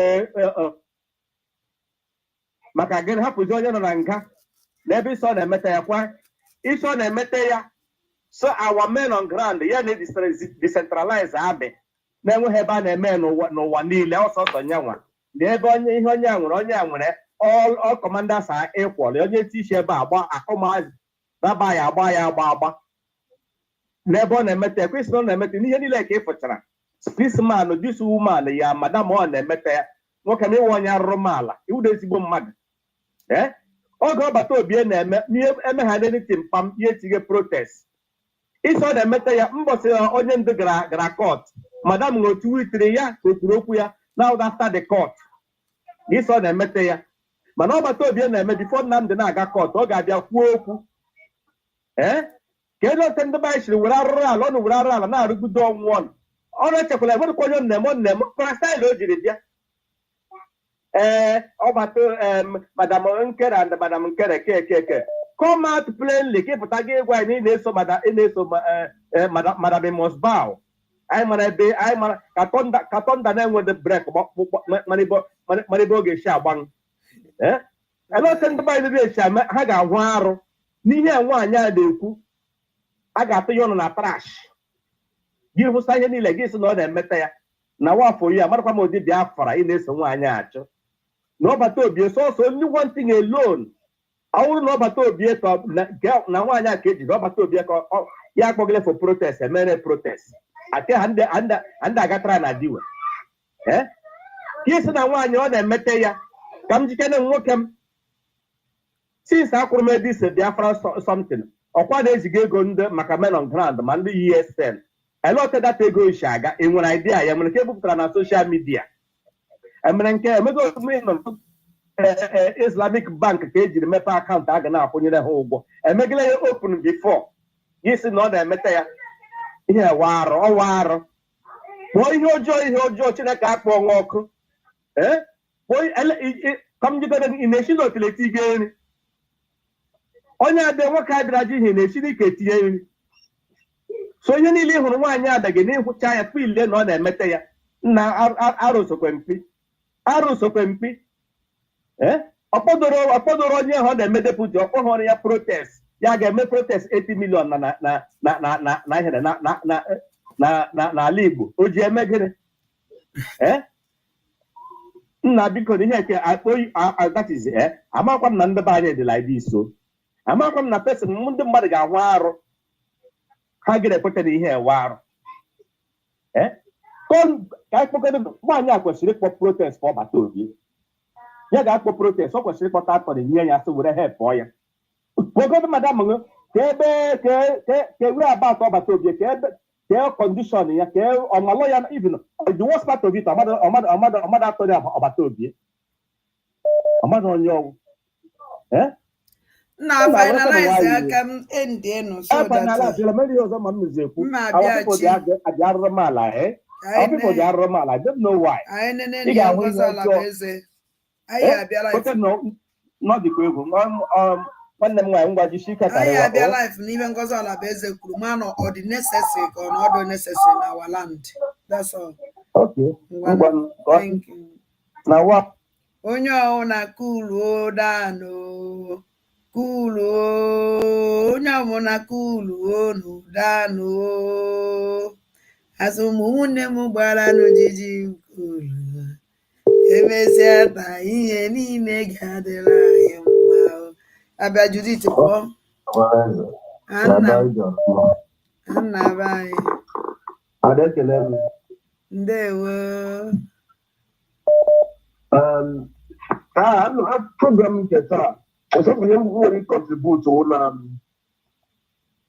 yesterday after I met a program ka m bakwara na YouTube hụ nga ya na-akpọ governor whatever he called himself. One guy in Imo State, the guy who raised the money in anyway, is one of those setting us backward. But somebody like me, I have the ability to detect all of them. We have all of them on the level. But that guy who raised the money in Imo State, that video, every money. If on them are the facing them are the number of the scores and the number of brains. Even special squad as I don't know. No, I need the money. No, I don't know. And that guy, all those things now, I mean, that's why I want to do because you know those things are the one I had to go old. Here I was not coming. And all these things run the legacy now. Because according to their statements, that guy, people have the other place, also now, Biafra agitators. ndị nkọmitii asị na nke akwụkwọ ndị plan na ọkwa ndị ngwa n'ezie n'anya ọkwa ndị nchọwa Biafra mere committee that atrocity, of which international bodies know all those things now, and the guys know what evil. The international bodies know those things now. All these things they are trying to destroy our leader Mazen Nnamdi Kanu and Obata Obi. Yes. The kind of people and all these idiotic people they are up to age to think like human beings.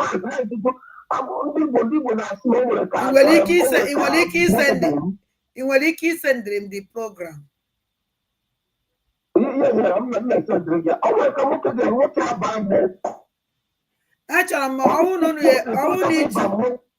won't need that program. Jidekwa program asari dokubo. Mgbe eji moto jevu akpụkpọ ndụ mmadụ. Asari dokubo so no ha nwaburu. Nwere ike imele me because these two programs we got together. Ka we draw that stupid boy ajuju. That government. Mama onyo ya nke ejere video akpụkpọ. Yeah, check the video. Because all this this they are not Papa YouTube layer. How the kind of speech people, who call people, who can and all these things are the old. I store that the background. This thing are the old. But I tell you, we shouldn't them too much. Oh yeah, make kidnap. Bend Fulani. Na-eme kidnap. Then ọwụzikwa na ọsụ na ndị na-eme for agitation. Ịma na ndị otu Chinasa Nwoolu, Benjamin mmadụ Bugwu, ya na Ifeanyi Ejiofor, because na babụl egbu akpọkwa m mmiri n'ọnụ were egbu. Anyị nụrụ ya wa ọgụ. Anyị nụrụ ya wa ya nụkọ ọgụ ahụ. Anyị nụrụ ọgụ ahụ ọfụma. Ọwụrụ na te na Obata Obi. So oge luo I need him that picture. When he came with me, all the very important. Rubbish. Even the assistant and then send me the too much because I won't if he send him will create awareness. I won't send each other and the man they say, Kessica, yes, me. I will go to order too much. I would order ball. A one for more food. Odi boy wofu una warning and na send dream because if I was in the goes in the buy name na buy all the very very important and the buy mala what is going on because even that idiot no more after yesterday na usko Biafra ka na chonko ọkwa ndị nke ọkwa ndị Hausa na-egbu ọnwụrụ ndị Fulani na-egbu ọkwa ndị ọzọ na-egbu na ọkwa ndị Igbo na-egbusi ị nwere ike inecha ada agaghị anya ọwụrụ onye Fulani ị nwere ike inecha ada ụkwa na onye niile na-asụ Igbo wụ onye Igbo nsọnsịa ife ncha ọkụ ụnụ mara godu nke ikwuru about Soludo na icheke exactly that thing ikwuru about Soludo ụlọ onwe eziokwu onye nwere mpa Soludo dị ndụ otili that man onye nwere mpa Soludo dị ndụ maọbụrụ na-eche echiche ka esi nwata Igbo bara Igbo na-agba n'azụ nwee nne nwee nna n'ala Igbo m ga-apụta bụ otu ihe si aga n'ala Igbo n'obi ọdị ya mma onye ya tụrụ eto dịka Soludo dịka ọ dị gọọmenti anyị nwere n'ala Igbo na-asịrị na nsogbu anyị nwere n'ala Igbo na-anwụ ọkwa ịhụrụ ụka otu nnọkọ ezinụlọ adịrị yesterday ka m bịakwara na ahụ na ha na-eprichi all this nonsense nwunye na-esi eti anyị backward ha na-eprichi gịnị na otu nnọkọ ezinụlọ na ikpe otu a ha na-amụgbọ ọkara nye nwara mbọ ọtịta ịhụkwa na a na-ewebata ya ebe ahụ a na-ewebata ya ebe ahụ na-ekwukwu okwu ha gwakwara na otu nnọkọ ezinụlọ ya dị discuss anything gbasara Ngozi Olavueze ebe ahụ anyị dị discuss anything gbasara Biafra sụkwa Biafra ebe ahụ ihe anyị na-ediskọs ihe gbasara ụmụ aja na ife gbasara aja na Igbo ọ ife anyị na-akpa so ọ mee ka ncheke onye ọ na-bụrụ akụkọ Ngozi bata ebe ahụ wopụ na the group that's all.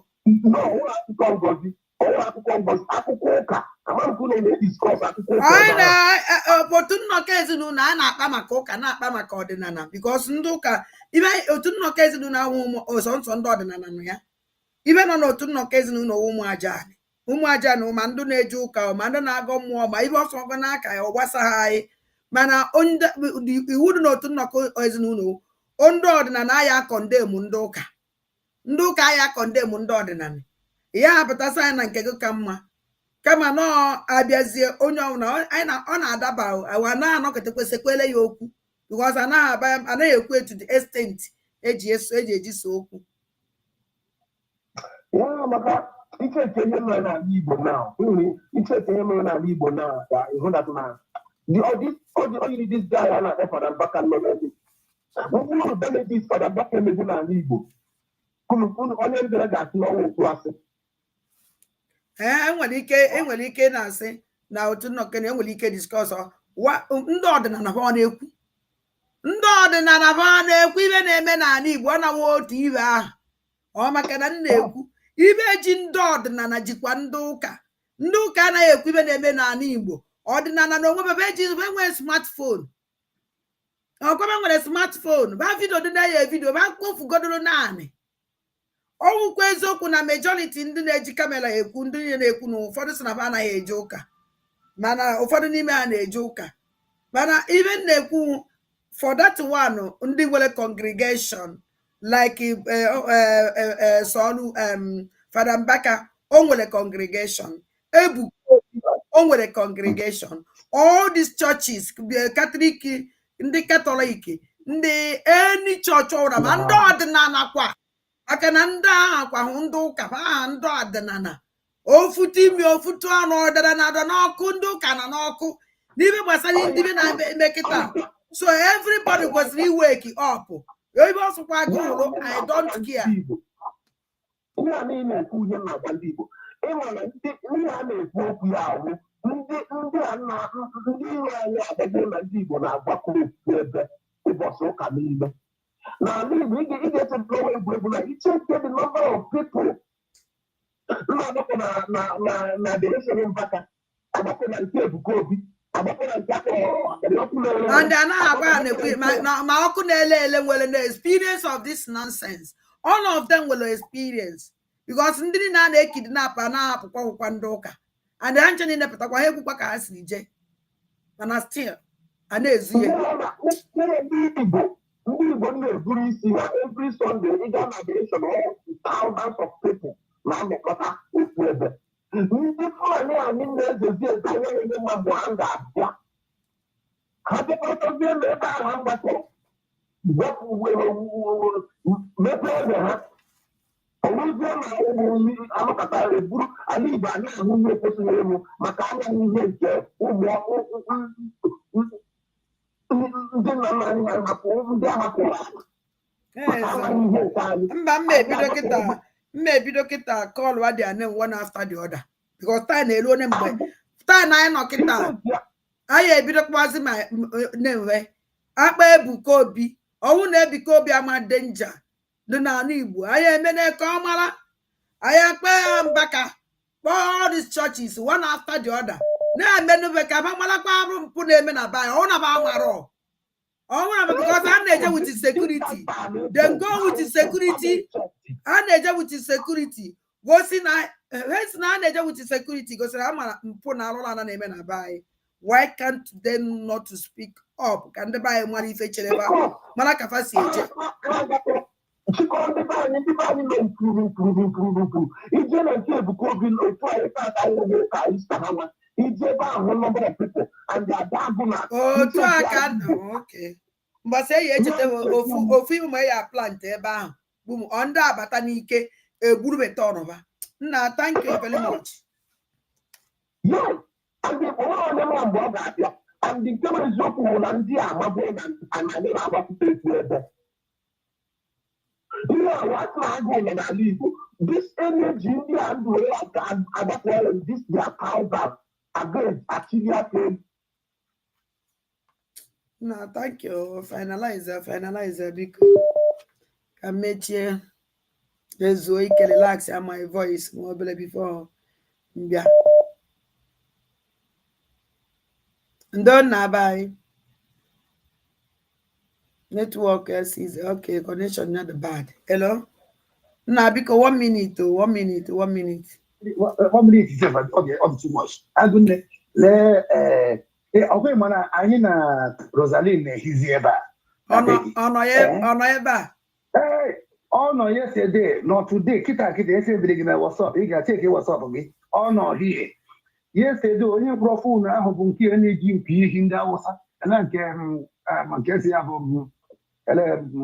onye amụma ụgha ọya bụrụ fon a yesterday then Rosa nọ here but okwu dị na gbada Rosa okay so Rosa na ya ọdụ mmụọ na si nara ka ọ bịa ka ọ fụ na aye di bank gas ya na onye nwa onye kwuru that na onye nwa onye kwuru that na akwụrụ oge nkele 150 million na ọmụnwa na aye di bank gị ya tụrụ ya hele gbadole ọnụ ya afụgo m onye ka m na-ekwu onye ka m na-agba okwu kịta Stephen nwa ụba onye na-ekwu okwu kịta ị na-anụ olu ya sọrọ nna gị nwa m dị ọbụla m mụtara ọgbọ gị abịa ntọrọ ndị mụrụ ya atọkwara m ndị mụrụ ya atọrọ m mama Steven nsị dị ọkpara m nwa mụtara ọgbọ Stephen nwa ụba m na-agba okwu Stephen nwa ụba ọmụnwa bụ onye bịara London ọkwa ifuru ihe niile ịgọchara nke ọsụrụ det n'ala Igbo na ala Biafra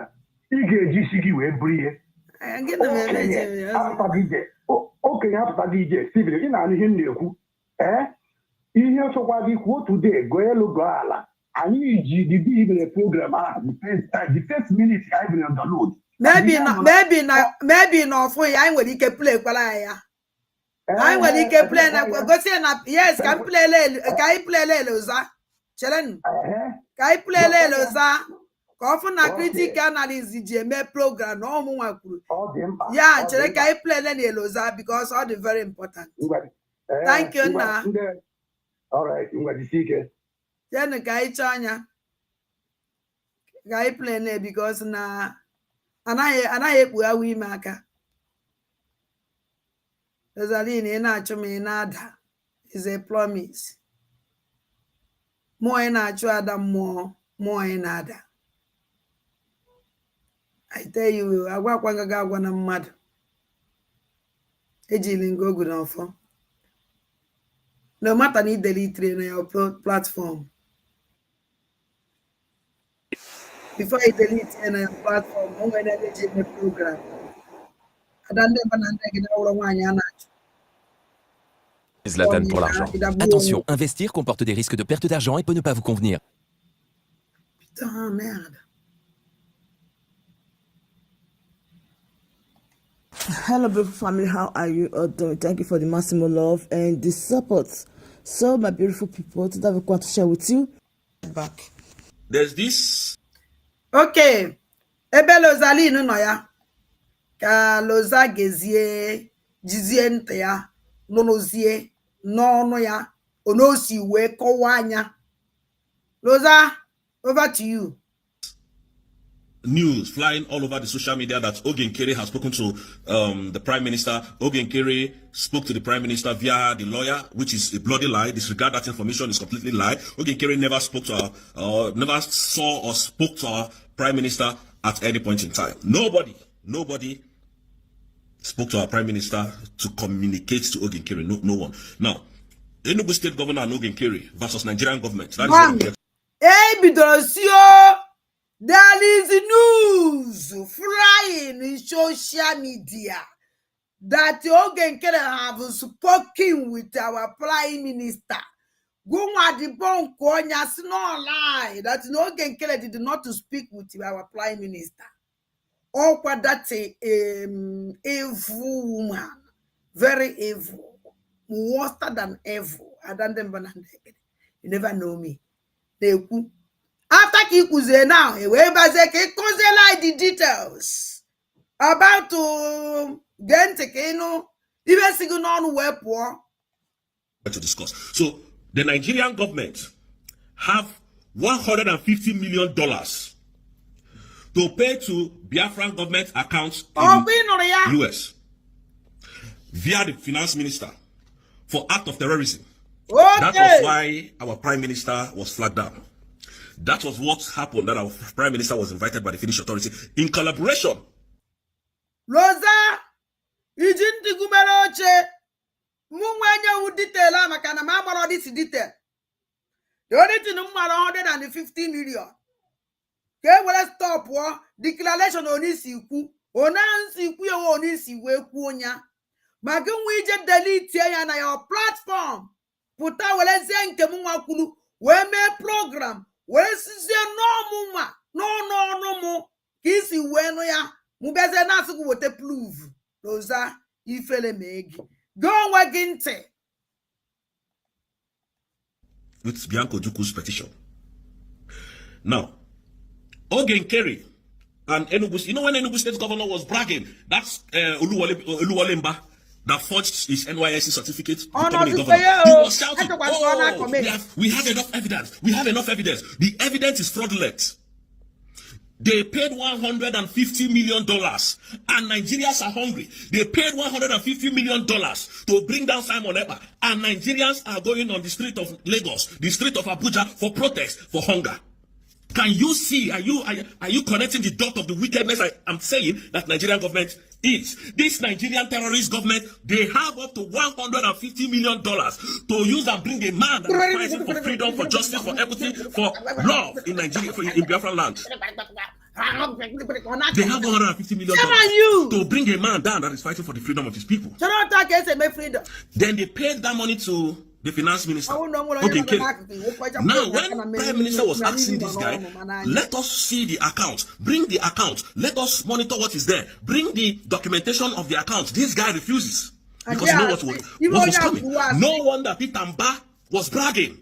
I have evidence. No wonder this criminal man that we have banned Christopher Musa from coming to the southeast, and the ban still persists. We don't want to see Christopher Musa anywhere in Biafran land since you cannot protect them. Since you use your military to kill our people, we don't want to see you anywhere in Biafran land. They connived.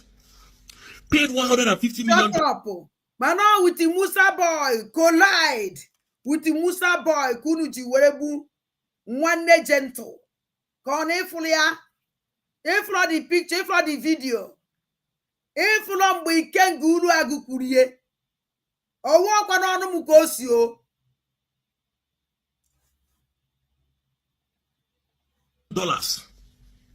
Now the Finnish authority has traced that money back. Okay. To the Nigerian government. They are not telling you people. They suddenly went dumb because they have dropped terrorism charges. It is no more cyber incitement. It is now financial fraud. Financial fraud and terrorism fraud, financial fraud. Yeah, that's what they are investigating. I thank God for the coming of Tinubu, because if Tinubu did not come to become the president, these honorable men, these interesting men, these people that call themselves Mr. Credible, we wouldn't have known that they are all criminals, thieves. You know, Tinubu is one of the most corrupt men in the world.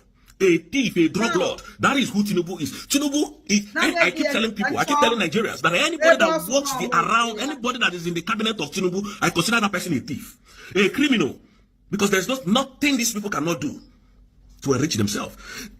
The Nigerian government can never be for the citizens. It's impossible. Nigerian government can never fight for the citizens. All they do is that if you are coming up to defend your people, they set you up. Pay millions of dollars to stop whatever you are doing. The declaration on the 2nd of December was planned by this Oluwole Mba because Ogenkere is related to Oluwole Mba. So look at what this idiot animal is doing, coming on social media to tell you, oh, the prime minister of the Biafran government in exile spoke through his lawyer that he should talk to the Biafrans. Exactly what they are doing to Mazi Nnamdi Kanu in Nigeria. All of you remembered when they said, oh, Mazi Nnamdi Kanu wrote letter in DSS dungeon that sit at home should stop, that if sit at home, that he doesn't want people to do sit at home again. And now we asked him, we asked those lawyers, they were saying this, go and ask Mazi Nnamdi Kanu when he's coming out from the DSS dungeon. Which day is that place, his house now? Has he And then made my life DSS custody his permanent residential all the home? right Let us ask Mazen Nandekano. They didn't come back again to give us also feedback. on our phone. And now that is the same thing Ogen Kere is doing. Confusing and lying to people, deceiving people because he's working with the Nigerian terrorist government. He has collected $150 million. Not Naira, I'm not talking about Naira. And Nigerians are hungry. And you want us to keep quiet not to say it. Nigerians are hungry.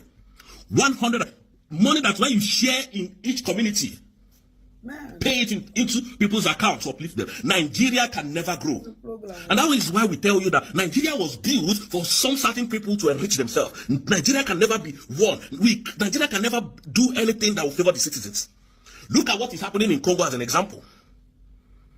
The three US citizens that were there, Joe Biden, that left yesterday, called the Congolese president and said, look, release these 3 American people. Release them. That is how a government should fight. But in Nigeria, opposite is the case. Kill them. That is what they know how to do best. Thank God for Tinubu coming as the president. We wouldn't have known these great men that we call great men. We wouldn't have known that they are just Afonshi. We wouldn't have known that they are traitors. The pastors, all the ministers, people we respected, people we hold to high esteem. We wouldn't have known that they are all criminals. Ndioshi. We wouldn't have known. Thank God. Great men have fallen. Thank God. The lawyers, the judges, we now know who they are. They are animals. Thank God. Look at your CGN of Nigeria today. Somebody who is not credible. A thief. Anybody, because they all know their secrets. So Nigeria can never work. So they have $150 million to pay to somebody to stop the declaration of Biafra by every means necessary on the 2nd of December 2024. And yet Nigerians are hungry.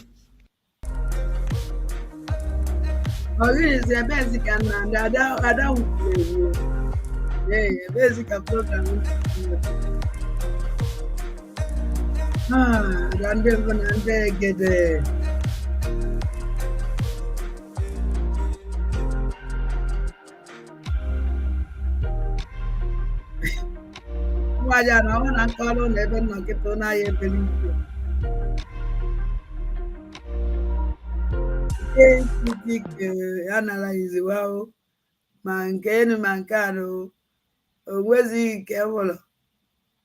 Imaginez une boutique prête à vendre, remplie de produits à succès, soigneusement sélectionnés pour vous. Oubliez les formations interminables. Avec Ecom Starter, vous êtes opérationnel en un rien de temps. Pas besoin de savoir coder ou de maîtriser.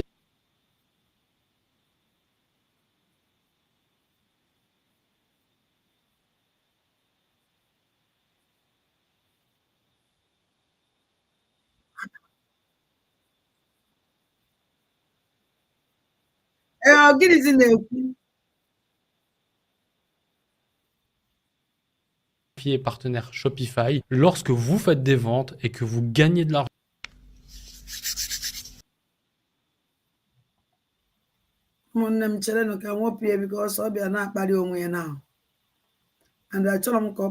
Too much. Program Jime, this Lozali now na tamusu to kwanka. So Jime life keta kama maze board. No wonder Pitamba was bragging. Oh, Naira, like this. About Naira, and Nigerians are hungry. And you want us to keep quiet not to say it. Nigerians are hungry. 100 money that when you share in each community, pay it into people's accounts to uplift them. Nigeria can never grow. And that is why we tell you that Nigeria was built for some certain people to enrich themselves. Nigeria can never be one. Nigeria can never do anything that will favor the citizens. Look at what is happening in Congo as an example. The three US citizens that were there, Joe Biden, that left yesterday, called the Congolese president and said, look, release these 3 American people. Release them. That is how the government should fight. But in Nigeria, kill them. That is what they know how to do best. Thank God for Tinubu coming as the president. We wouldn't have known these great men that we call great men. We wouldn't have known that they are just Afonshi. We wouldn't have known that they are traitors. The pastors.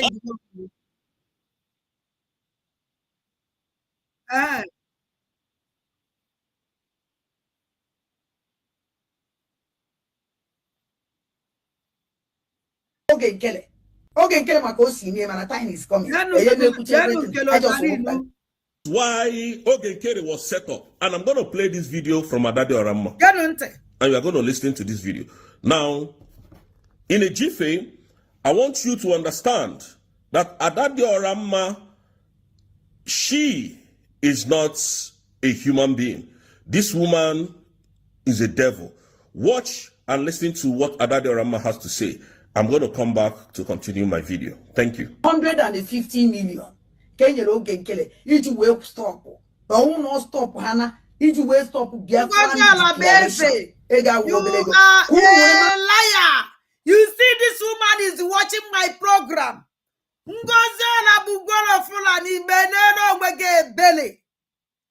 see, you watching my program.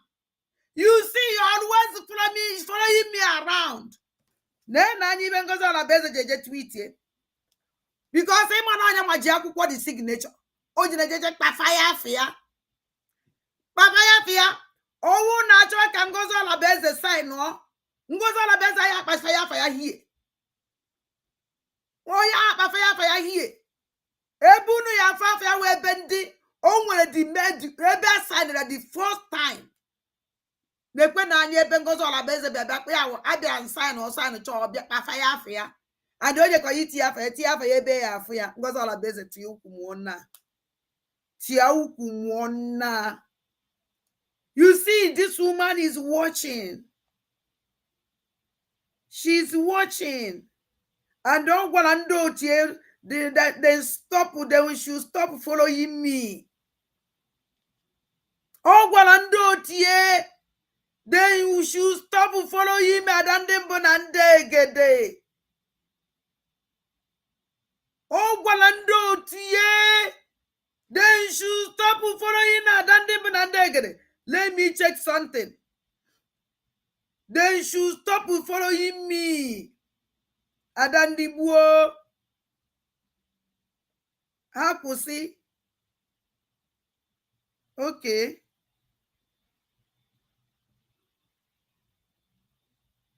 I'm going to eventually check.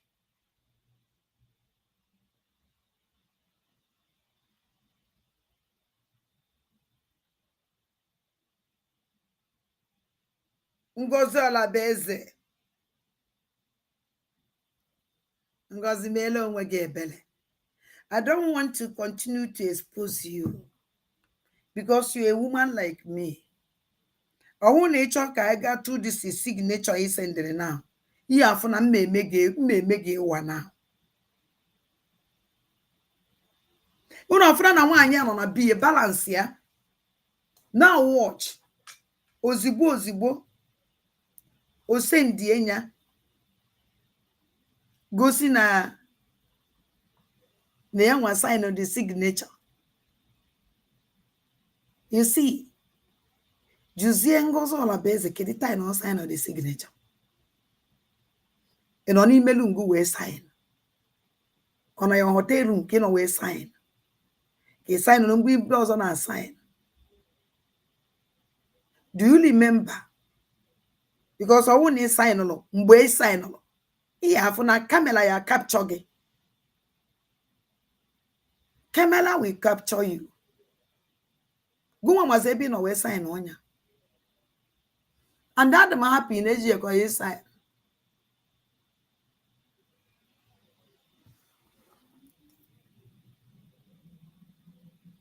You see?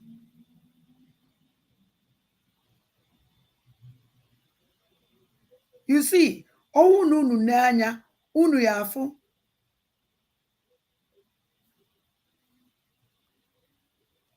Nene.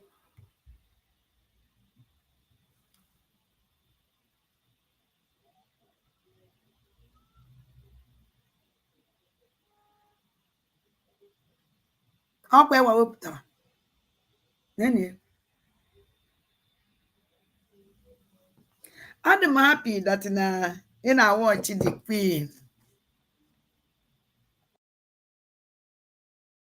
I'm happy in our watch Queen of Biafra. It was Kwalando to go follows in him.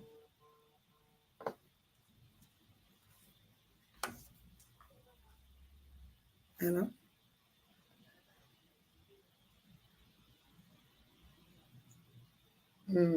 Yeah. Thank you. Chelen. Campus to your own.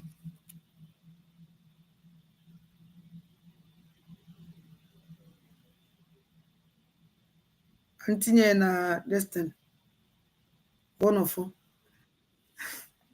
Ngaza la vezi. Ipuluvru na we problem. Delege. And now we are with the wanya mili. Na we reach to this extent. Kampuluvru no. Na Ngaza la vezi is watching this program. And Oma. Then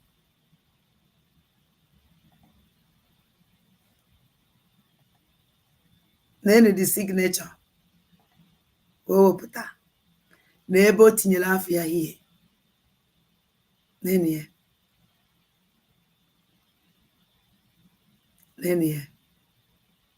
I don't know sign in na hotel room. Yawa mambo sign. Then signature here. Because no sign no mgbe mu nwa ji akwụkwọ afọlọm ya. Eya meku na afọm o sign. So yawa mazi no sign na hotel room yo. O kita nkwure ka o jeje wepụta sign no. Wele post oke we meju ahịrị okwu nda. So nsi ya na chiema. Then like me ya no adokwa m happy o. Okay, wepụtakwala ụnọ. Ngozi na beze sign na akwụkwọ declaration. Ụnọ afugo ya nwa onye post like this. Ngozi na beze didn't sign declaration paper. Ngozi na beze mana asị ya wepụta ya eji the copy. Then I go say a best signature. She didn't sign. Omu onye hand. Chikwenu nwayo nnem chikwayo. Adaji nwayo. Oh, ne always what I did. Calm down. If I had easy. No. I had easy. I go not easy. Yeah, you will put this thing up. You don't have worry on wiggy. On I get a maybe was here now, but you will put that. Man, I like it. So to a new put and those at one key will put that. Mboba to be so soon account. Ne so poor. Ejiwe kpodo gen kele no be. Achonki woputa kwore. Emo edum ina edum bone woputa things. Now signature abato obi afu be here. Egbago in social media. This signature now. Ejibe ye mi fa chori iji eme. Iwoputa go in social media.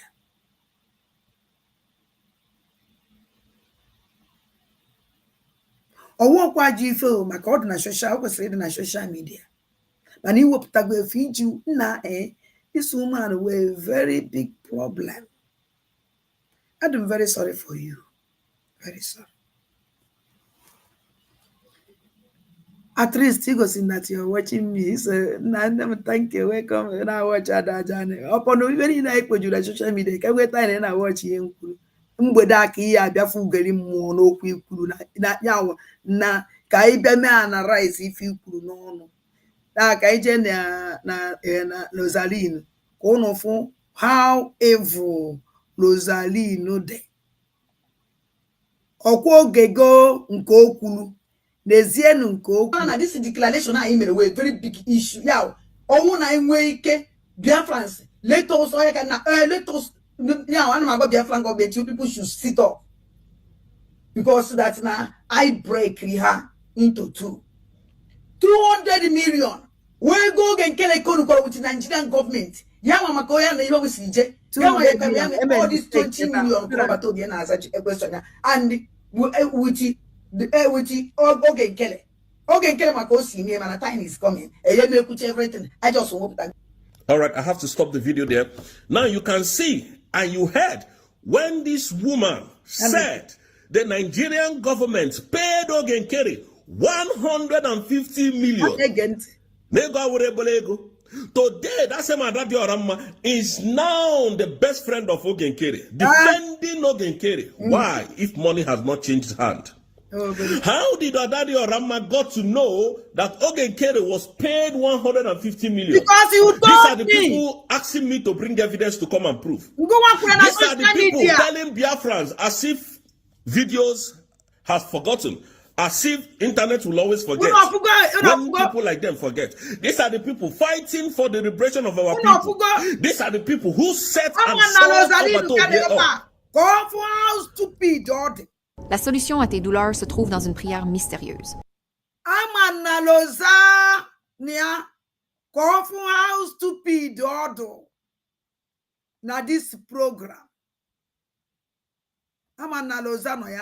Tu veux connaître le secret? Après que mon oncle ait passé une semaine en...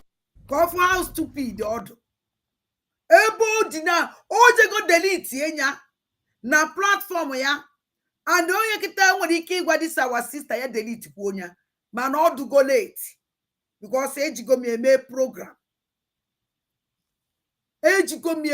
program so even if she take it out or na my own life program.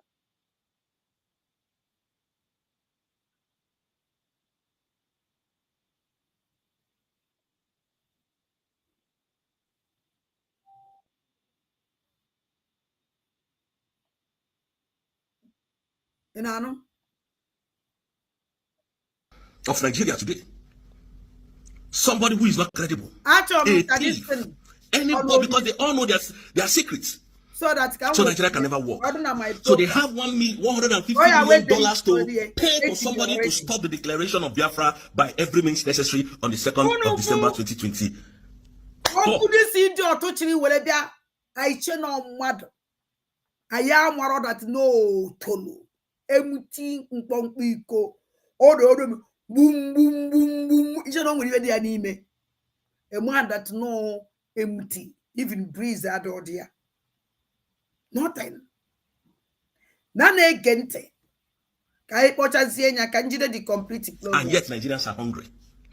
But they need to complete the program. Nigerians are hungry. Went on the road for protest. Most of them are still languishing in prison today. Most of them are still detained in prison today. And Ogenkere has the audacity. Ogenkere went to carry document and send to the Finnish authority that he doesn't know how this money came into his account. That it seems Prime Minister is into money laundering. Simon Ekpa is demolishing them in court. And that is why you cannot see Musa in Finland. That is why you cannot see the Nigerian government in Finland to come and defend the allegations over Simon Ekpa. They want him back to Nigeria. This is our sister use. You think Finland are stupid? You think you are, because this my sister, I know somebody I will know on my program. Ojo will let you know on easy. The person break the record. What put out the matter? Breaking news for my sister. Or we use wonya. We may ife. We may. Oh no, break here. Legimu wele me. I come on wonya up the news. Onya koji we when onya up the news we may program. Wonder shall never end. You see, even in Nandane, me chobana for gonna go jawalo. Ebe this man who delete ye. Mboku makadisi ego. What is a team nisi? You was a Biafra so German Kamisini mala. Now money a change go hand. Chalang will a time and akoka. I don't have time. They can say anything they want to say. It's not my business. I don't even care. I don't even understand. I can't even walk unkota. Ebeka Lozali no pugo. Rosa be careful how you are following yourself. Each only bring Gadandem down by all means. Look at how you are following yourself. Let me tell you something. I can be an illiterate in English, but I pay for this bread. Yeah, we for the here. Because the man that I'm going to go here. You should know a car and I forget me. After my name, why not go when you to get this as a smart man? If not gonna smart again. Smart. You just make cleaning in office 2 hours job. Even if you're smart, you don't pretend. You use your smartness well matter. Your smartness, and you think better kage. Diegi na cleaning.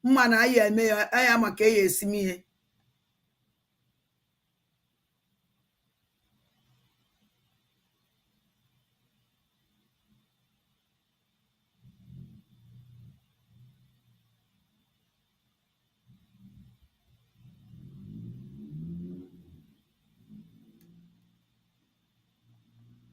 So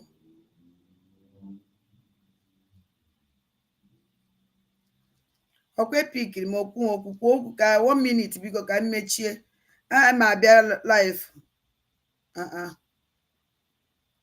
ka kale obido kwa problem ya maka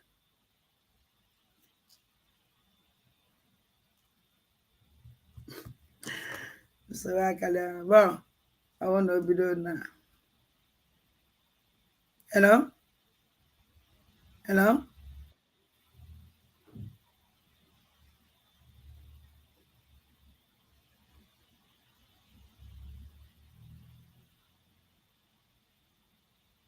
Hello. Beautiful Nancy. Oh, here for Nada, about to go to side. Oh, beautiful Nancy.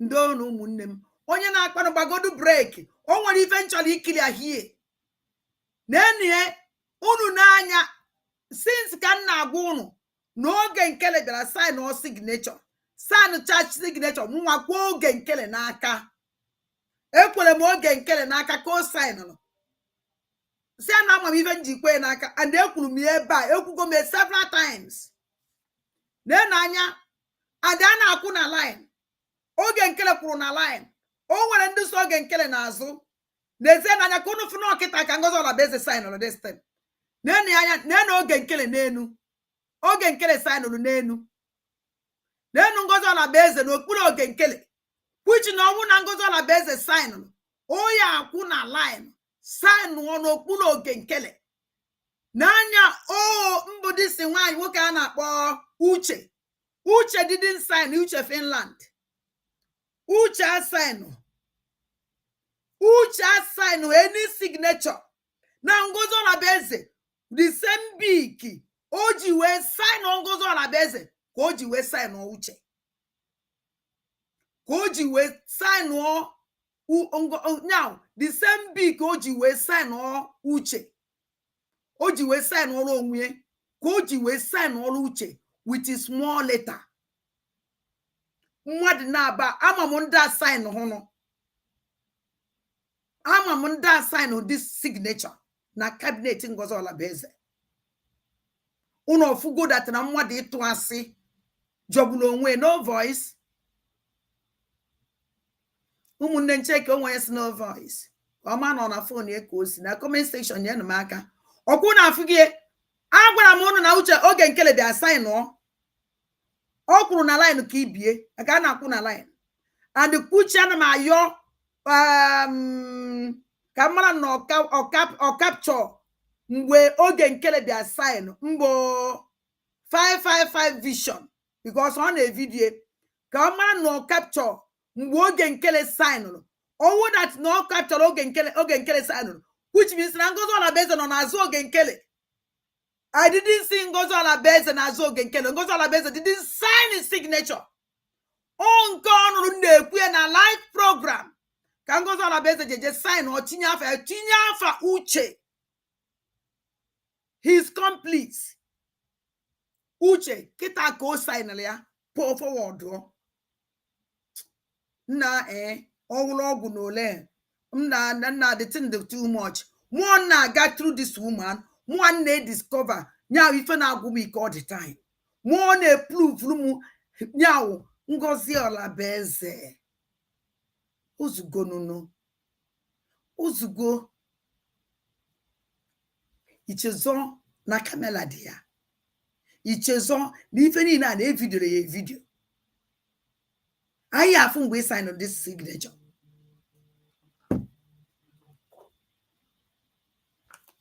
Hello? Yeah. Mm.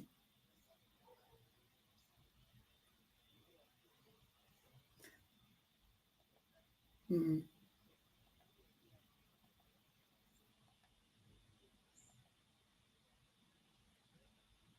Mm. So I don't want to thank you. Mm. Okay, thank you very much. Mm. Mm. I want to thank you very much. So much and happen.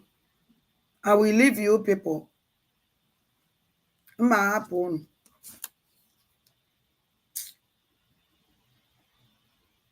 Happen, Majan. I bet this evening, 8 o'clock this night. I got through announcement of Ngozi Olabeze this night. Kai check ife okulu. Then kai me analyze because no one the mother call gwala. And I am one gwala okwu.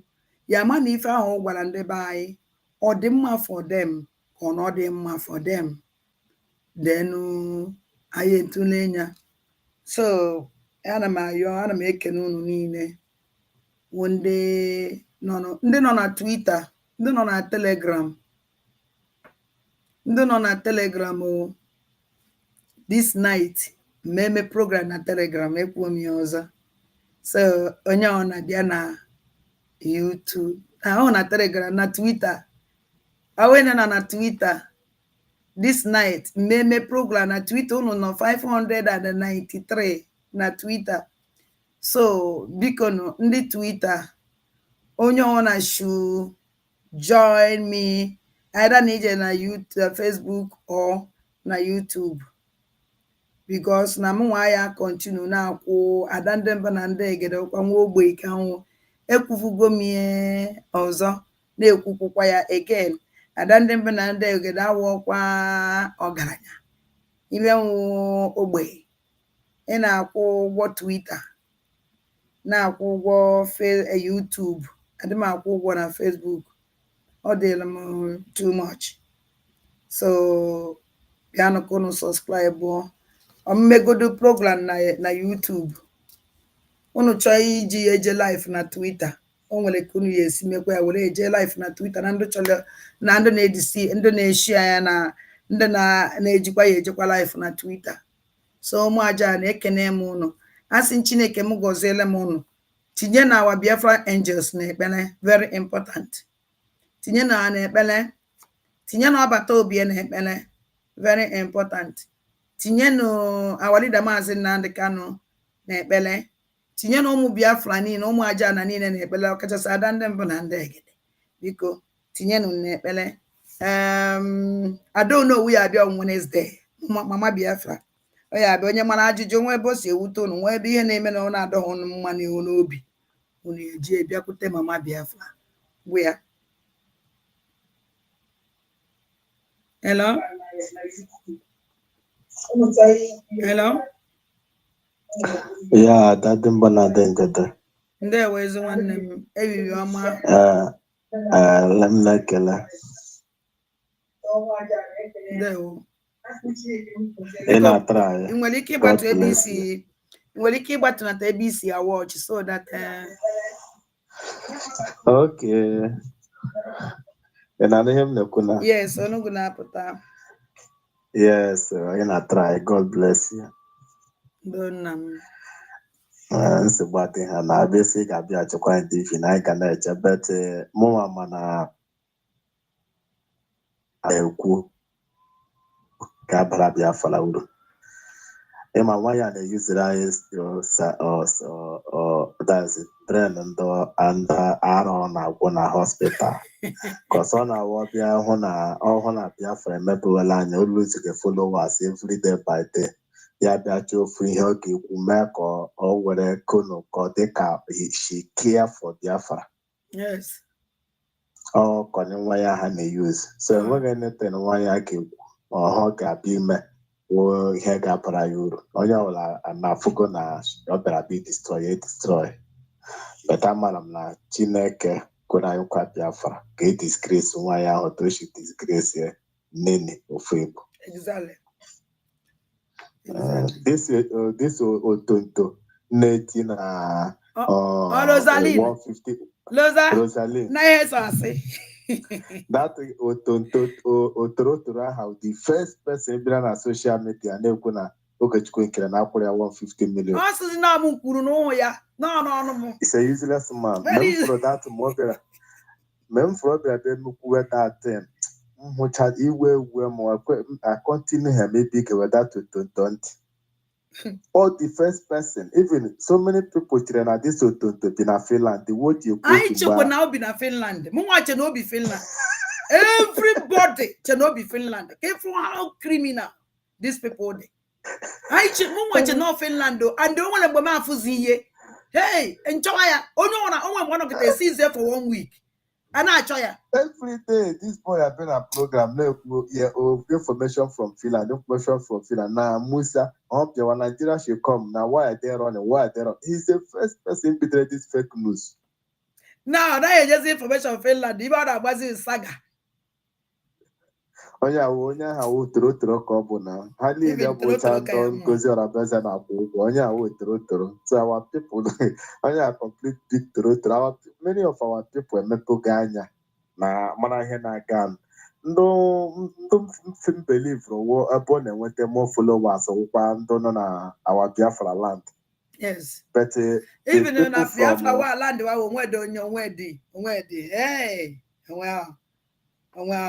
Onye na-ese na Biafra land ndị bai Igbo amara n'ife anya emepego ha ihe niile na-ese ndị obedient na-eso Ngozi Olabeze ya na ndị ụmụ Fulani amụrụ n'ala Igbo ọ maka ịbụrụ jeju na-eso ndị na-efolo Ngozi Olabeze na-abụ all DOS member mba all some of DOS member because you watch ya now eno na okwu there is nothing like IPOB. There's nothing like Eastern Security Network. Unless it's going to have a plan deal. Because you watch it and the IPOB, be doing a meeting in Kahande. Meet and have your code about on social media now. We may want a program can see me. And I have one. Yes. I feel Elena or Tawa our PMH can take go over again. But nobody's listening to those people. They are forgotten people. So, or she forget your IPO because you're forgetting Ngozi Olabeze Fulani. More I believe na the last month Ngozi Orabu Fulani nwere this month and next month. And once onye ga na Ngozi Orabu Fulani again. Our PM. Our PM will see Finland again help extend the our PM continue. That agreement is 6 months. They want to just honor it because of the European Union. Yes. After that 6 months, they will not allow to extend it again because already they will let her partner. Yes. Yeah. Our PM will come out. Nam, thank you very much. Chimugozelenge nona. Chimugozelenge. Kambia kanzuike treat my onumu. Then I abia kaime analysis of ibe ogwara ime maka o nwere ibe ogwara ime anyị abịa ngene ete gbara dị ka o si dịrị anyị ọsị ha na asọmja amụ aja amụ mba nna m thank you Chimgoziele gị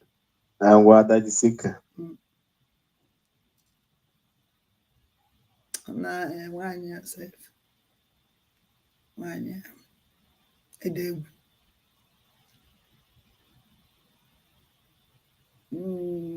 ewo aka nwere mmadụ na-abụ nji ụgwọ kọrọ ee fon m eju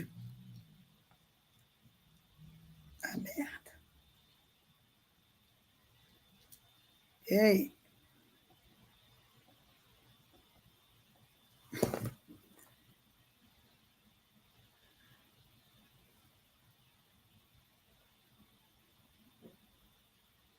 nwanne nchere sama na uche unu dị ya n'ife nkwuru gbasara ụmụ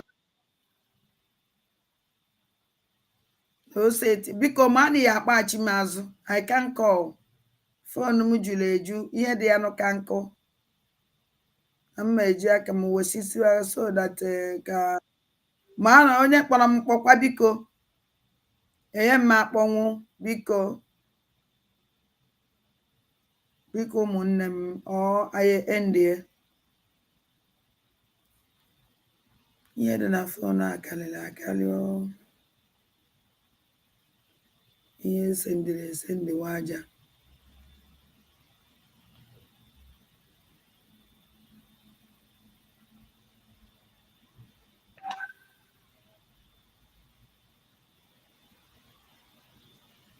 kenye mme okay and try kwazie ewepụgo m ndị ụfọdụ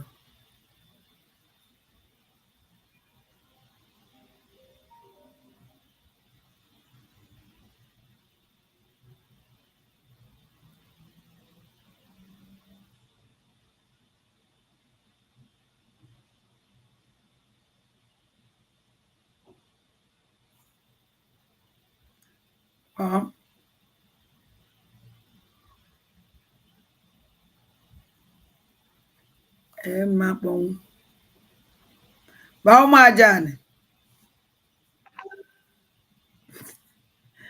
ma hapụ ọnụ maka fon m akpasuo ego m iwe o juru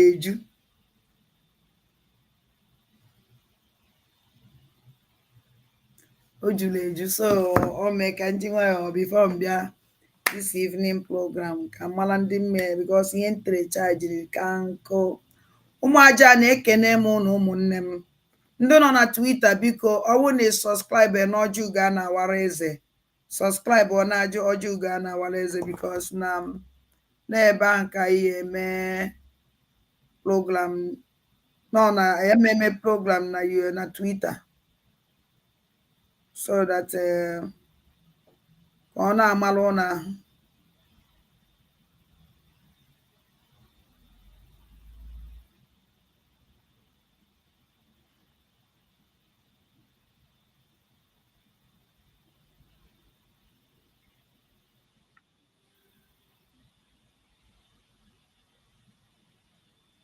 hello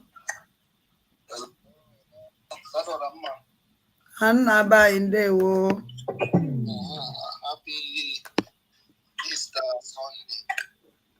ofu ana m enye ofu ibe nna bai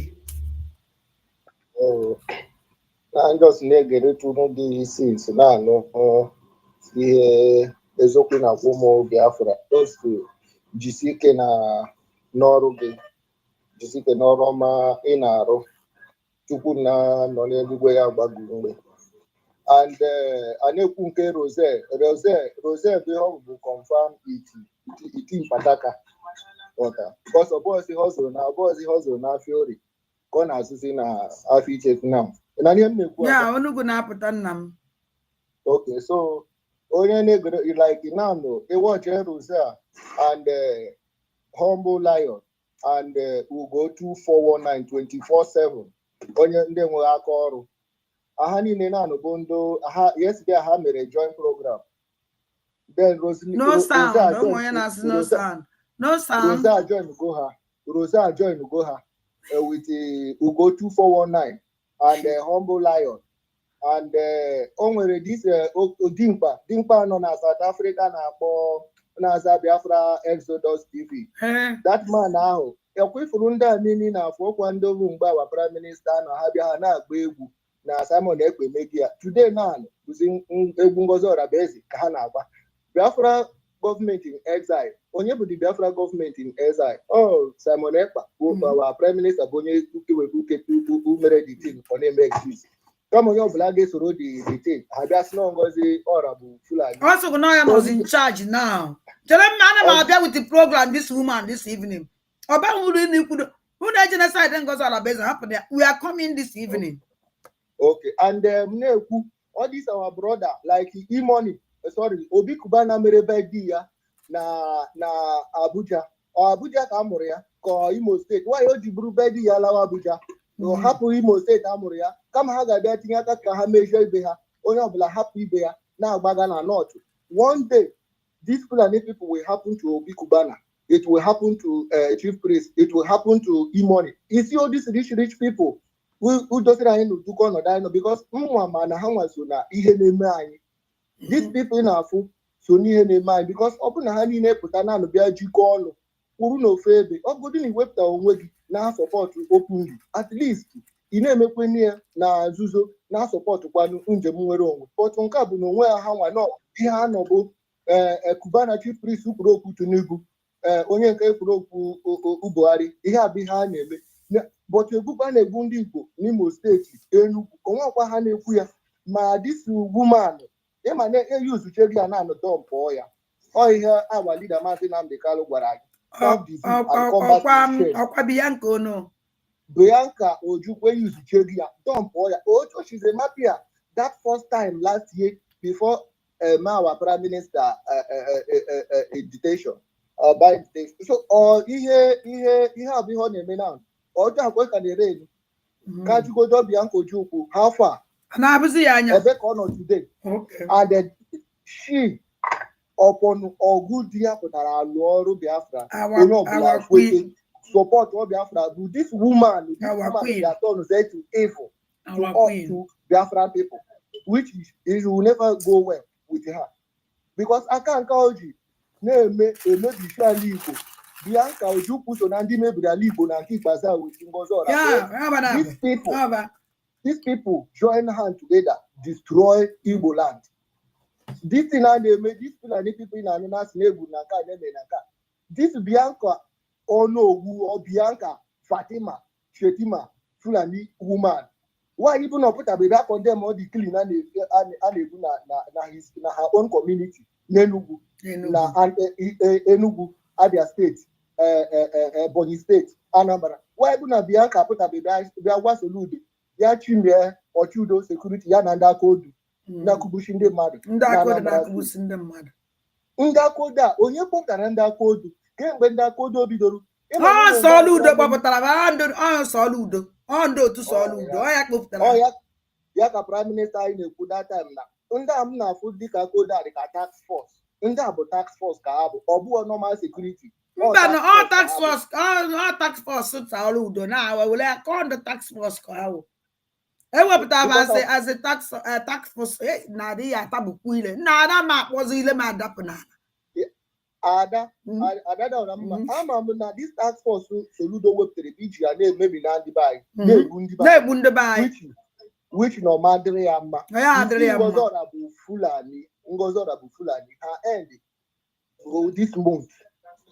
We no go ever hear about Ngozi Orabu. I'm an Andine Ngozi Orabu, Gundo be Rosé, Ondo be that and DOS. I'm an now down in a Bundino. The real Biafrans who mere vote in Waha in a Ngozi Orabu. Onwe onye na-eso Ngozi Orabu. Na ka ihe mmadụ klasi asa amusu nwanyị na France chere nwanyị na France you know that watching you that also they are watching you also watching yourself in the Microsoft. You don't finish.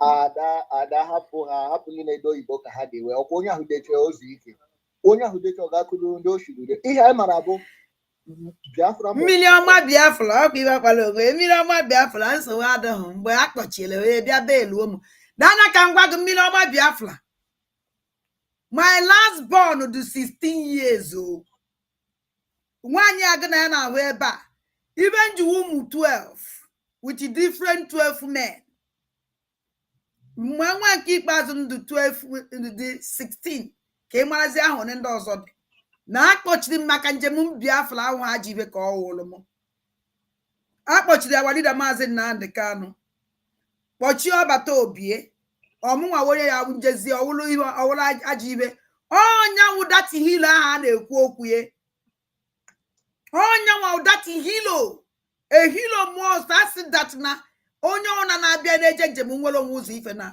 aida na ịnọ na prison ọ na ịnọ na n'inyi ọ nke m ya apụzi iche okay so ọ bụrụ na unu chọrọ na unu chere na unu kwuo ya na ndị bụ na ndị gada ya apụtazi ime life maka na unu kwue ka unu ka mgbakpụ unu hụ ndị ala isi adịghị unu mma ọkwa ala chafụrụ ọnụ ọwụkwa ala na ya wụlọ ọya na-aya mmadụ na nke ahụ nke onye unu metere n'ife unu metere onwe unu awụrọ nwaanyị a na-amaja amaja awụrọ m somebody like that unu amara onye nwụ nna m thank you very much atụpụla ha ndị oji ọnụ atụpụla ha ọnụ dịka ọgwụgwọ ha ndị obi ụtọ ngodo bụ na ebe m fugoro awa kọmanda ọpụtabịakwa okwu being commander general mfụkwa Holy Ghost apụtakwa okwu yes we are moving forward. Holy Ghost okwu okay Holy Ghost yes yeah from okwu n'okwu ugboro ịtọ even okwu Holy Ghost achọrọ m iji bịa itinye na life ka ndị Bible because Holy live many very nice information which our people go see information Holy Ghost to live very important information.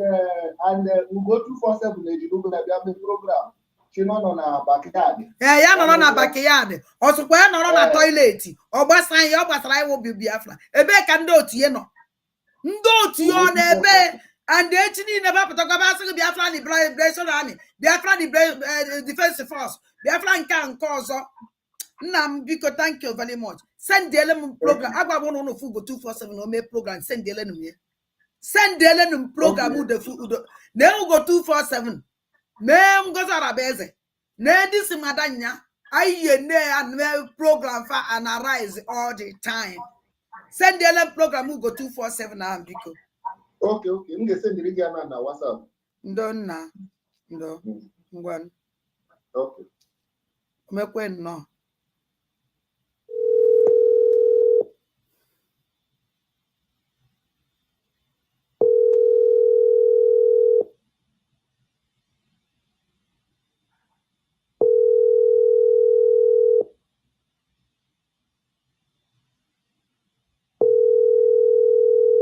ebezi ka ị nọ pike nna ba pike ka ọkwa n'Ista Ista ndị egwu na-agụ n'Ista ndị ụdị egwu na-agụ n'Ista ndị egwu na-agụ n'Ista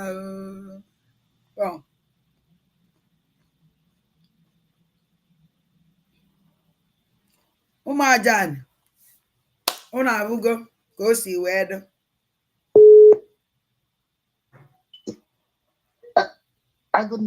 nna biko 1 minute biko 1 minute Although, as him, that is more cable, I Le, Jenna was up, giga for you, who said they I'm like me a mic. Before you may close now, I want me to close kita present yet that in got difference for a ban home and attach. Or then I was up again, I want me with the red, or the very plain. Madam Bao, only while you, Okay, go this chapter of program today about email exposed to the highest level. So, because I will not sign on Bossa, Hogan Kelly, Afia Nazia. Hogan Kelly, we see him, we see her as Hogan Kelly. I can Corona line, Hogan Kelly Corona line, oh no, not Corona line. Rubbish. That day. Get that concept, Yamacone from Moja sign or a sign of Uche. Uche sign one. Uche didn't sign. You can now today 1 hour ago, I'll give me a problem on a watch. You got go to the my attach. You got fear. Jenna was up again. I go when I'm in the buy and watch I can check it. Go sing in the buy. Apocalangapo.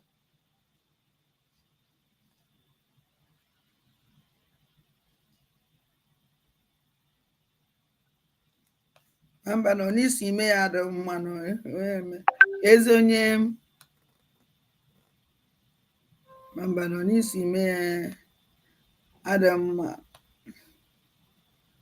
n'isi ime ya adị mma the only thing m emedo even ọdụ free n'anya ọdụ hụ clear so adịrọ the only thing m emedo that na enwe m ike ebe o wepụta gị ụna watch gị eme post ya m etinye na Facebook m tinye na Facebook. I wanna me post the program na Facebook, but not Twitter. They for Twitter. Listen, we can make call tinye na Facebook. Tinye ejikwo na me program something matter. Je go onya wife. Nene ya wife. Fia. Iya afunu ya afọ oge nkele no n'enu because so tell my brother wop time on ina ya odon clear. Odu flu n'anya. Odu flu, very very flu n'anya. Odu flu n'anya. Obish. Ụmụnne m ekene m unu ọzọ. Si Chineke m waala unu ọjị. Chekwala m unu. Ka ọ dị na by 8 o'clock this evening. Ka anyị bịa mee an arise n'ife Ngozi Olabeze gwara ụmụ Ajani, ụmụ Biafra niile mee. Ka anyị mara ka anyị mee analyze gbakọ wopụ mara danger dị na ya wụ ife na danger dị na ya. Ndị ụmụ